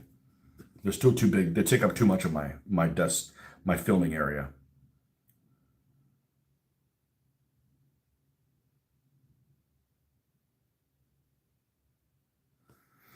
They were more useful when I was painting my medievals and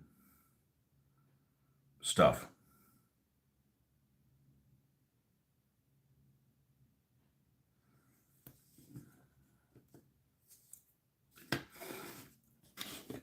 And I don't know that this is realistic, but this is how I paint headlights. Like I said, these probably would have the little slits. I'm going to not paint them that way because the slits aren't on here. I'd have to paint them, and I prefer them to look like without the little covers. They look cuter. And again, it gives it's another color. It's another thing to look at.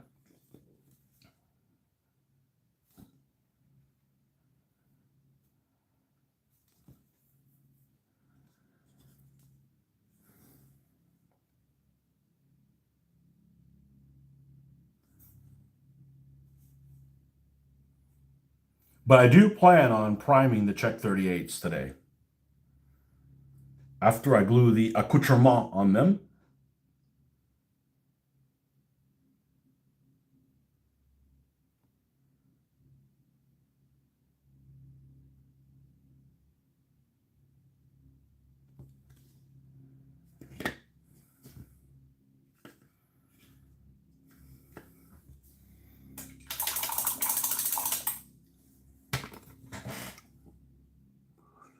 Then my girlfriend paints her Reaper miniatures, and they are worthy of a Golden Demon Award. Makes my eye twitch.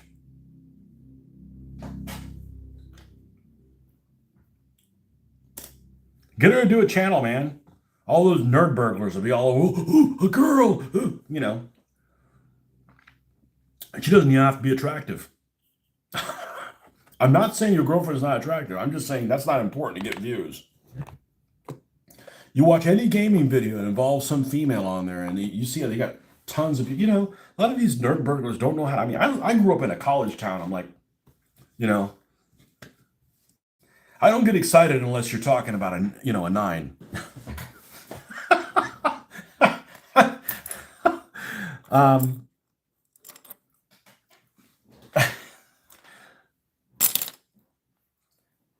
They got some of these girls that do these war game videos, and I'm like, they're just kind of average, and like people just go crazy for that, She had Twitch, but too many weirdos. Yeah.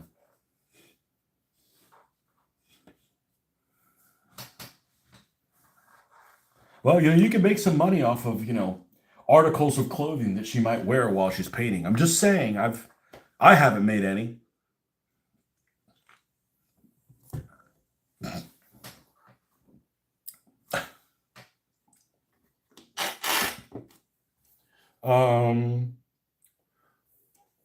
Let's look at, I need to find out what color this bump thing is before I just assume and paint it a color. I'd like to at least see if that's accurate. So I'm going to look at Valentine desert turret. Let's see if that gets me. I'm going to do a Google image search for that.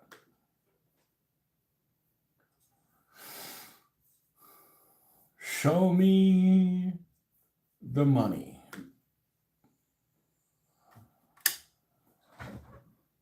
Is it black? Is it blackish?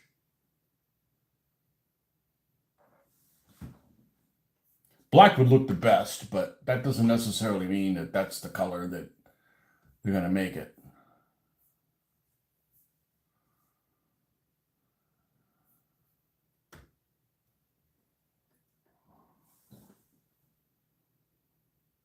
Brown, dark brown.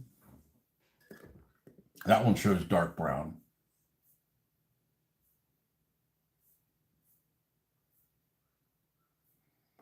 Dark brown would be okay too.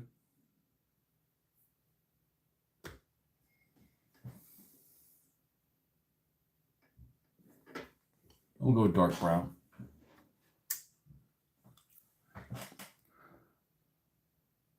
No, but I do content. What's funny? Articles of clothing, it's true. Or at least people claim.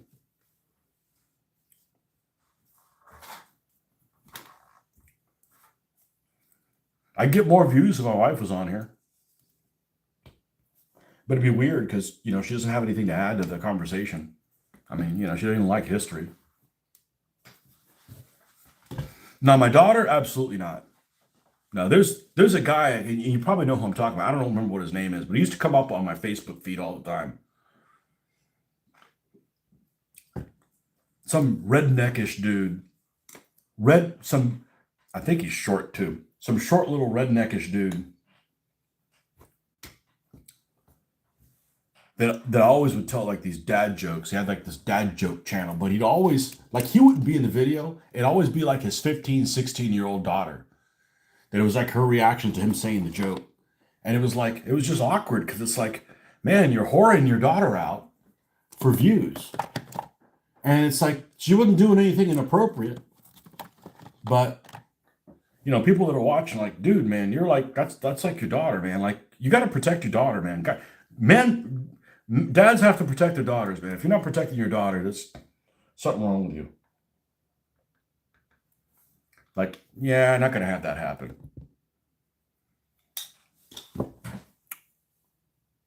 Let's see what we got here. Tony, need a Luger? Put it on the table as you're paying German tanks. Only 8 rounds? Come on, man. I'm not that good a shot. I'm like a 20-round magazine guy, They make Luger BB guns. Shit, a quality BB gun is as expensive as a real gun. Might as well get a real gun.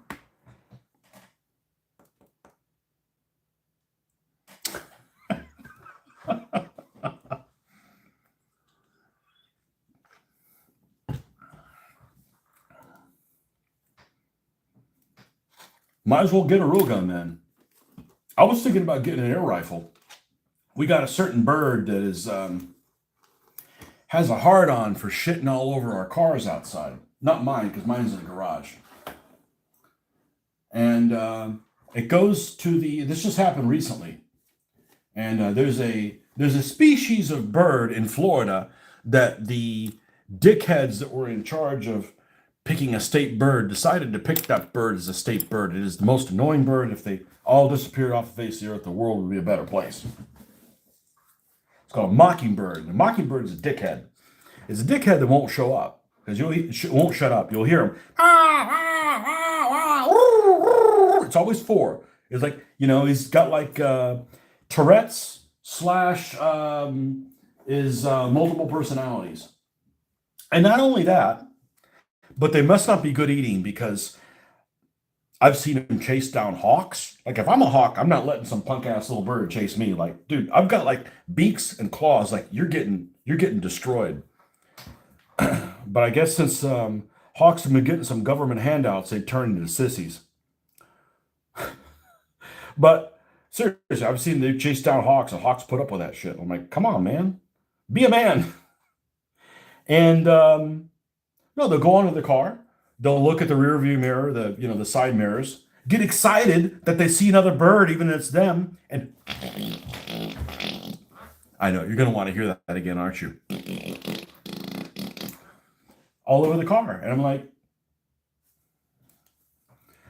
that's disrespectful. I'm from the South. That's some disrespectful shit.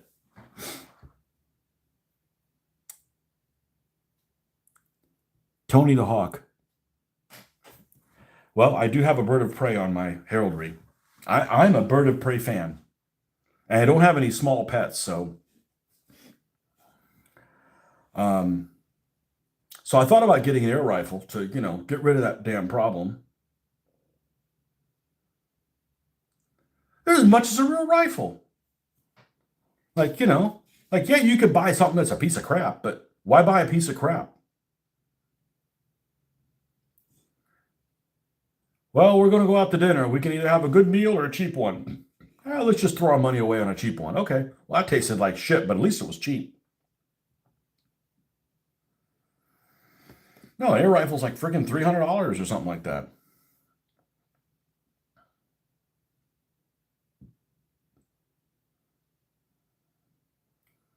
And I live in a neighborhood now where, people aren't candy asses.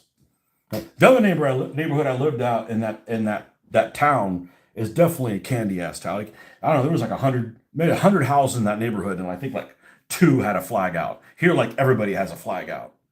I'm not saying that, they're not going to let wildlife destroy shit. I'm fine for leaving things alone, but man, when animals start destroying or damaging shit that because the other thing is if you leave it on your car, it'll like eat the paint. I'm like, not cool. Yeah, BB guns cost as much as a real gun. I was thinking about doing airsoft at one point. It costs as much as a real weapon.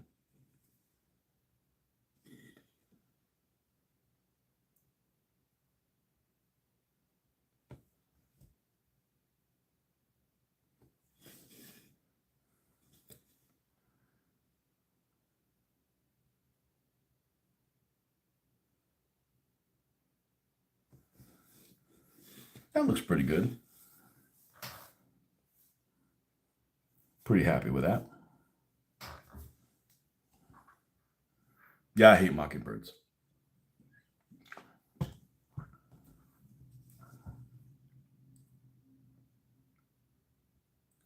Crows are loud too, but crows seem to be nomadic. At least they seem to be nomadic around here. Mockingbird, we have like a mockingbird that's at work, that's been there.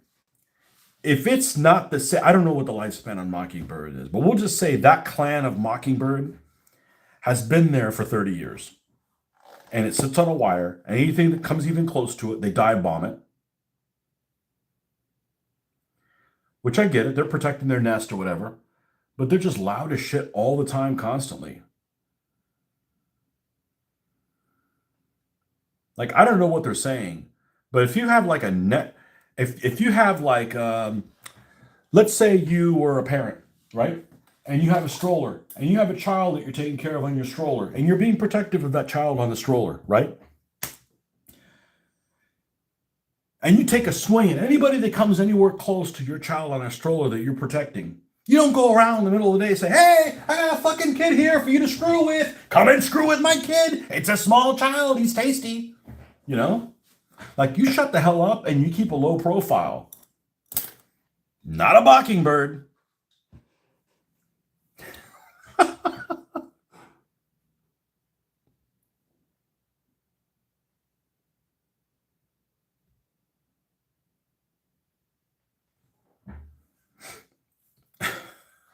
Not a mockingbird.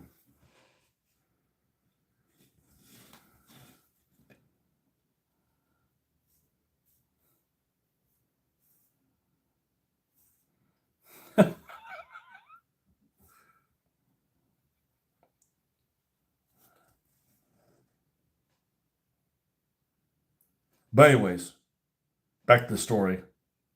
Yeah, they're too expensive. They're too damn expensive.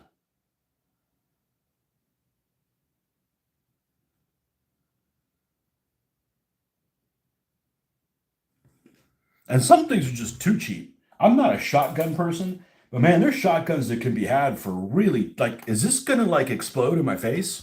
I mean, they're like really, really cheap. All those Turkish shotguns, man, you could get a semi-automatic. I haven't looked at them in a long time, but you used to be able to get like a semi-automatic Turkish shotgun for under $300. Like that's just too cheap, man. That's like what's gonna happen here, you know?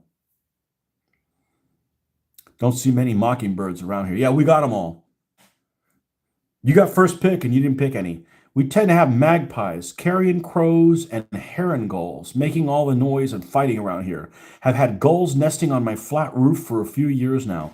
In Spain, there is a shitload of storks. I'm like, son of a bitch, that's what they look like. I mean, like these huge nests. And one of the hotels we stayed at had like, you could see they had like a big skylight, and you could make up like catty corner. There was a huge stork nest on the on the roof. Yeah, I like animals. I don't want to hurt animals, but man, don't be destroying my shit, man. You know.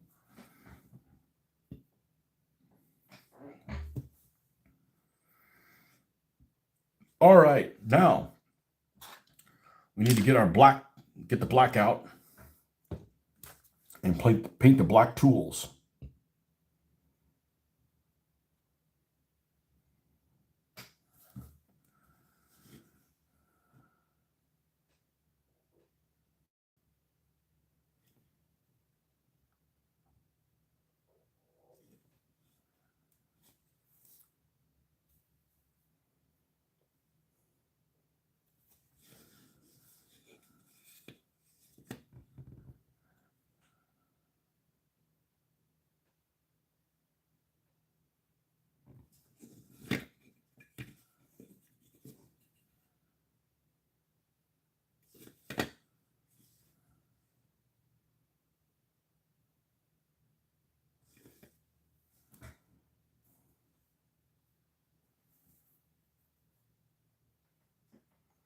Get a bow. You know, my daughter took bow, whatever it's called, bowmanship, archery. Well, why isn't it called an arch? Hold on, let me go get my arch. She took archery in middle school. The school she was going to was a private school, and there is this I'm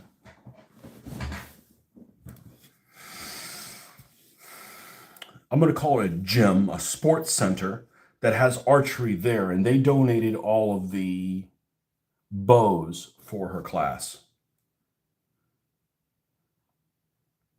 They only did it for 1 year. She was in sixth grade. And you could go to this sports complex that was out in the sticks. It was out in a little town, not the one I live in, but nearish. And you could go and pay whatever it is for use of a bow for and it's all inside. Super, super well done, super quality. And we did that a few times. I had never fired a bow before. And at some ranges, it's more effective than a pistol. Well, for one shot, okay? It's more effective than a pistol at some ranges. For me.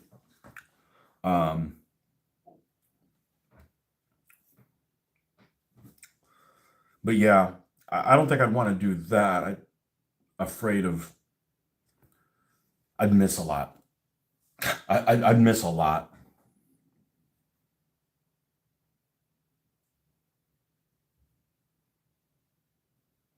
Are crossbows legal in the UK? And she awakens, I must leave now.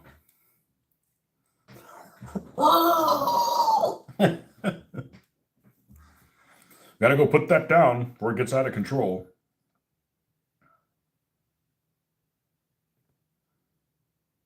BB guns are legal in, or pellet guns are legal in Britain, aren't they?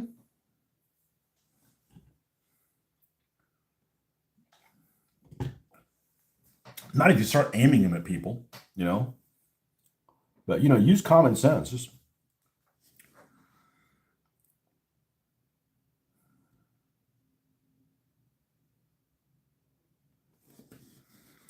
supposed to learn that stuff from your dad, you know.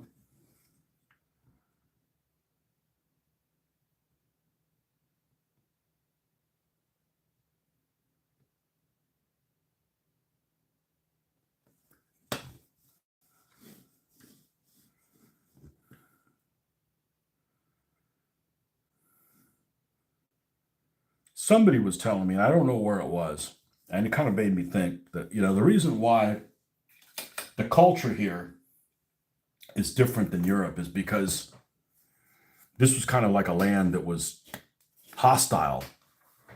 You know, when firearms were invented, when people had firearms, this is still a hostile fucking land. You know that, you know, you got firearms invented. You know, have firearms, and people in Europe have firearms. There's like no longer a wolf problem. Like they don't. There's not. They've already been hunted to extinction. You know, or hunted to a problem to a point where they're not an issue anymore. You know, whereas here, you know, like wildlife's always been, you know, dangerous wildlife has always been a problem here. Forget that it's about like, you know, against people. Like I'm just saying, you know, that the earth or wildlife is nature is, you know, hostile to humans in the United States. Now I don't know why that's not the case in, you know, other places as well, but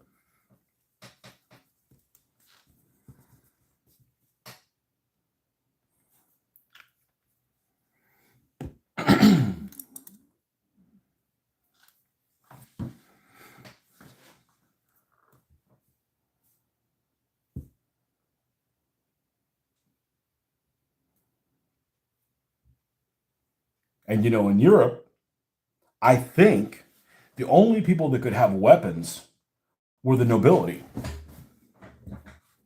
You know, I mean, unless you were like, you know, put to war. Like people won't walk around your town with, you know, with a freaking sword because they're too fucking expensive for starters. I mean, you know, a sword is just like, you know, that could be a mortgage, you know, something you get passed on from. So, you know, if the nobility, who technically would be the ones that would have the money, are the only ones that would be armed, if they do away with, you know, if they do away with guns, the people that can afford to pay for, like, you know what, I don't care if I can't have a gun, I'll just pay for a bodyguard. Well, people that don't have that kind of money, like I don't have money for a bodyguard, you know, you just don't have any. But my understanding is people didn't have, you know, it wasn't like the old West where it's like everybody's got a pistol or everybody could have a pistol, you know.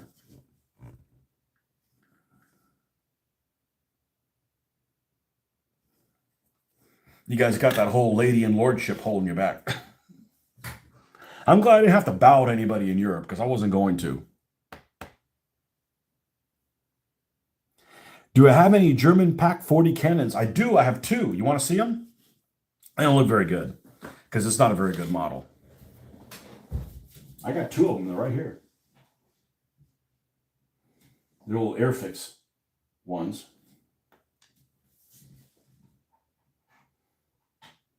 I got two, and I'm trying to think if I have any more to do. I may have another one. I'm not sure. I think I have an old SU one that's fallen apart. They're pretty boring, but I'm like, all right, I'm gonna paint some little range sticks on there. Give it a little bit of color.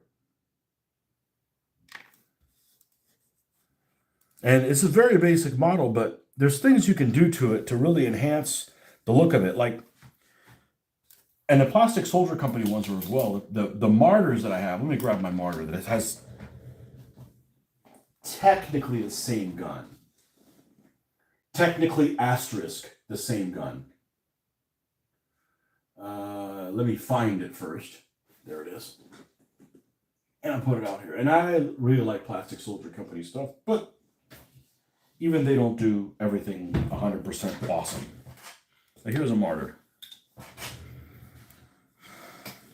This looks a little smaller because it's 176 scale. This is 172nd. I'm looking at this. I'm like, man, we need a little bit more of a lighter dusting to give it a little bit more color. Actually, I don't even know if this one's sealed. I think it is, but we can add to it. One of the things that both of these have that's integral if you've ever built a 1/35th scale model of this particular vehicle, is that the guns rides on a channel. The breech rides on it. Well, the whole thing rides on this channel, and the channel allows it to, when it fires, recoil and then comes back into where it's supposed to be. And that's a very integral part of the look of any anti-tank gun, really. And this one, they molded it completely solid, so I painted it like it's got a channel. And I had to do the same thing with plastic. I had to. The same thing with the Plastic Soldier Company one. We just painted it black. It's either that or replace it or carve it out. We don't have enough time for that. Ain't nobody got time for that. So we just painted it like, so if you look at it at first glance, it looks like it's got a channel. It's an optical delusion like that. But that's kind of like an important thing that needs to have, like, you know, that's where it rides. Like that's the track it rides on. Kind of an important thing for it to have, and it doesn't have it on there. Same thing that, you know, if you build a model of an M10 tank destroyer, you got to have the breech. You have to have the breech of the gun because it's very noticeable from the top. You don't have the breech of the gun of an M10 tank destroyer. When you look at it from the top, it's like, okay, that's not a real cannon that's in there. So.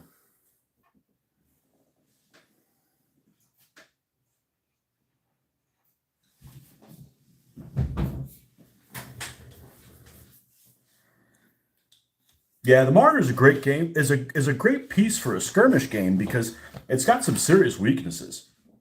Like if you get close to infantry, they can throw grenades inside of you, and like you got problems. You know, a hot potato. You know, and you don't have an oven mitt. Well, that's great for a skirmish game because it keeps you from getting in a situation where you've got some kind of a piece of equipment that the infantry can't deal with. So it can just sit there at some range and just blast without any repercussions happening to it. When you have an open top vehicle like a half track or something like that, you know, it's kind of has to give a little to get a little. So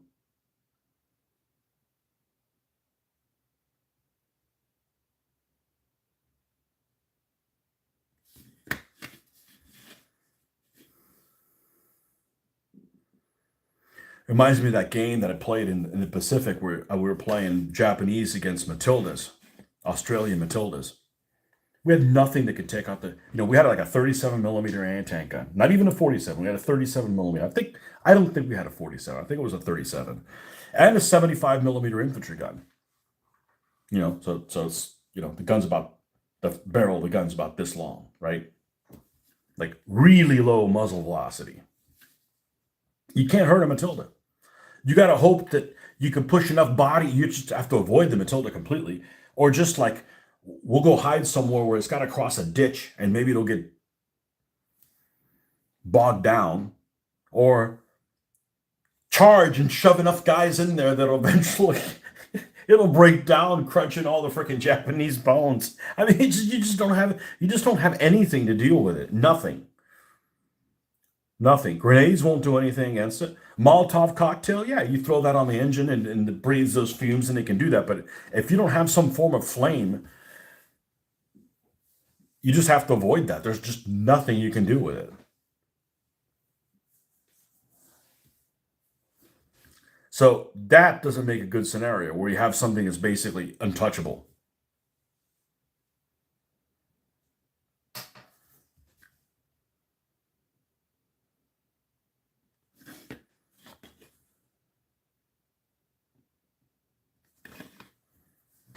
Should have a little bit of white left.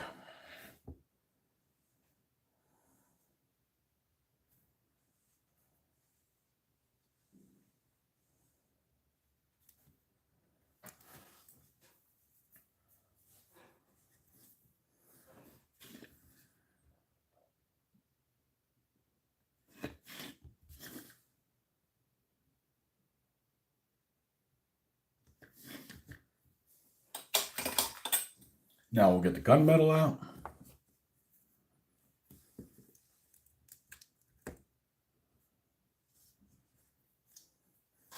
Well, it's been a long session, but the other thing is I want to get this done, so I feel I can stop at these guys at a decent spot,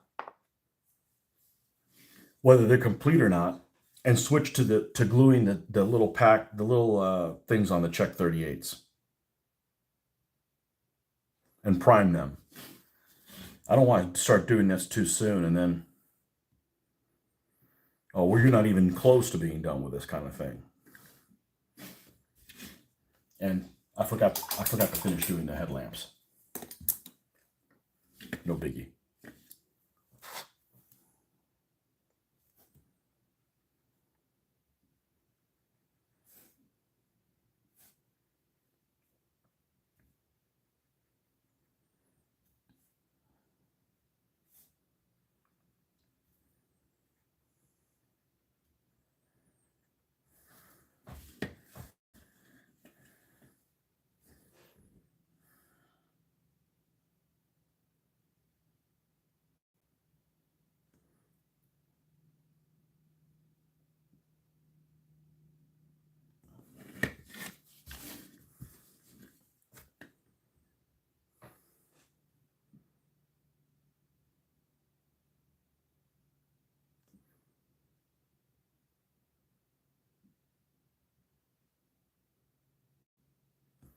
This is probably the hardest thing to paint on a tank until you figure out what you like is headlamps. Because painting them blue, okay, tried that. That doesn't work. You have to find something that's repetitional. And just painting it a dark gray, adding a little bit of light gray at the bottom as a semicircle, and then one dot, almost like a dash, because it's not always square. It's almost like a little hash mark, a tiny little hash mark in white at the top. Makes it look in a way that I'm happy with it. And there's a bunch of different ways of doing it. I saw one that I like how it looked, and I've just kind of copied that. And it doesn't always turn the same way. Some headlights look better than other ones. The Airfix German trucks, the Opel Blitzes that I have, look really good. The Russian trucks look really good as well.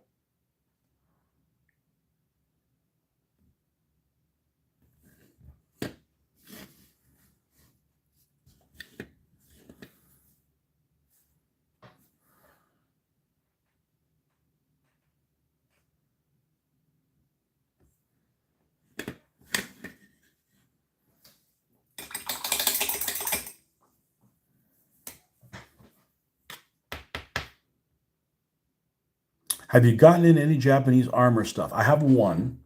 I have a little Hago that's not a very good casting. And I am going to get into Pacific at some point, I think. But it's going to be a little bit farther along. And I'm going to do the Philippines in 44. Because I've never seen anybody do the Philippines in 44. And because I don't like the beach. I don't like the beach landing stuff where it's okay. You got Japanese, they're outnumbered. They don't have good firearms. They got shitty tanks, and they're fighting somebody who has total air superiority, naval support. It's just too one-sided. It's way too one-sided.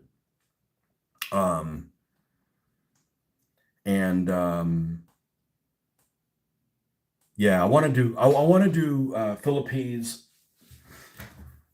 and or Burma, but I've never seen anybody do Philippines in 44.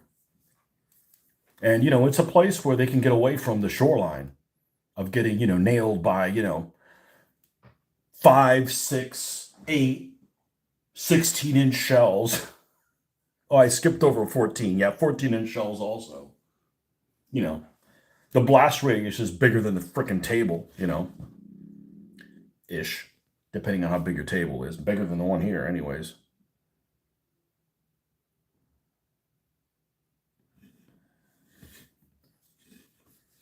It's too much of, something that just doesn't interest me. Now, let's make this look a little bit better. And by that is, let's go ahead and put a tank commander figures. It's open and you can't really see what's there. Let's grab my, I only have one. I only have one British tank commander painted so far. and he gets passed around like a cheap whore. Right now, he's doing time on the Humber.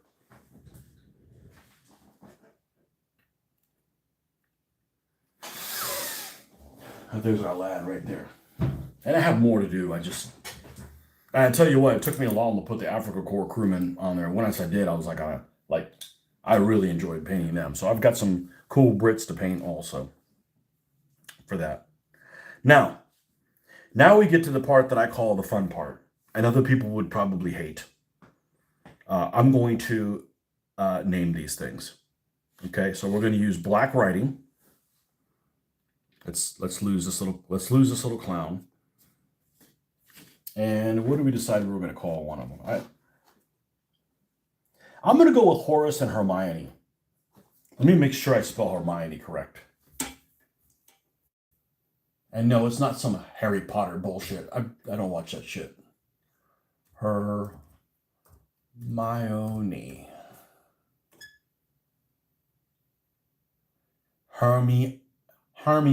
Hermione. Okay, perfect. So what we're going to do is, just like I sketched the names, black's going to be a little bit different because you kind of have to do it backwards. I usually go dark and then lighten it up. This way I have to lighten it up and then darken it. So do we have a new one of these? Let's use a new one so we don't have any confusion. One of these days I'm going to sit there and... Of course, I'm going through cottage cheese faster than I'm using these things, so... You don't have to work the way. Why rush? Exactly. We're going to do things right, or we're not going to do them at all. You can't crash fast enough to win. All right, I need to switch out this water. Agua sucia. Be right back.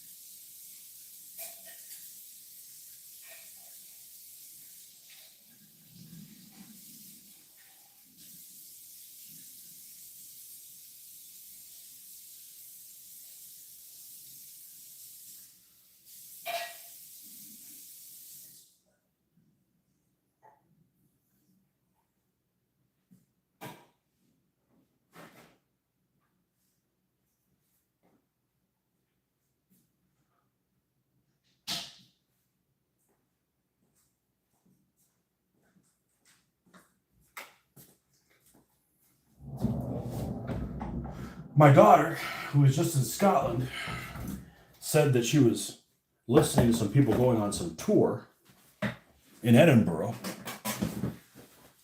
And they were going on and on and on and on and on about Harry Potter this and Game of Thrones that. And I'm like, you know what? Real history is so much better than some bullshit show and some bullshit series, you know?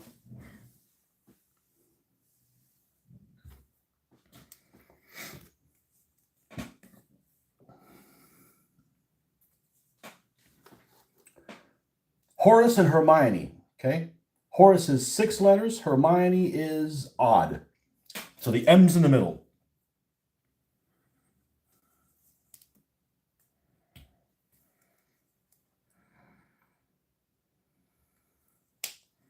A little bit of white. No, not a little bit of the white. A little bit of the sand. The same thing I did with the Humber armored cars. A little bit of the sand. All right. Is this still a brush we trust our soul to? Yes, we are still golden with that. Let's get a little dribble of water. God, I love doing this.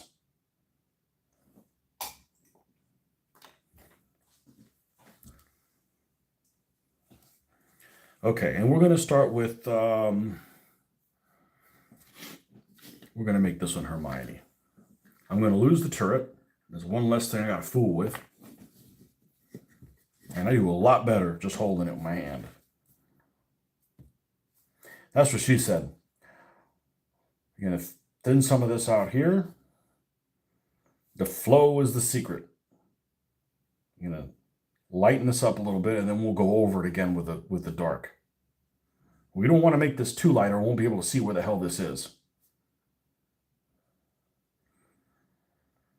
So this is almost like sketching. I'm going to sketch the letters in before I fill them in. Tony, do you have wood floors throughout your house? It is, what is it? It is, I do. I have the same flooring everywhere in the house. It is plastic. It has a name for it. But the other house had a pergo and tile. This one just has, it's kind of a dark color, which we're like, man, it's going to be like dusty all the time. And it's great because it forces you to get out the vacuum. But yes, I hate carpet. Carpet is evil, and I have no pets. So, except these tanks are back here in the back. Okay, Hermione, so the M's in the middle. So we're going to do the M first. And we're going to put it right here on, let's see if this tone is going to be correct for me to be able to see it. Yes.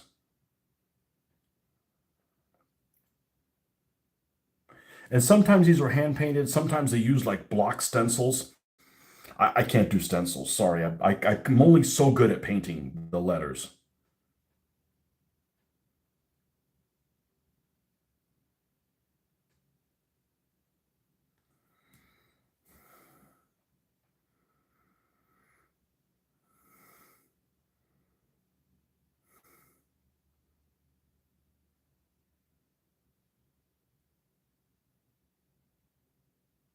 One of these Greek words doesn't look like it's spelled.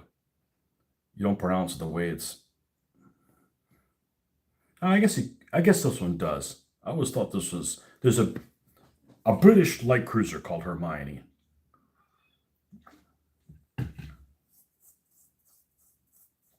Dido class.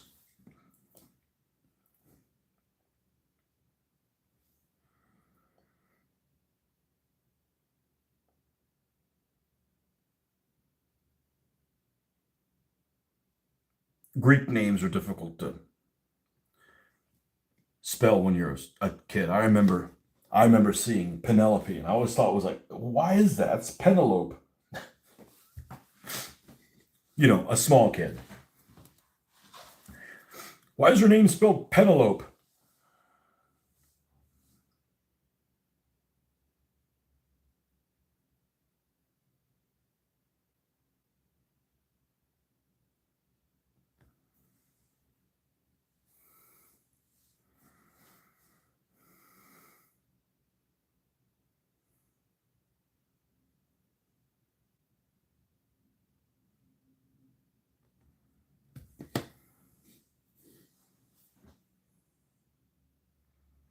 I know it's backwards. Nothing I can do about it.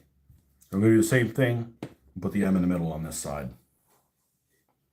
Work it back the other way.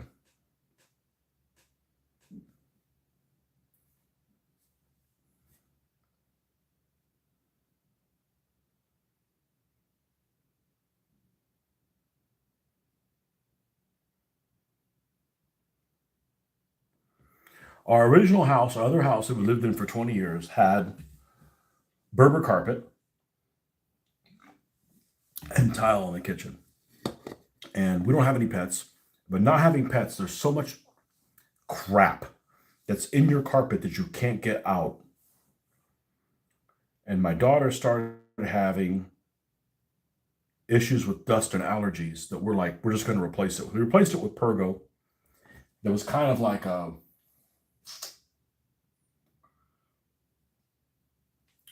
was more red than this and a little bit lighter colored. A really beautiful, almost like a chestnut oak color. And we had that, Pergo, which is just particle board with a covering on it and a cushion on the back. So it gives a little bit. We were happy with that until we had a slab leak. And the slab leak only affected a small area, but it was enough to damage the floor where basically I had to replace all the floor, and they didn't make that color anymore. So we were like up a creek because it was like 17 years before when we put it in, or 15 years before maybe.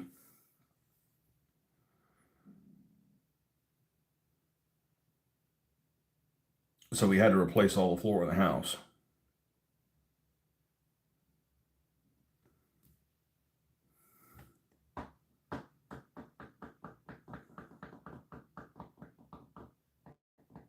And we replaced the floor in the house with tile that looked like wood. So it looked like wood, but it was actual tile. And the nice thing about having a tile floor is your floor is always cold. And I like walking on a cold floor.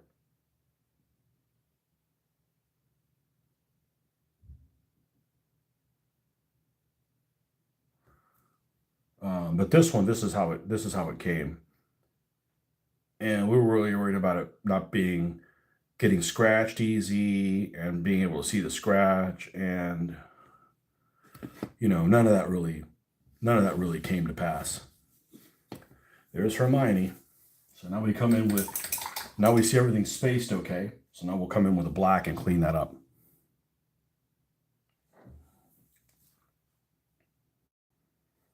But we hate carpet. And we have no pets.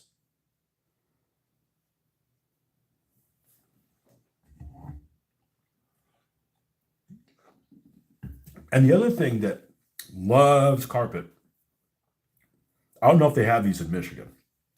This little creature called a silverfish. And it looks like a prehistoric Devonian period. Wow, we didn't think we were going to use that word today.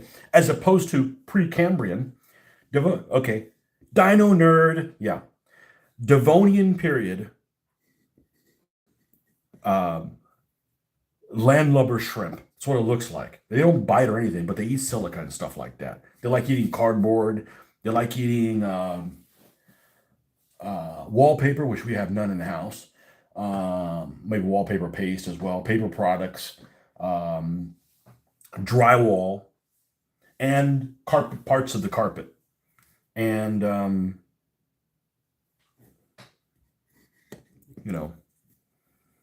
so you cut down on that and you cut down on them, but, there's always some kind of bug here in Florida. That's one of the better ones. It's the least gets in your shit, I guess.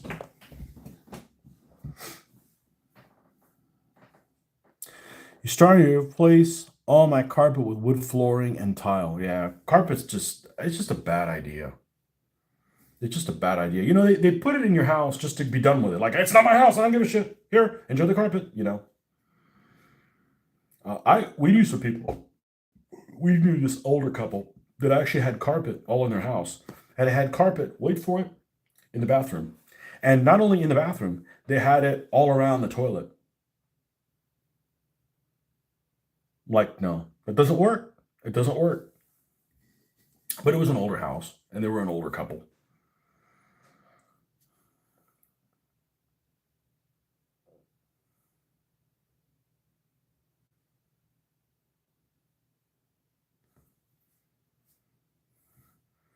I don't know how they allow. I'm not into government telling you what you can and can't do, but they do anyway. So let's pick what they have them be able to not allow. Recaps, but that's beside the point. Recap tire shouldn't be allowed. But a carpet in a restaurant. Why is carpet, or in a hospital? Like, you're never going to get that clean, ever. You know, the perfect flooring for a restaurant is pour the slab, make it smooth, give it a wash, a stain, seal it, move on. It looks great. And, you know, that's what you can get the cleanest.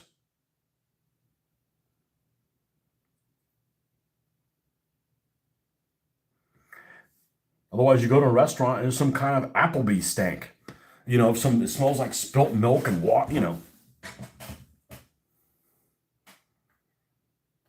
Carpeting in the bedroom can create mold. Yeah, we don't have any there. We got some area rugs.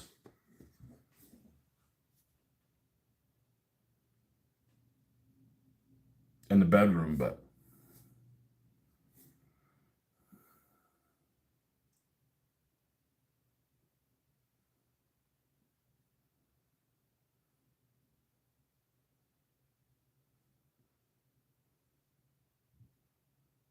and we don't use shoes in the house. I wear these slides because if I'm on my feet too much, you know, my feet start to hurt because, you know, I'm fucking old, even though I don't think I am. I'm fucking old. But I've always been a barefoot inside the house kind of person, you know. So you don't bring your I mean, I work at a dusty place. So I don't want to bring that dust on my pants and stuff like that inside the house.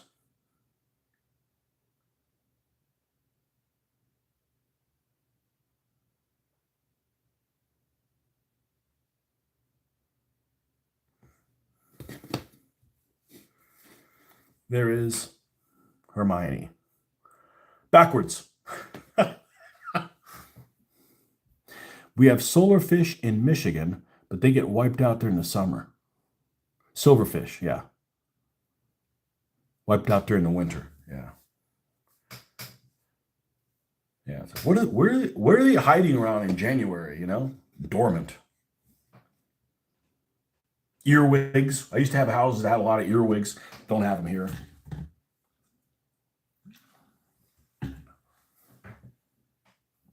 There's there tends to be spiders in this house.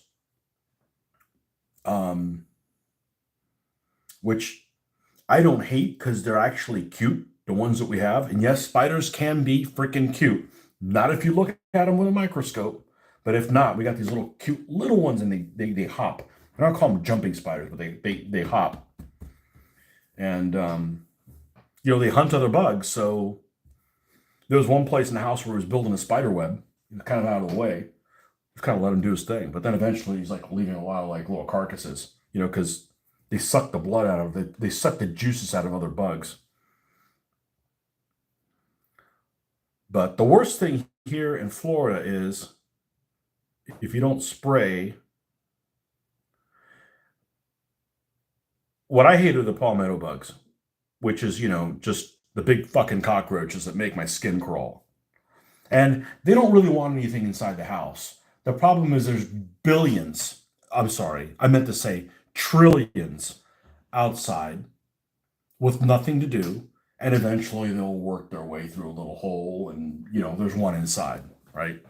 Um, they're not here because of a food source. They're here because what they like to eat is decaying matter, like leaves and stuff like that. So if you live in a house that is covered in trees, especially if it's like in the trees and has like decaying leaf matter, mulch, stuff like that, they'll come in your house just because there's that freaking many of them outside. And they'll come in your house like meaning you'll see one a month or something like that. It's not that often. But they started doing this spray. I don't know exactly how it works, but they spray this perimeter. It's almost kind of like this,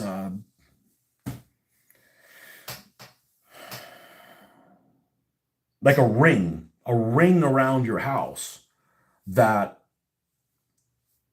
either dissuades them or kills them from coming into your house. And that made a big difference when they started doing that.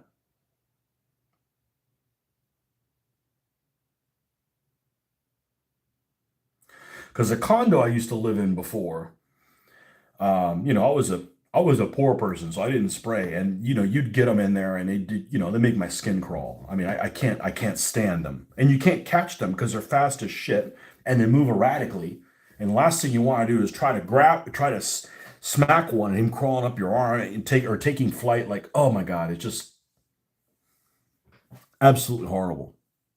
So if you have fruit trees, you'll have them around your house. It's not necessarily the fruit; it's the mulch. It's the decaying.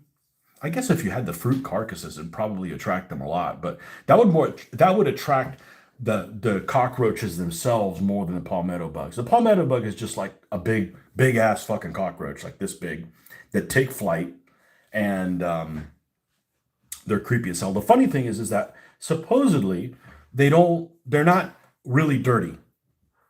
It's the flies was what I heard are really bad. I'm not a bug person, but what I've heard is flies are the ones that are really bad for passing on stuff. Um, the palmetto bugs aren't necessarily, but I mean, they're just I can't deal with them. Like the way some people freak out with snakes, I don't freak out with snakes, right? I don't want a snake in my house because you'll never catch it, even though it doesn't have any legs, right? But they're cool, right? I don't want them all over me, but they're cool. Palmetto bugs, absolutely not. I can't even look them up on the internet. It's creepy. They need to be death by fire. But one of my friends who used to live here in town had an old hippie mom. And just to show you how hippie she was, she didn't believe in spraying for any pests because, it might hurt the bugs. And I'm like, give me a red button that we can kill all the fucking bugs right now. Every bug die. Sorry. Sorry, ladybugs. You guys are cool, but you're dead now. What about the birds? They'll have to eat something else. Let them eat cake.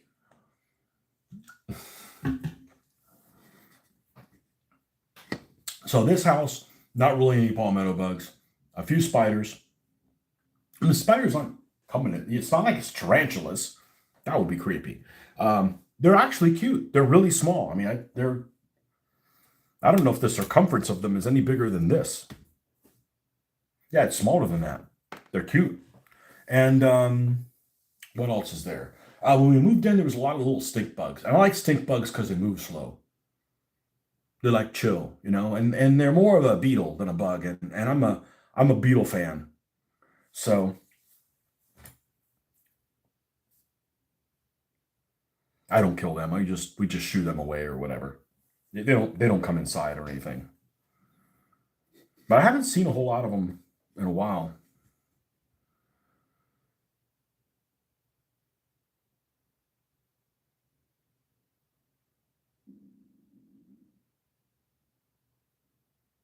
And wasps, we have a fair amount of wasps.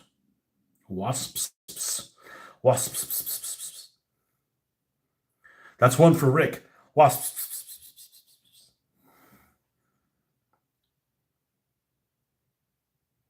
Come on, Rick, come get your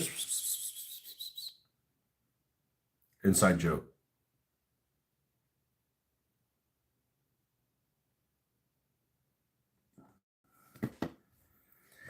And here's Hermione. And no, it's not the Harry Potter Hermione, which I've never seen. I've attempted to watch Harry Potter twice. I'm not going to get a third shot.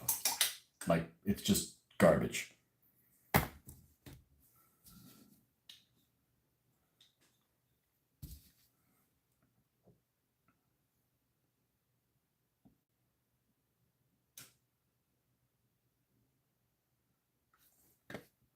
Yeah, lots of people like snakes. I dislike snakes. I don't know why.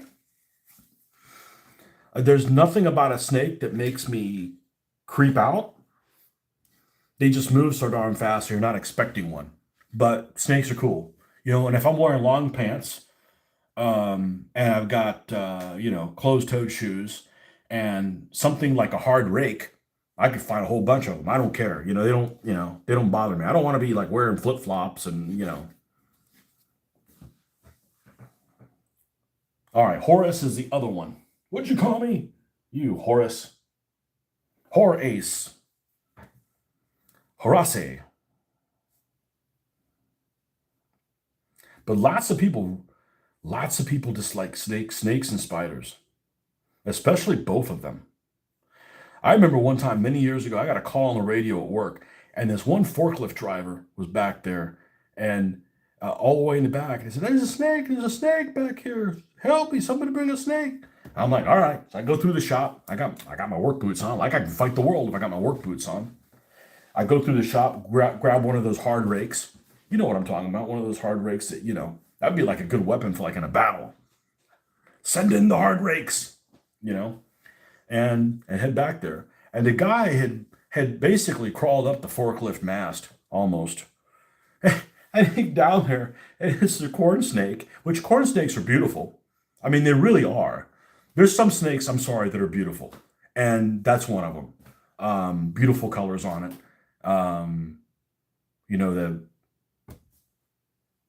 It's almost like Africa core camouflage. No, it's like, yellow and rust red and a white underbelly, python looking almost. And I'm like, really? This is what you were afraid of? People have this thing. I don't know what it is. I don't know what it is.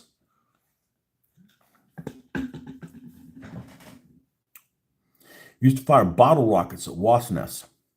Better have good aim. Better have good aim.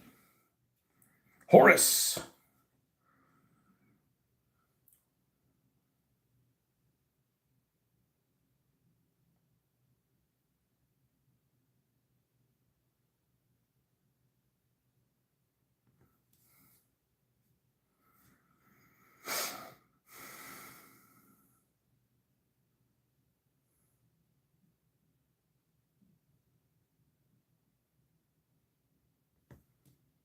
Don't miss.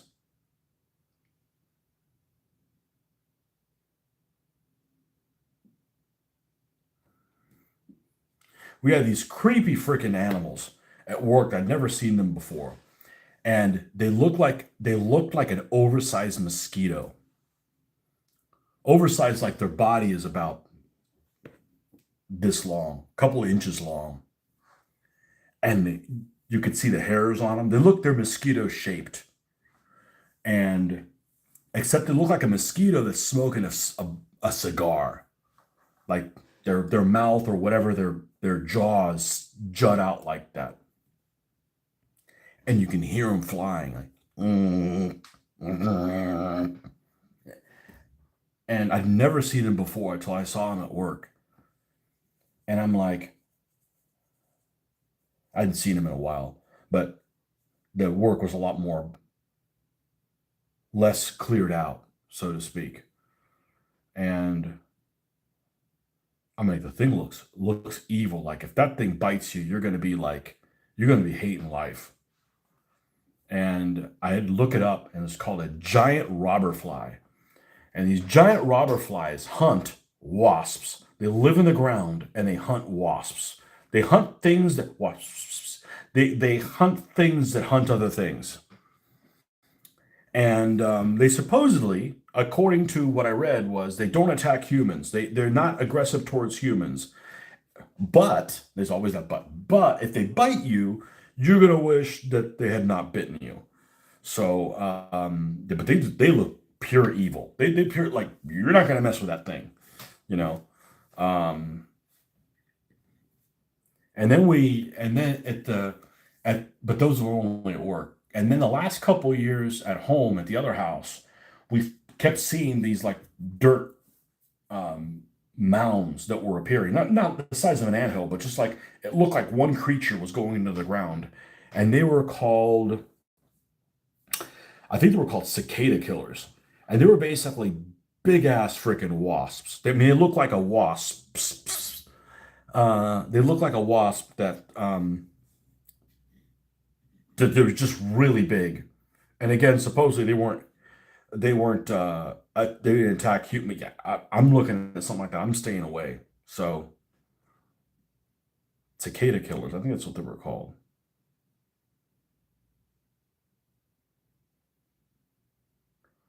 So we got some interesting bugs here. One that actually had seen it work for the first time. I'd never seen them before. And I've found some here on the property, and they got killed immediately. Is what they're called cow killer ants or velvet ants, and they're huge.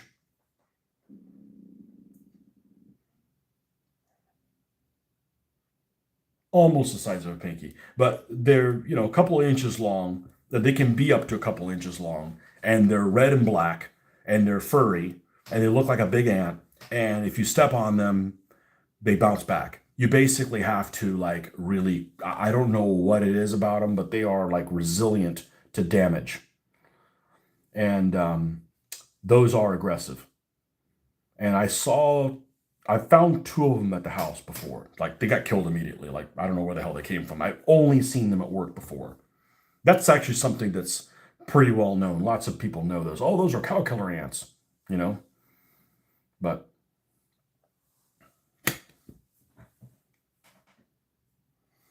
gangster bug.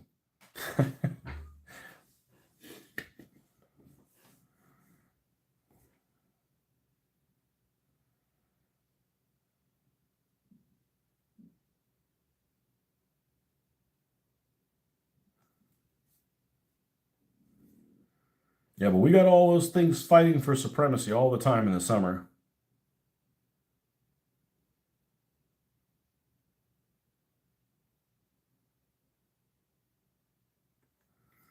Plus the mosquitoes.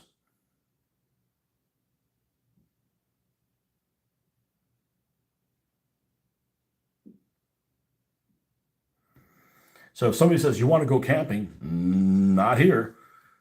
Not in this cesspool.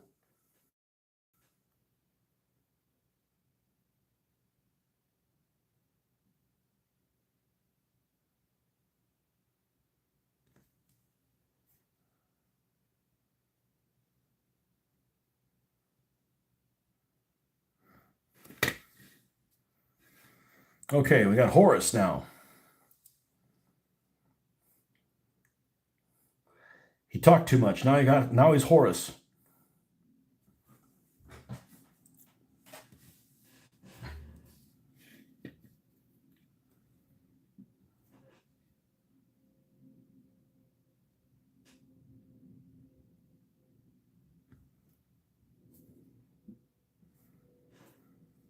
I don't know if you were on here the other night. It was some day this week. I want to say it was Thursday night, although it might have been Wednesday night. And I'm having a conversation like this, and all of a sudden I hear like low flying aircraft, a helicopter in particular. And like it catches my attention that's like, you're flying too fucking low, dude. Like, because I've seen like aircraft been like, we got pine trees across that are like, well shit, let's just flip the camera. Let's just flip the camera. Flip the camera. Okay. All right. Let's close this. We got pine trees up front. I don't know how tall they are. 100 feet. I've seen aircraft within 20 feet of the top of that pine tree. That's too fucking low, man. If you're flying at that height, I have the right to shoot your ass down. Sorry. Them's the rules. And the other night, that's what happened. I looked outside. I even followed it to the back porch, and I commented on our Facebook group or our neighborhood. I'm like, "What's the deal with that?" And somebody said it was like a Black Hawk doing like, like you need to go somewhere else, man. Because if something happens to your helicopter and you crash on my house and you kill one of my loved ones, they're not going to find you alive. I don't know what that means, but you need to get the hell off my fucking house, you know? And it's like, I know we're kind of like on a pathway-ish from the capital to the hospital here in the big town. But I mean, when you're like that low to the freaking ground, you need to like, I know one time I was in the garage. I wasn't filming, but I was in the garage spraying or doing something. I was doing something hobby related. And it was a Sunday. And it was 2, 3 in the afternoon. and I hear this plane that's coming from this direction, and it's really low, and I hear it, and I see it out of the corner of my eye because the garage was open, and he was just clearing the. I thought he was going to crash. I thought he was going to try, either land in that cow field that's over there, or he was literally going to crash somewhere. I was going to hear a boom. That's how low it was. And I'm like, that's unacceptable. That's absolutely unacceptable. Camping is a lot better in Michigan. No bugs, no gators. Gators aren't an issue. Gators are in places you don't need to go. You know, like, oh, there's a gator over there. Well, good, because who the fuck would want to go in that green lake anyways? You know, it's like a lake that you wouldn't want to have anything to do with. You know, and if you're like in a kayak or a canoe, they don't mess with you. You know, gators aren't interested in people. We're not good eating.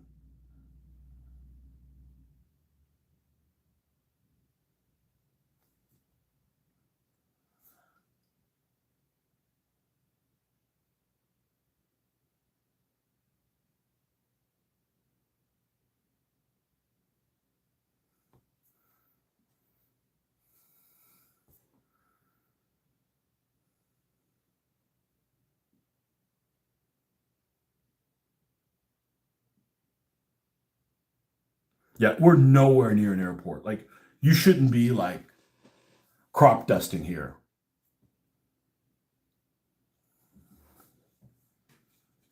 So I placed an order on Amazon for a quad 20 millimeter.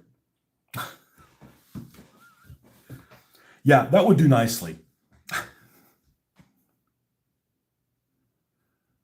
It is low enough to drop troops. It's like, what's going on? And I'm not like worried about being invaded. I'm worried about like human error and like, you know, you're gonna land on somebody's house, you know, and you're full of fucking fuel, you know.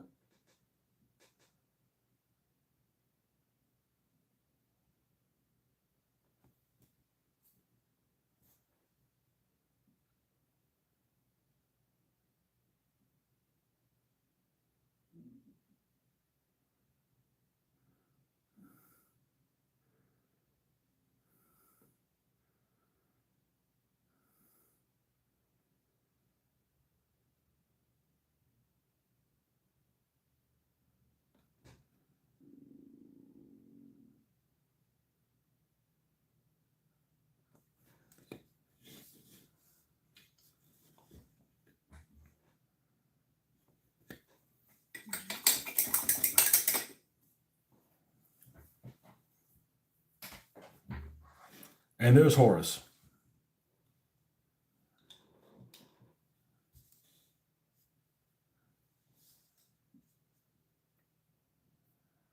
Now, so what's next? Well, other than trying to figure out what T number I'm going to put on it and figure out where the hell I'm going to put it, and any other markings I may put on the tank, which is susceptible to being changing my mind on it, it's time for drippings. It's everybody's favorite time. It's drippings 30.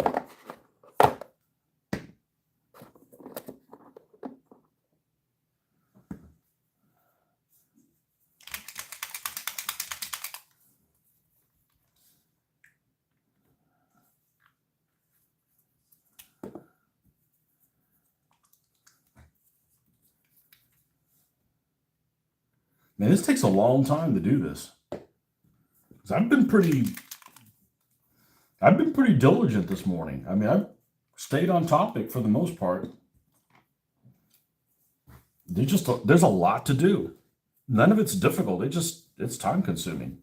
All right, so where there's hinges, there's rust. So let's find all the hinges. You know, plus there's rust in other places too. And I don't have a formula of how I do this. I just kind of like wing the colors. There's hinges there.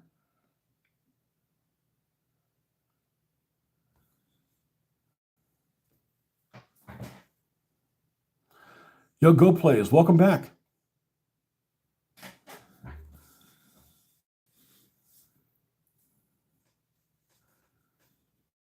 Of course, you could be really into yogurt. You could be like, Go Yo Plays. You know the yogurt? You'll play? No? Okay.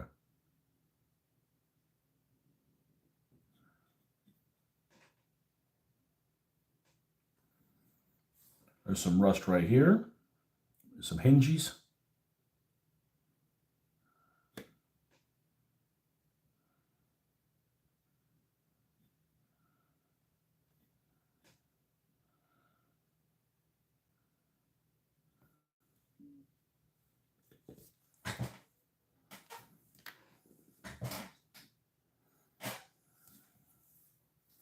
Let me make sure I don't have a lot of messages here. Hold on a second.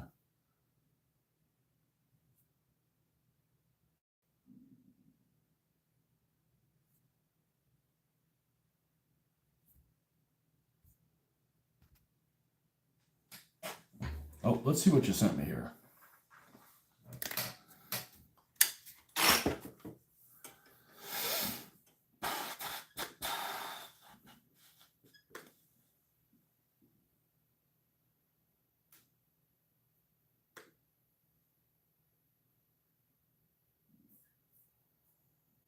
Okay.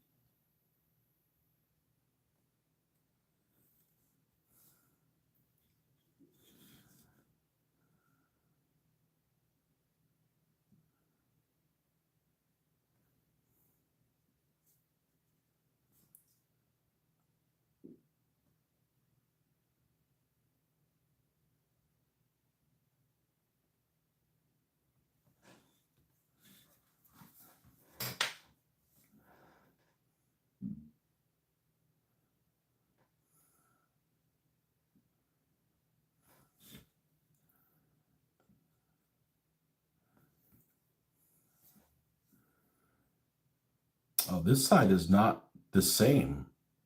I like that. It doesn't have that same latch thing. I like that. Both sides don't look exactly the same.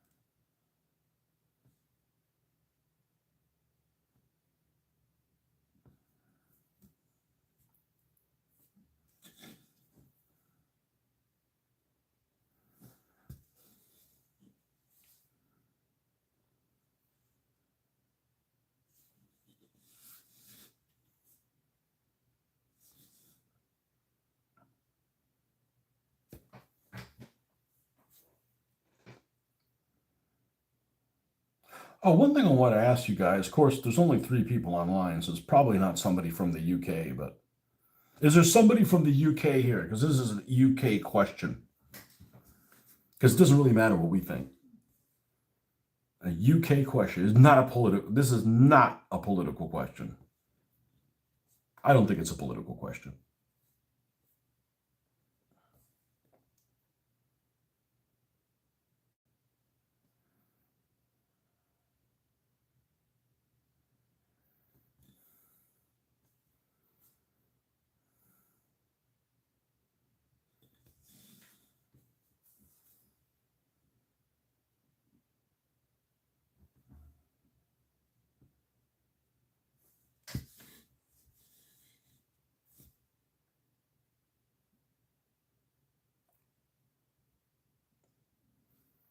Probably should ask somebody in London while I was there. But I didn't even have time to do that. We were in and out so quick.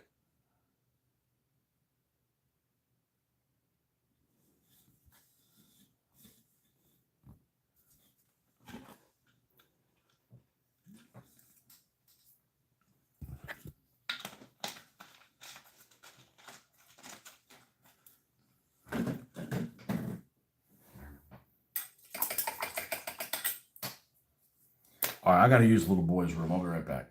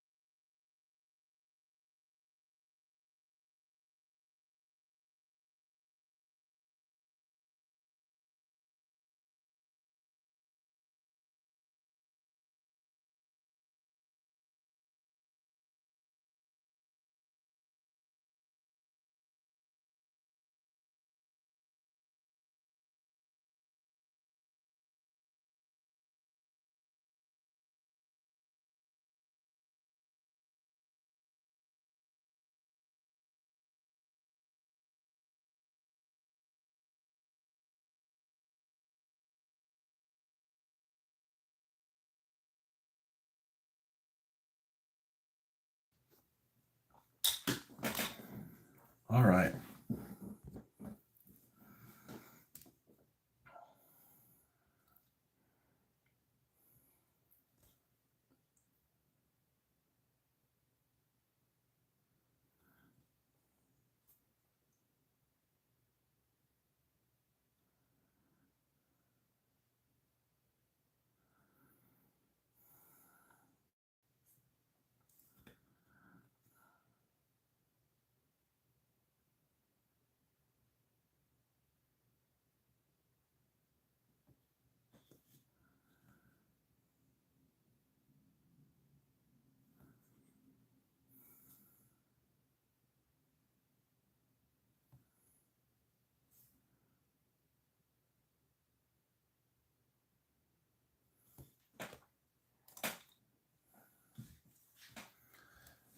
Let me check one thing, just a second.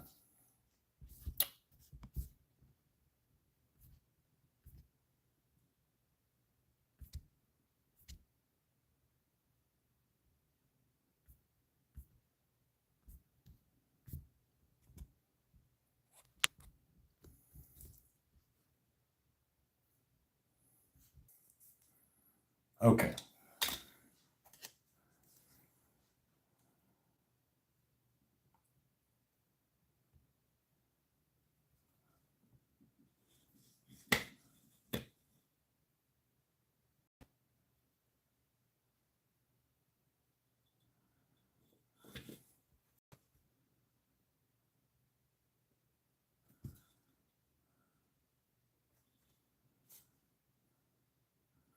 Yeah, I've been pretty diligently working on this morning.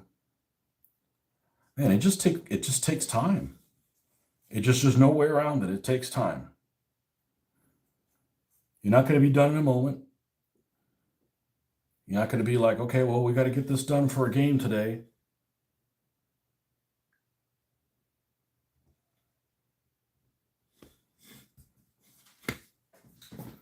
It'll get done when it gets done, and that's when it'll be done. And it won't be done before that. Get her doing. I'm doing it. I'm working on it.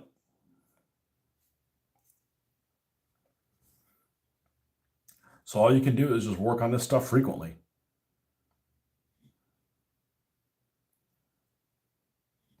So eventually it'll be done.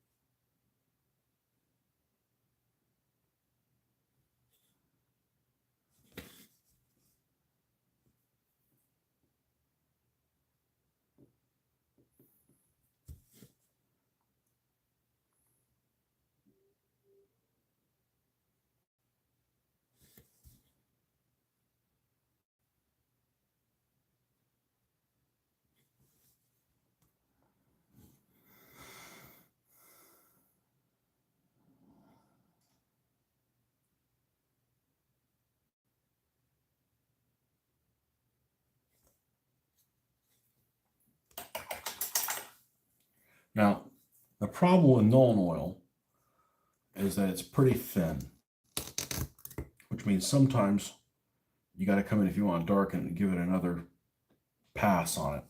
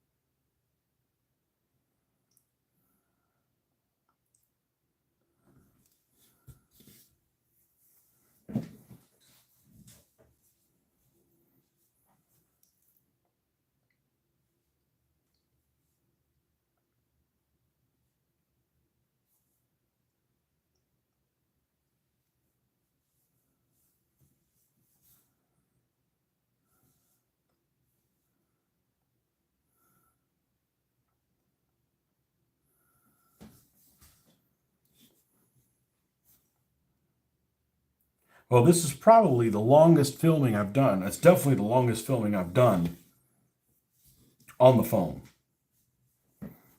So I don't know how many people have come on here and left. Because something about filming with the phone, it just gets people that don't normally subscribe to the channel or check it out, pop in and, which is fine. As sometimes you get people that they're into this hobby. They don't find out about my regular channel, but occasionally you get people you can tell that are in the wrong place. They're ordering pizza at a fish place kind of thing, So,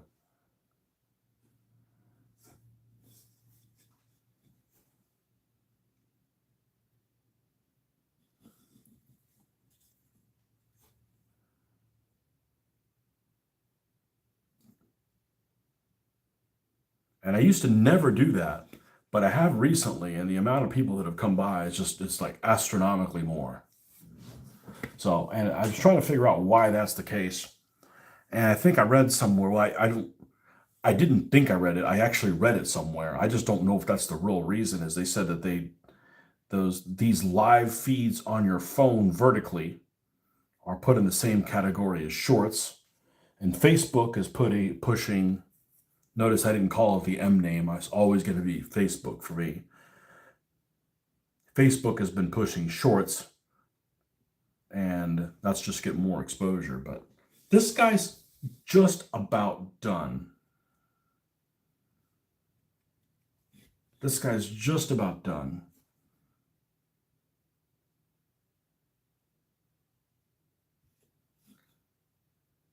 And we're reaching to the point where we probably need to stop, at least for a little while. Well, we've gotten most of Horus complete. And let's put a dude in there so you can see what's going on.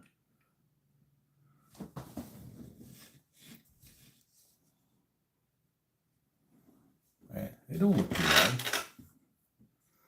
And it's kind of plain, just all one color, but that's by design. That's what these guys used. So we're going to stop right there. And thanks for stopping by always, and we'll see you guys on the next one. Bye-bye.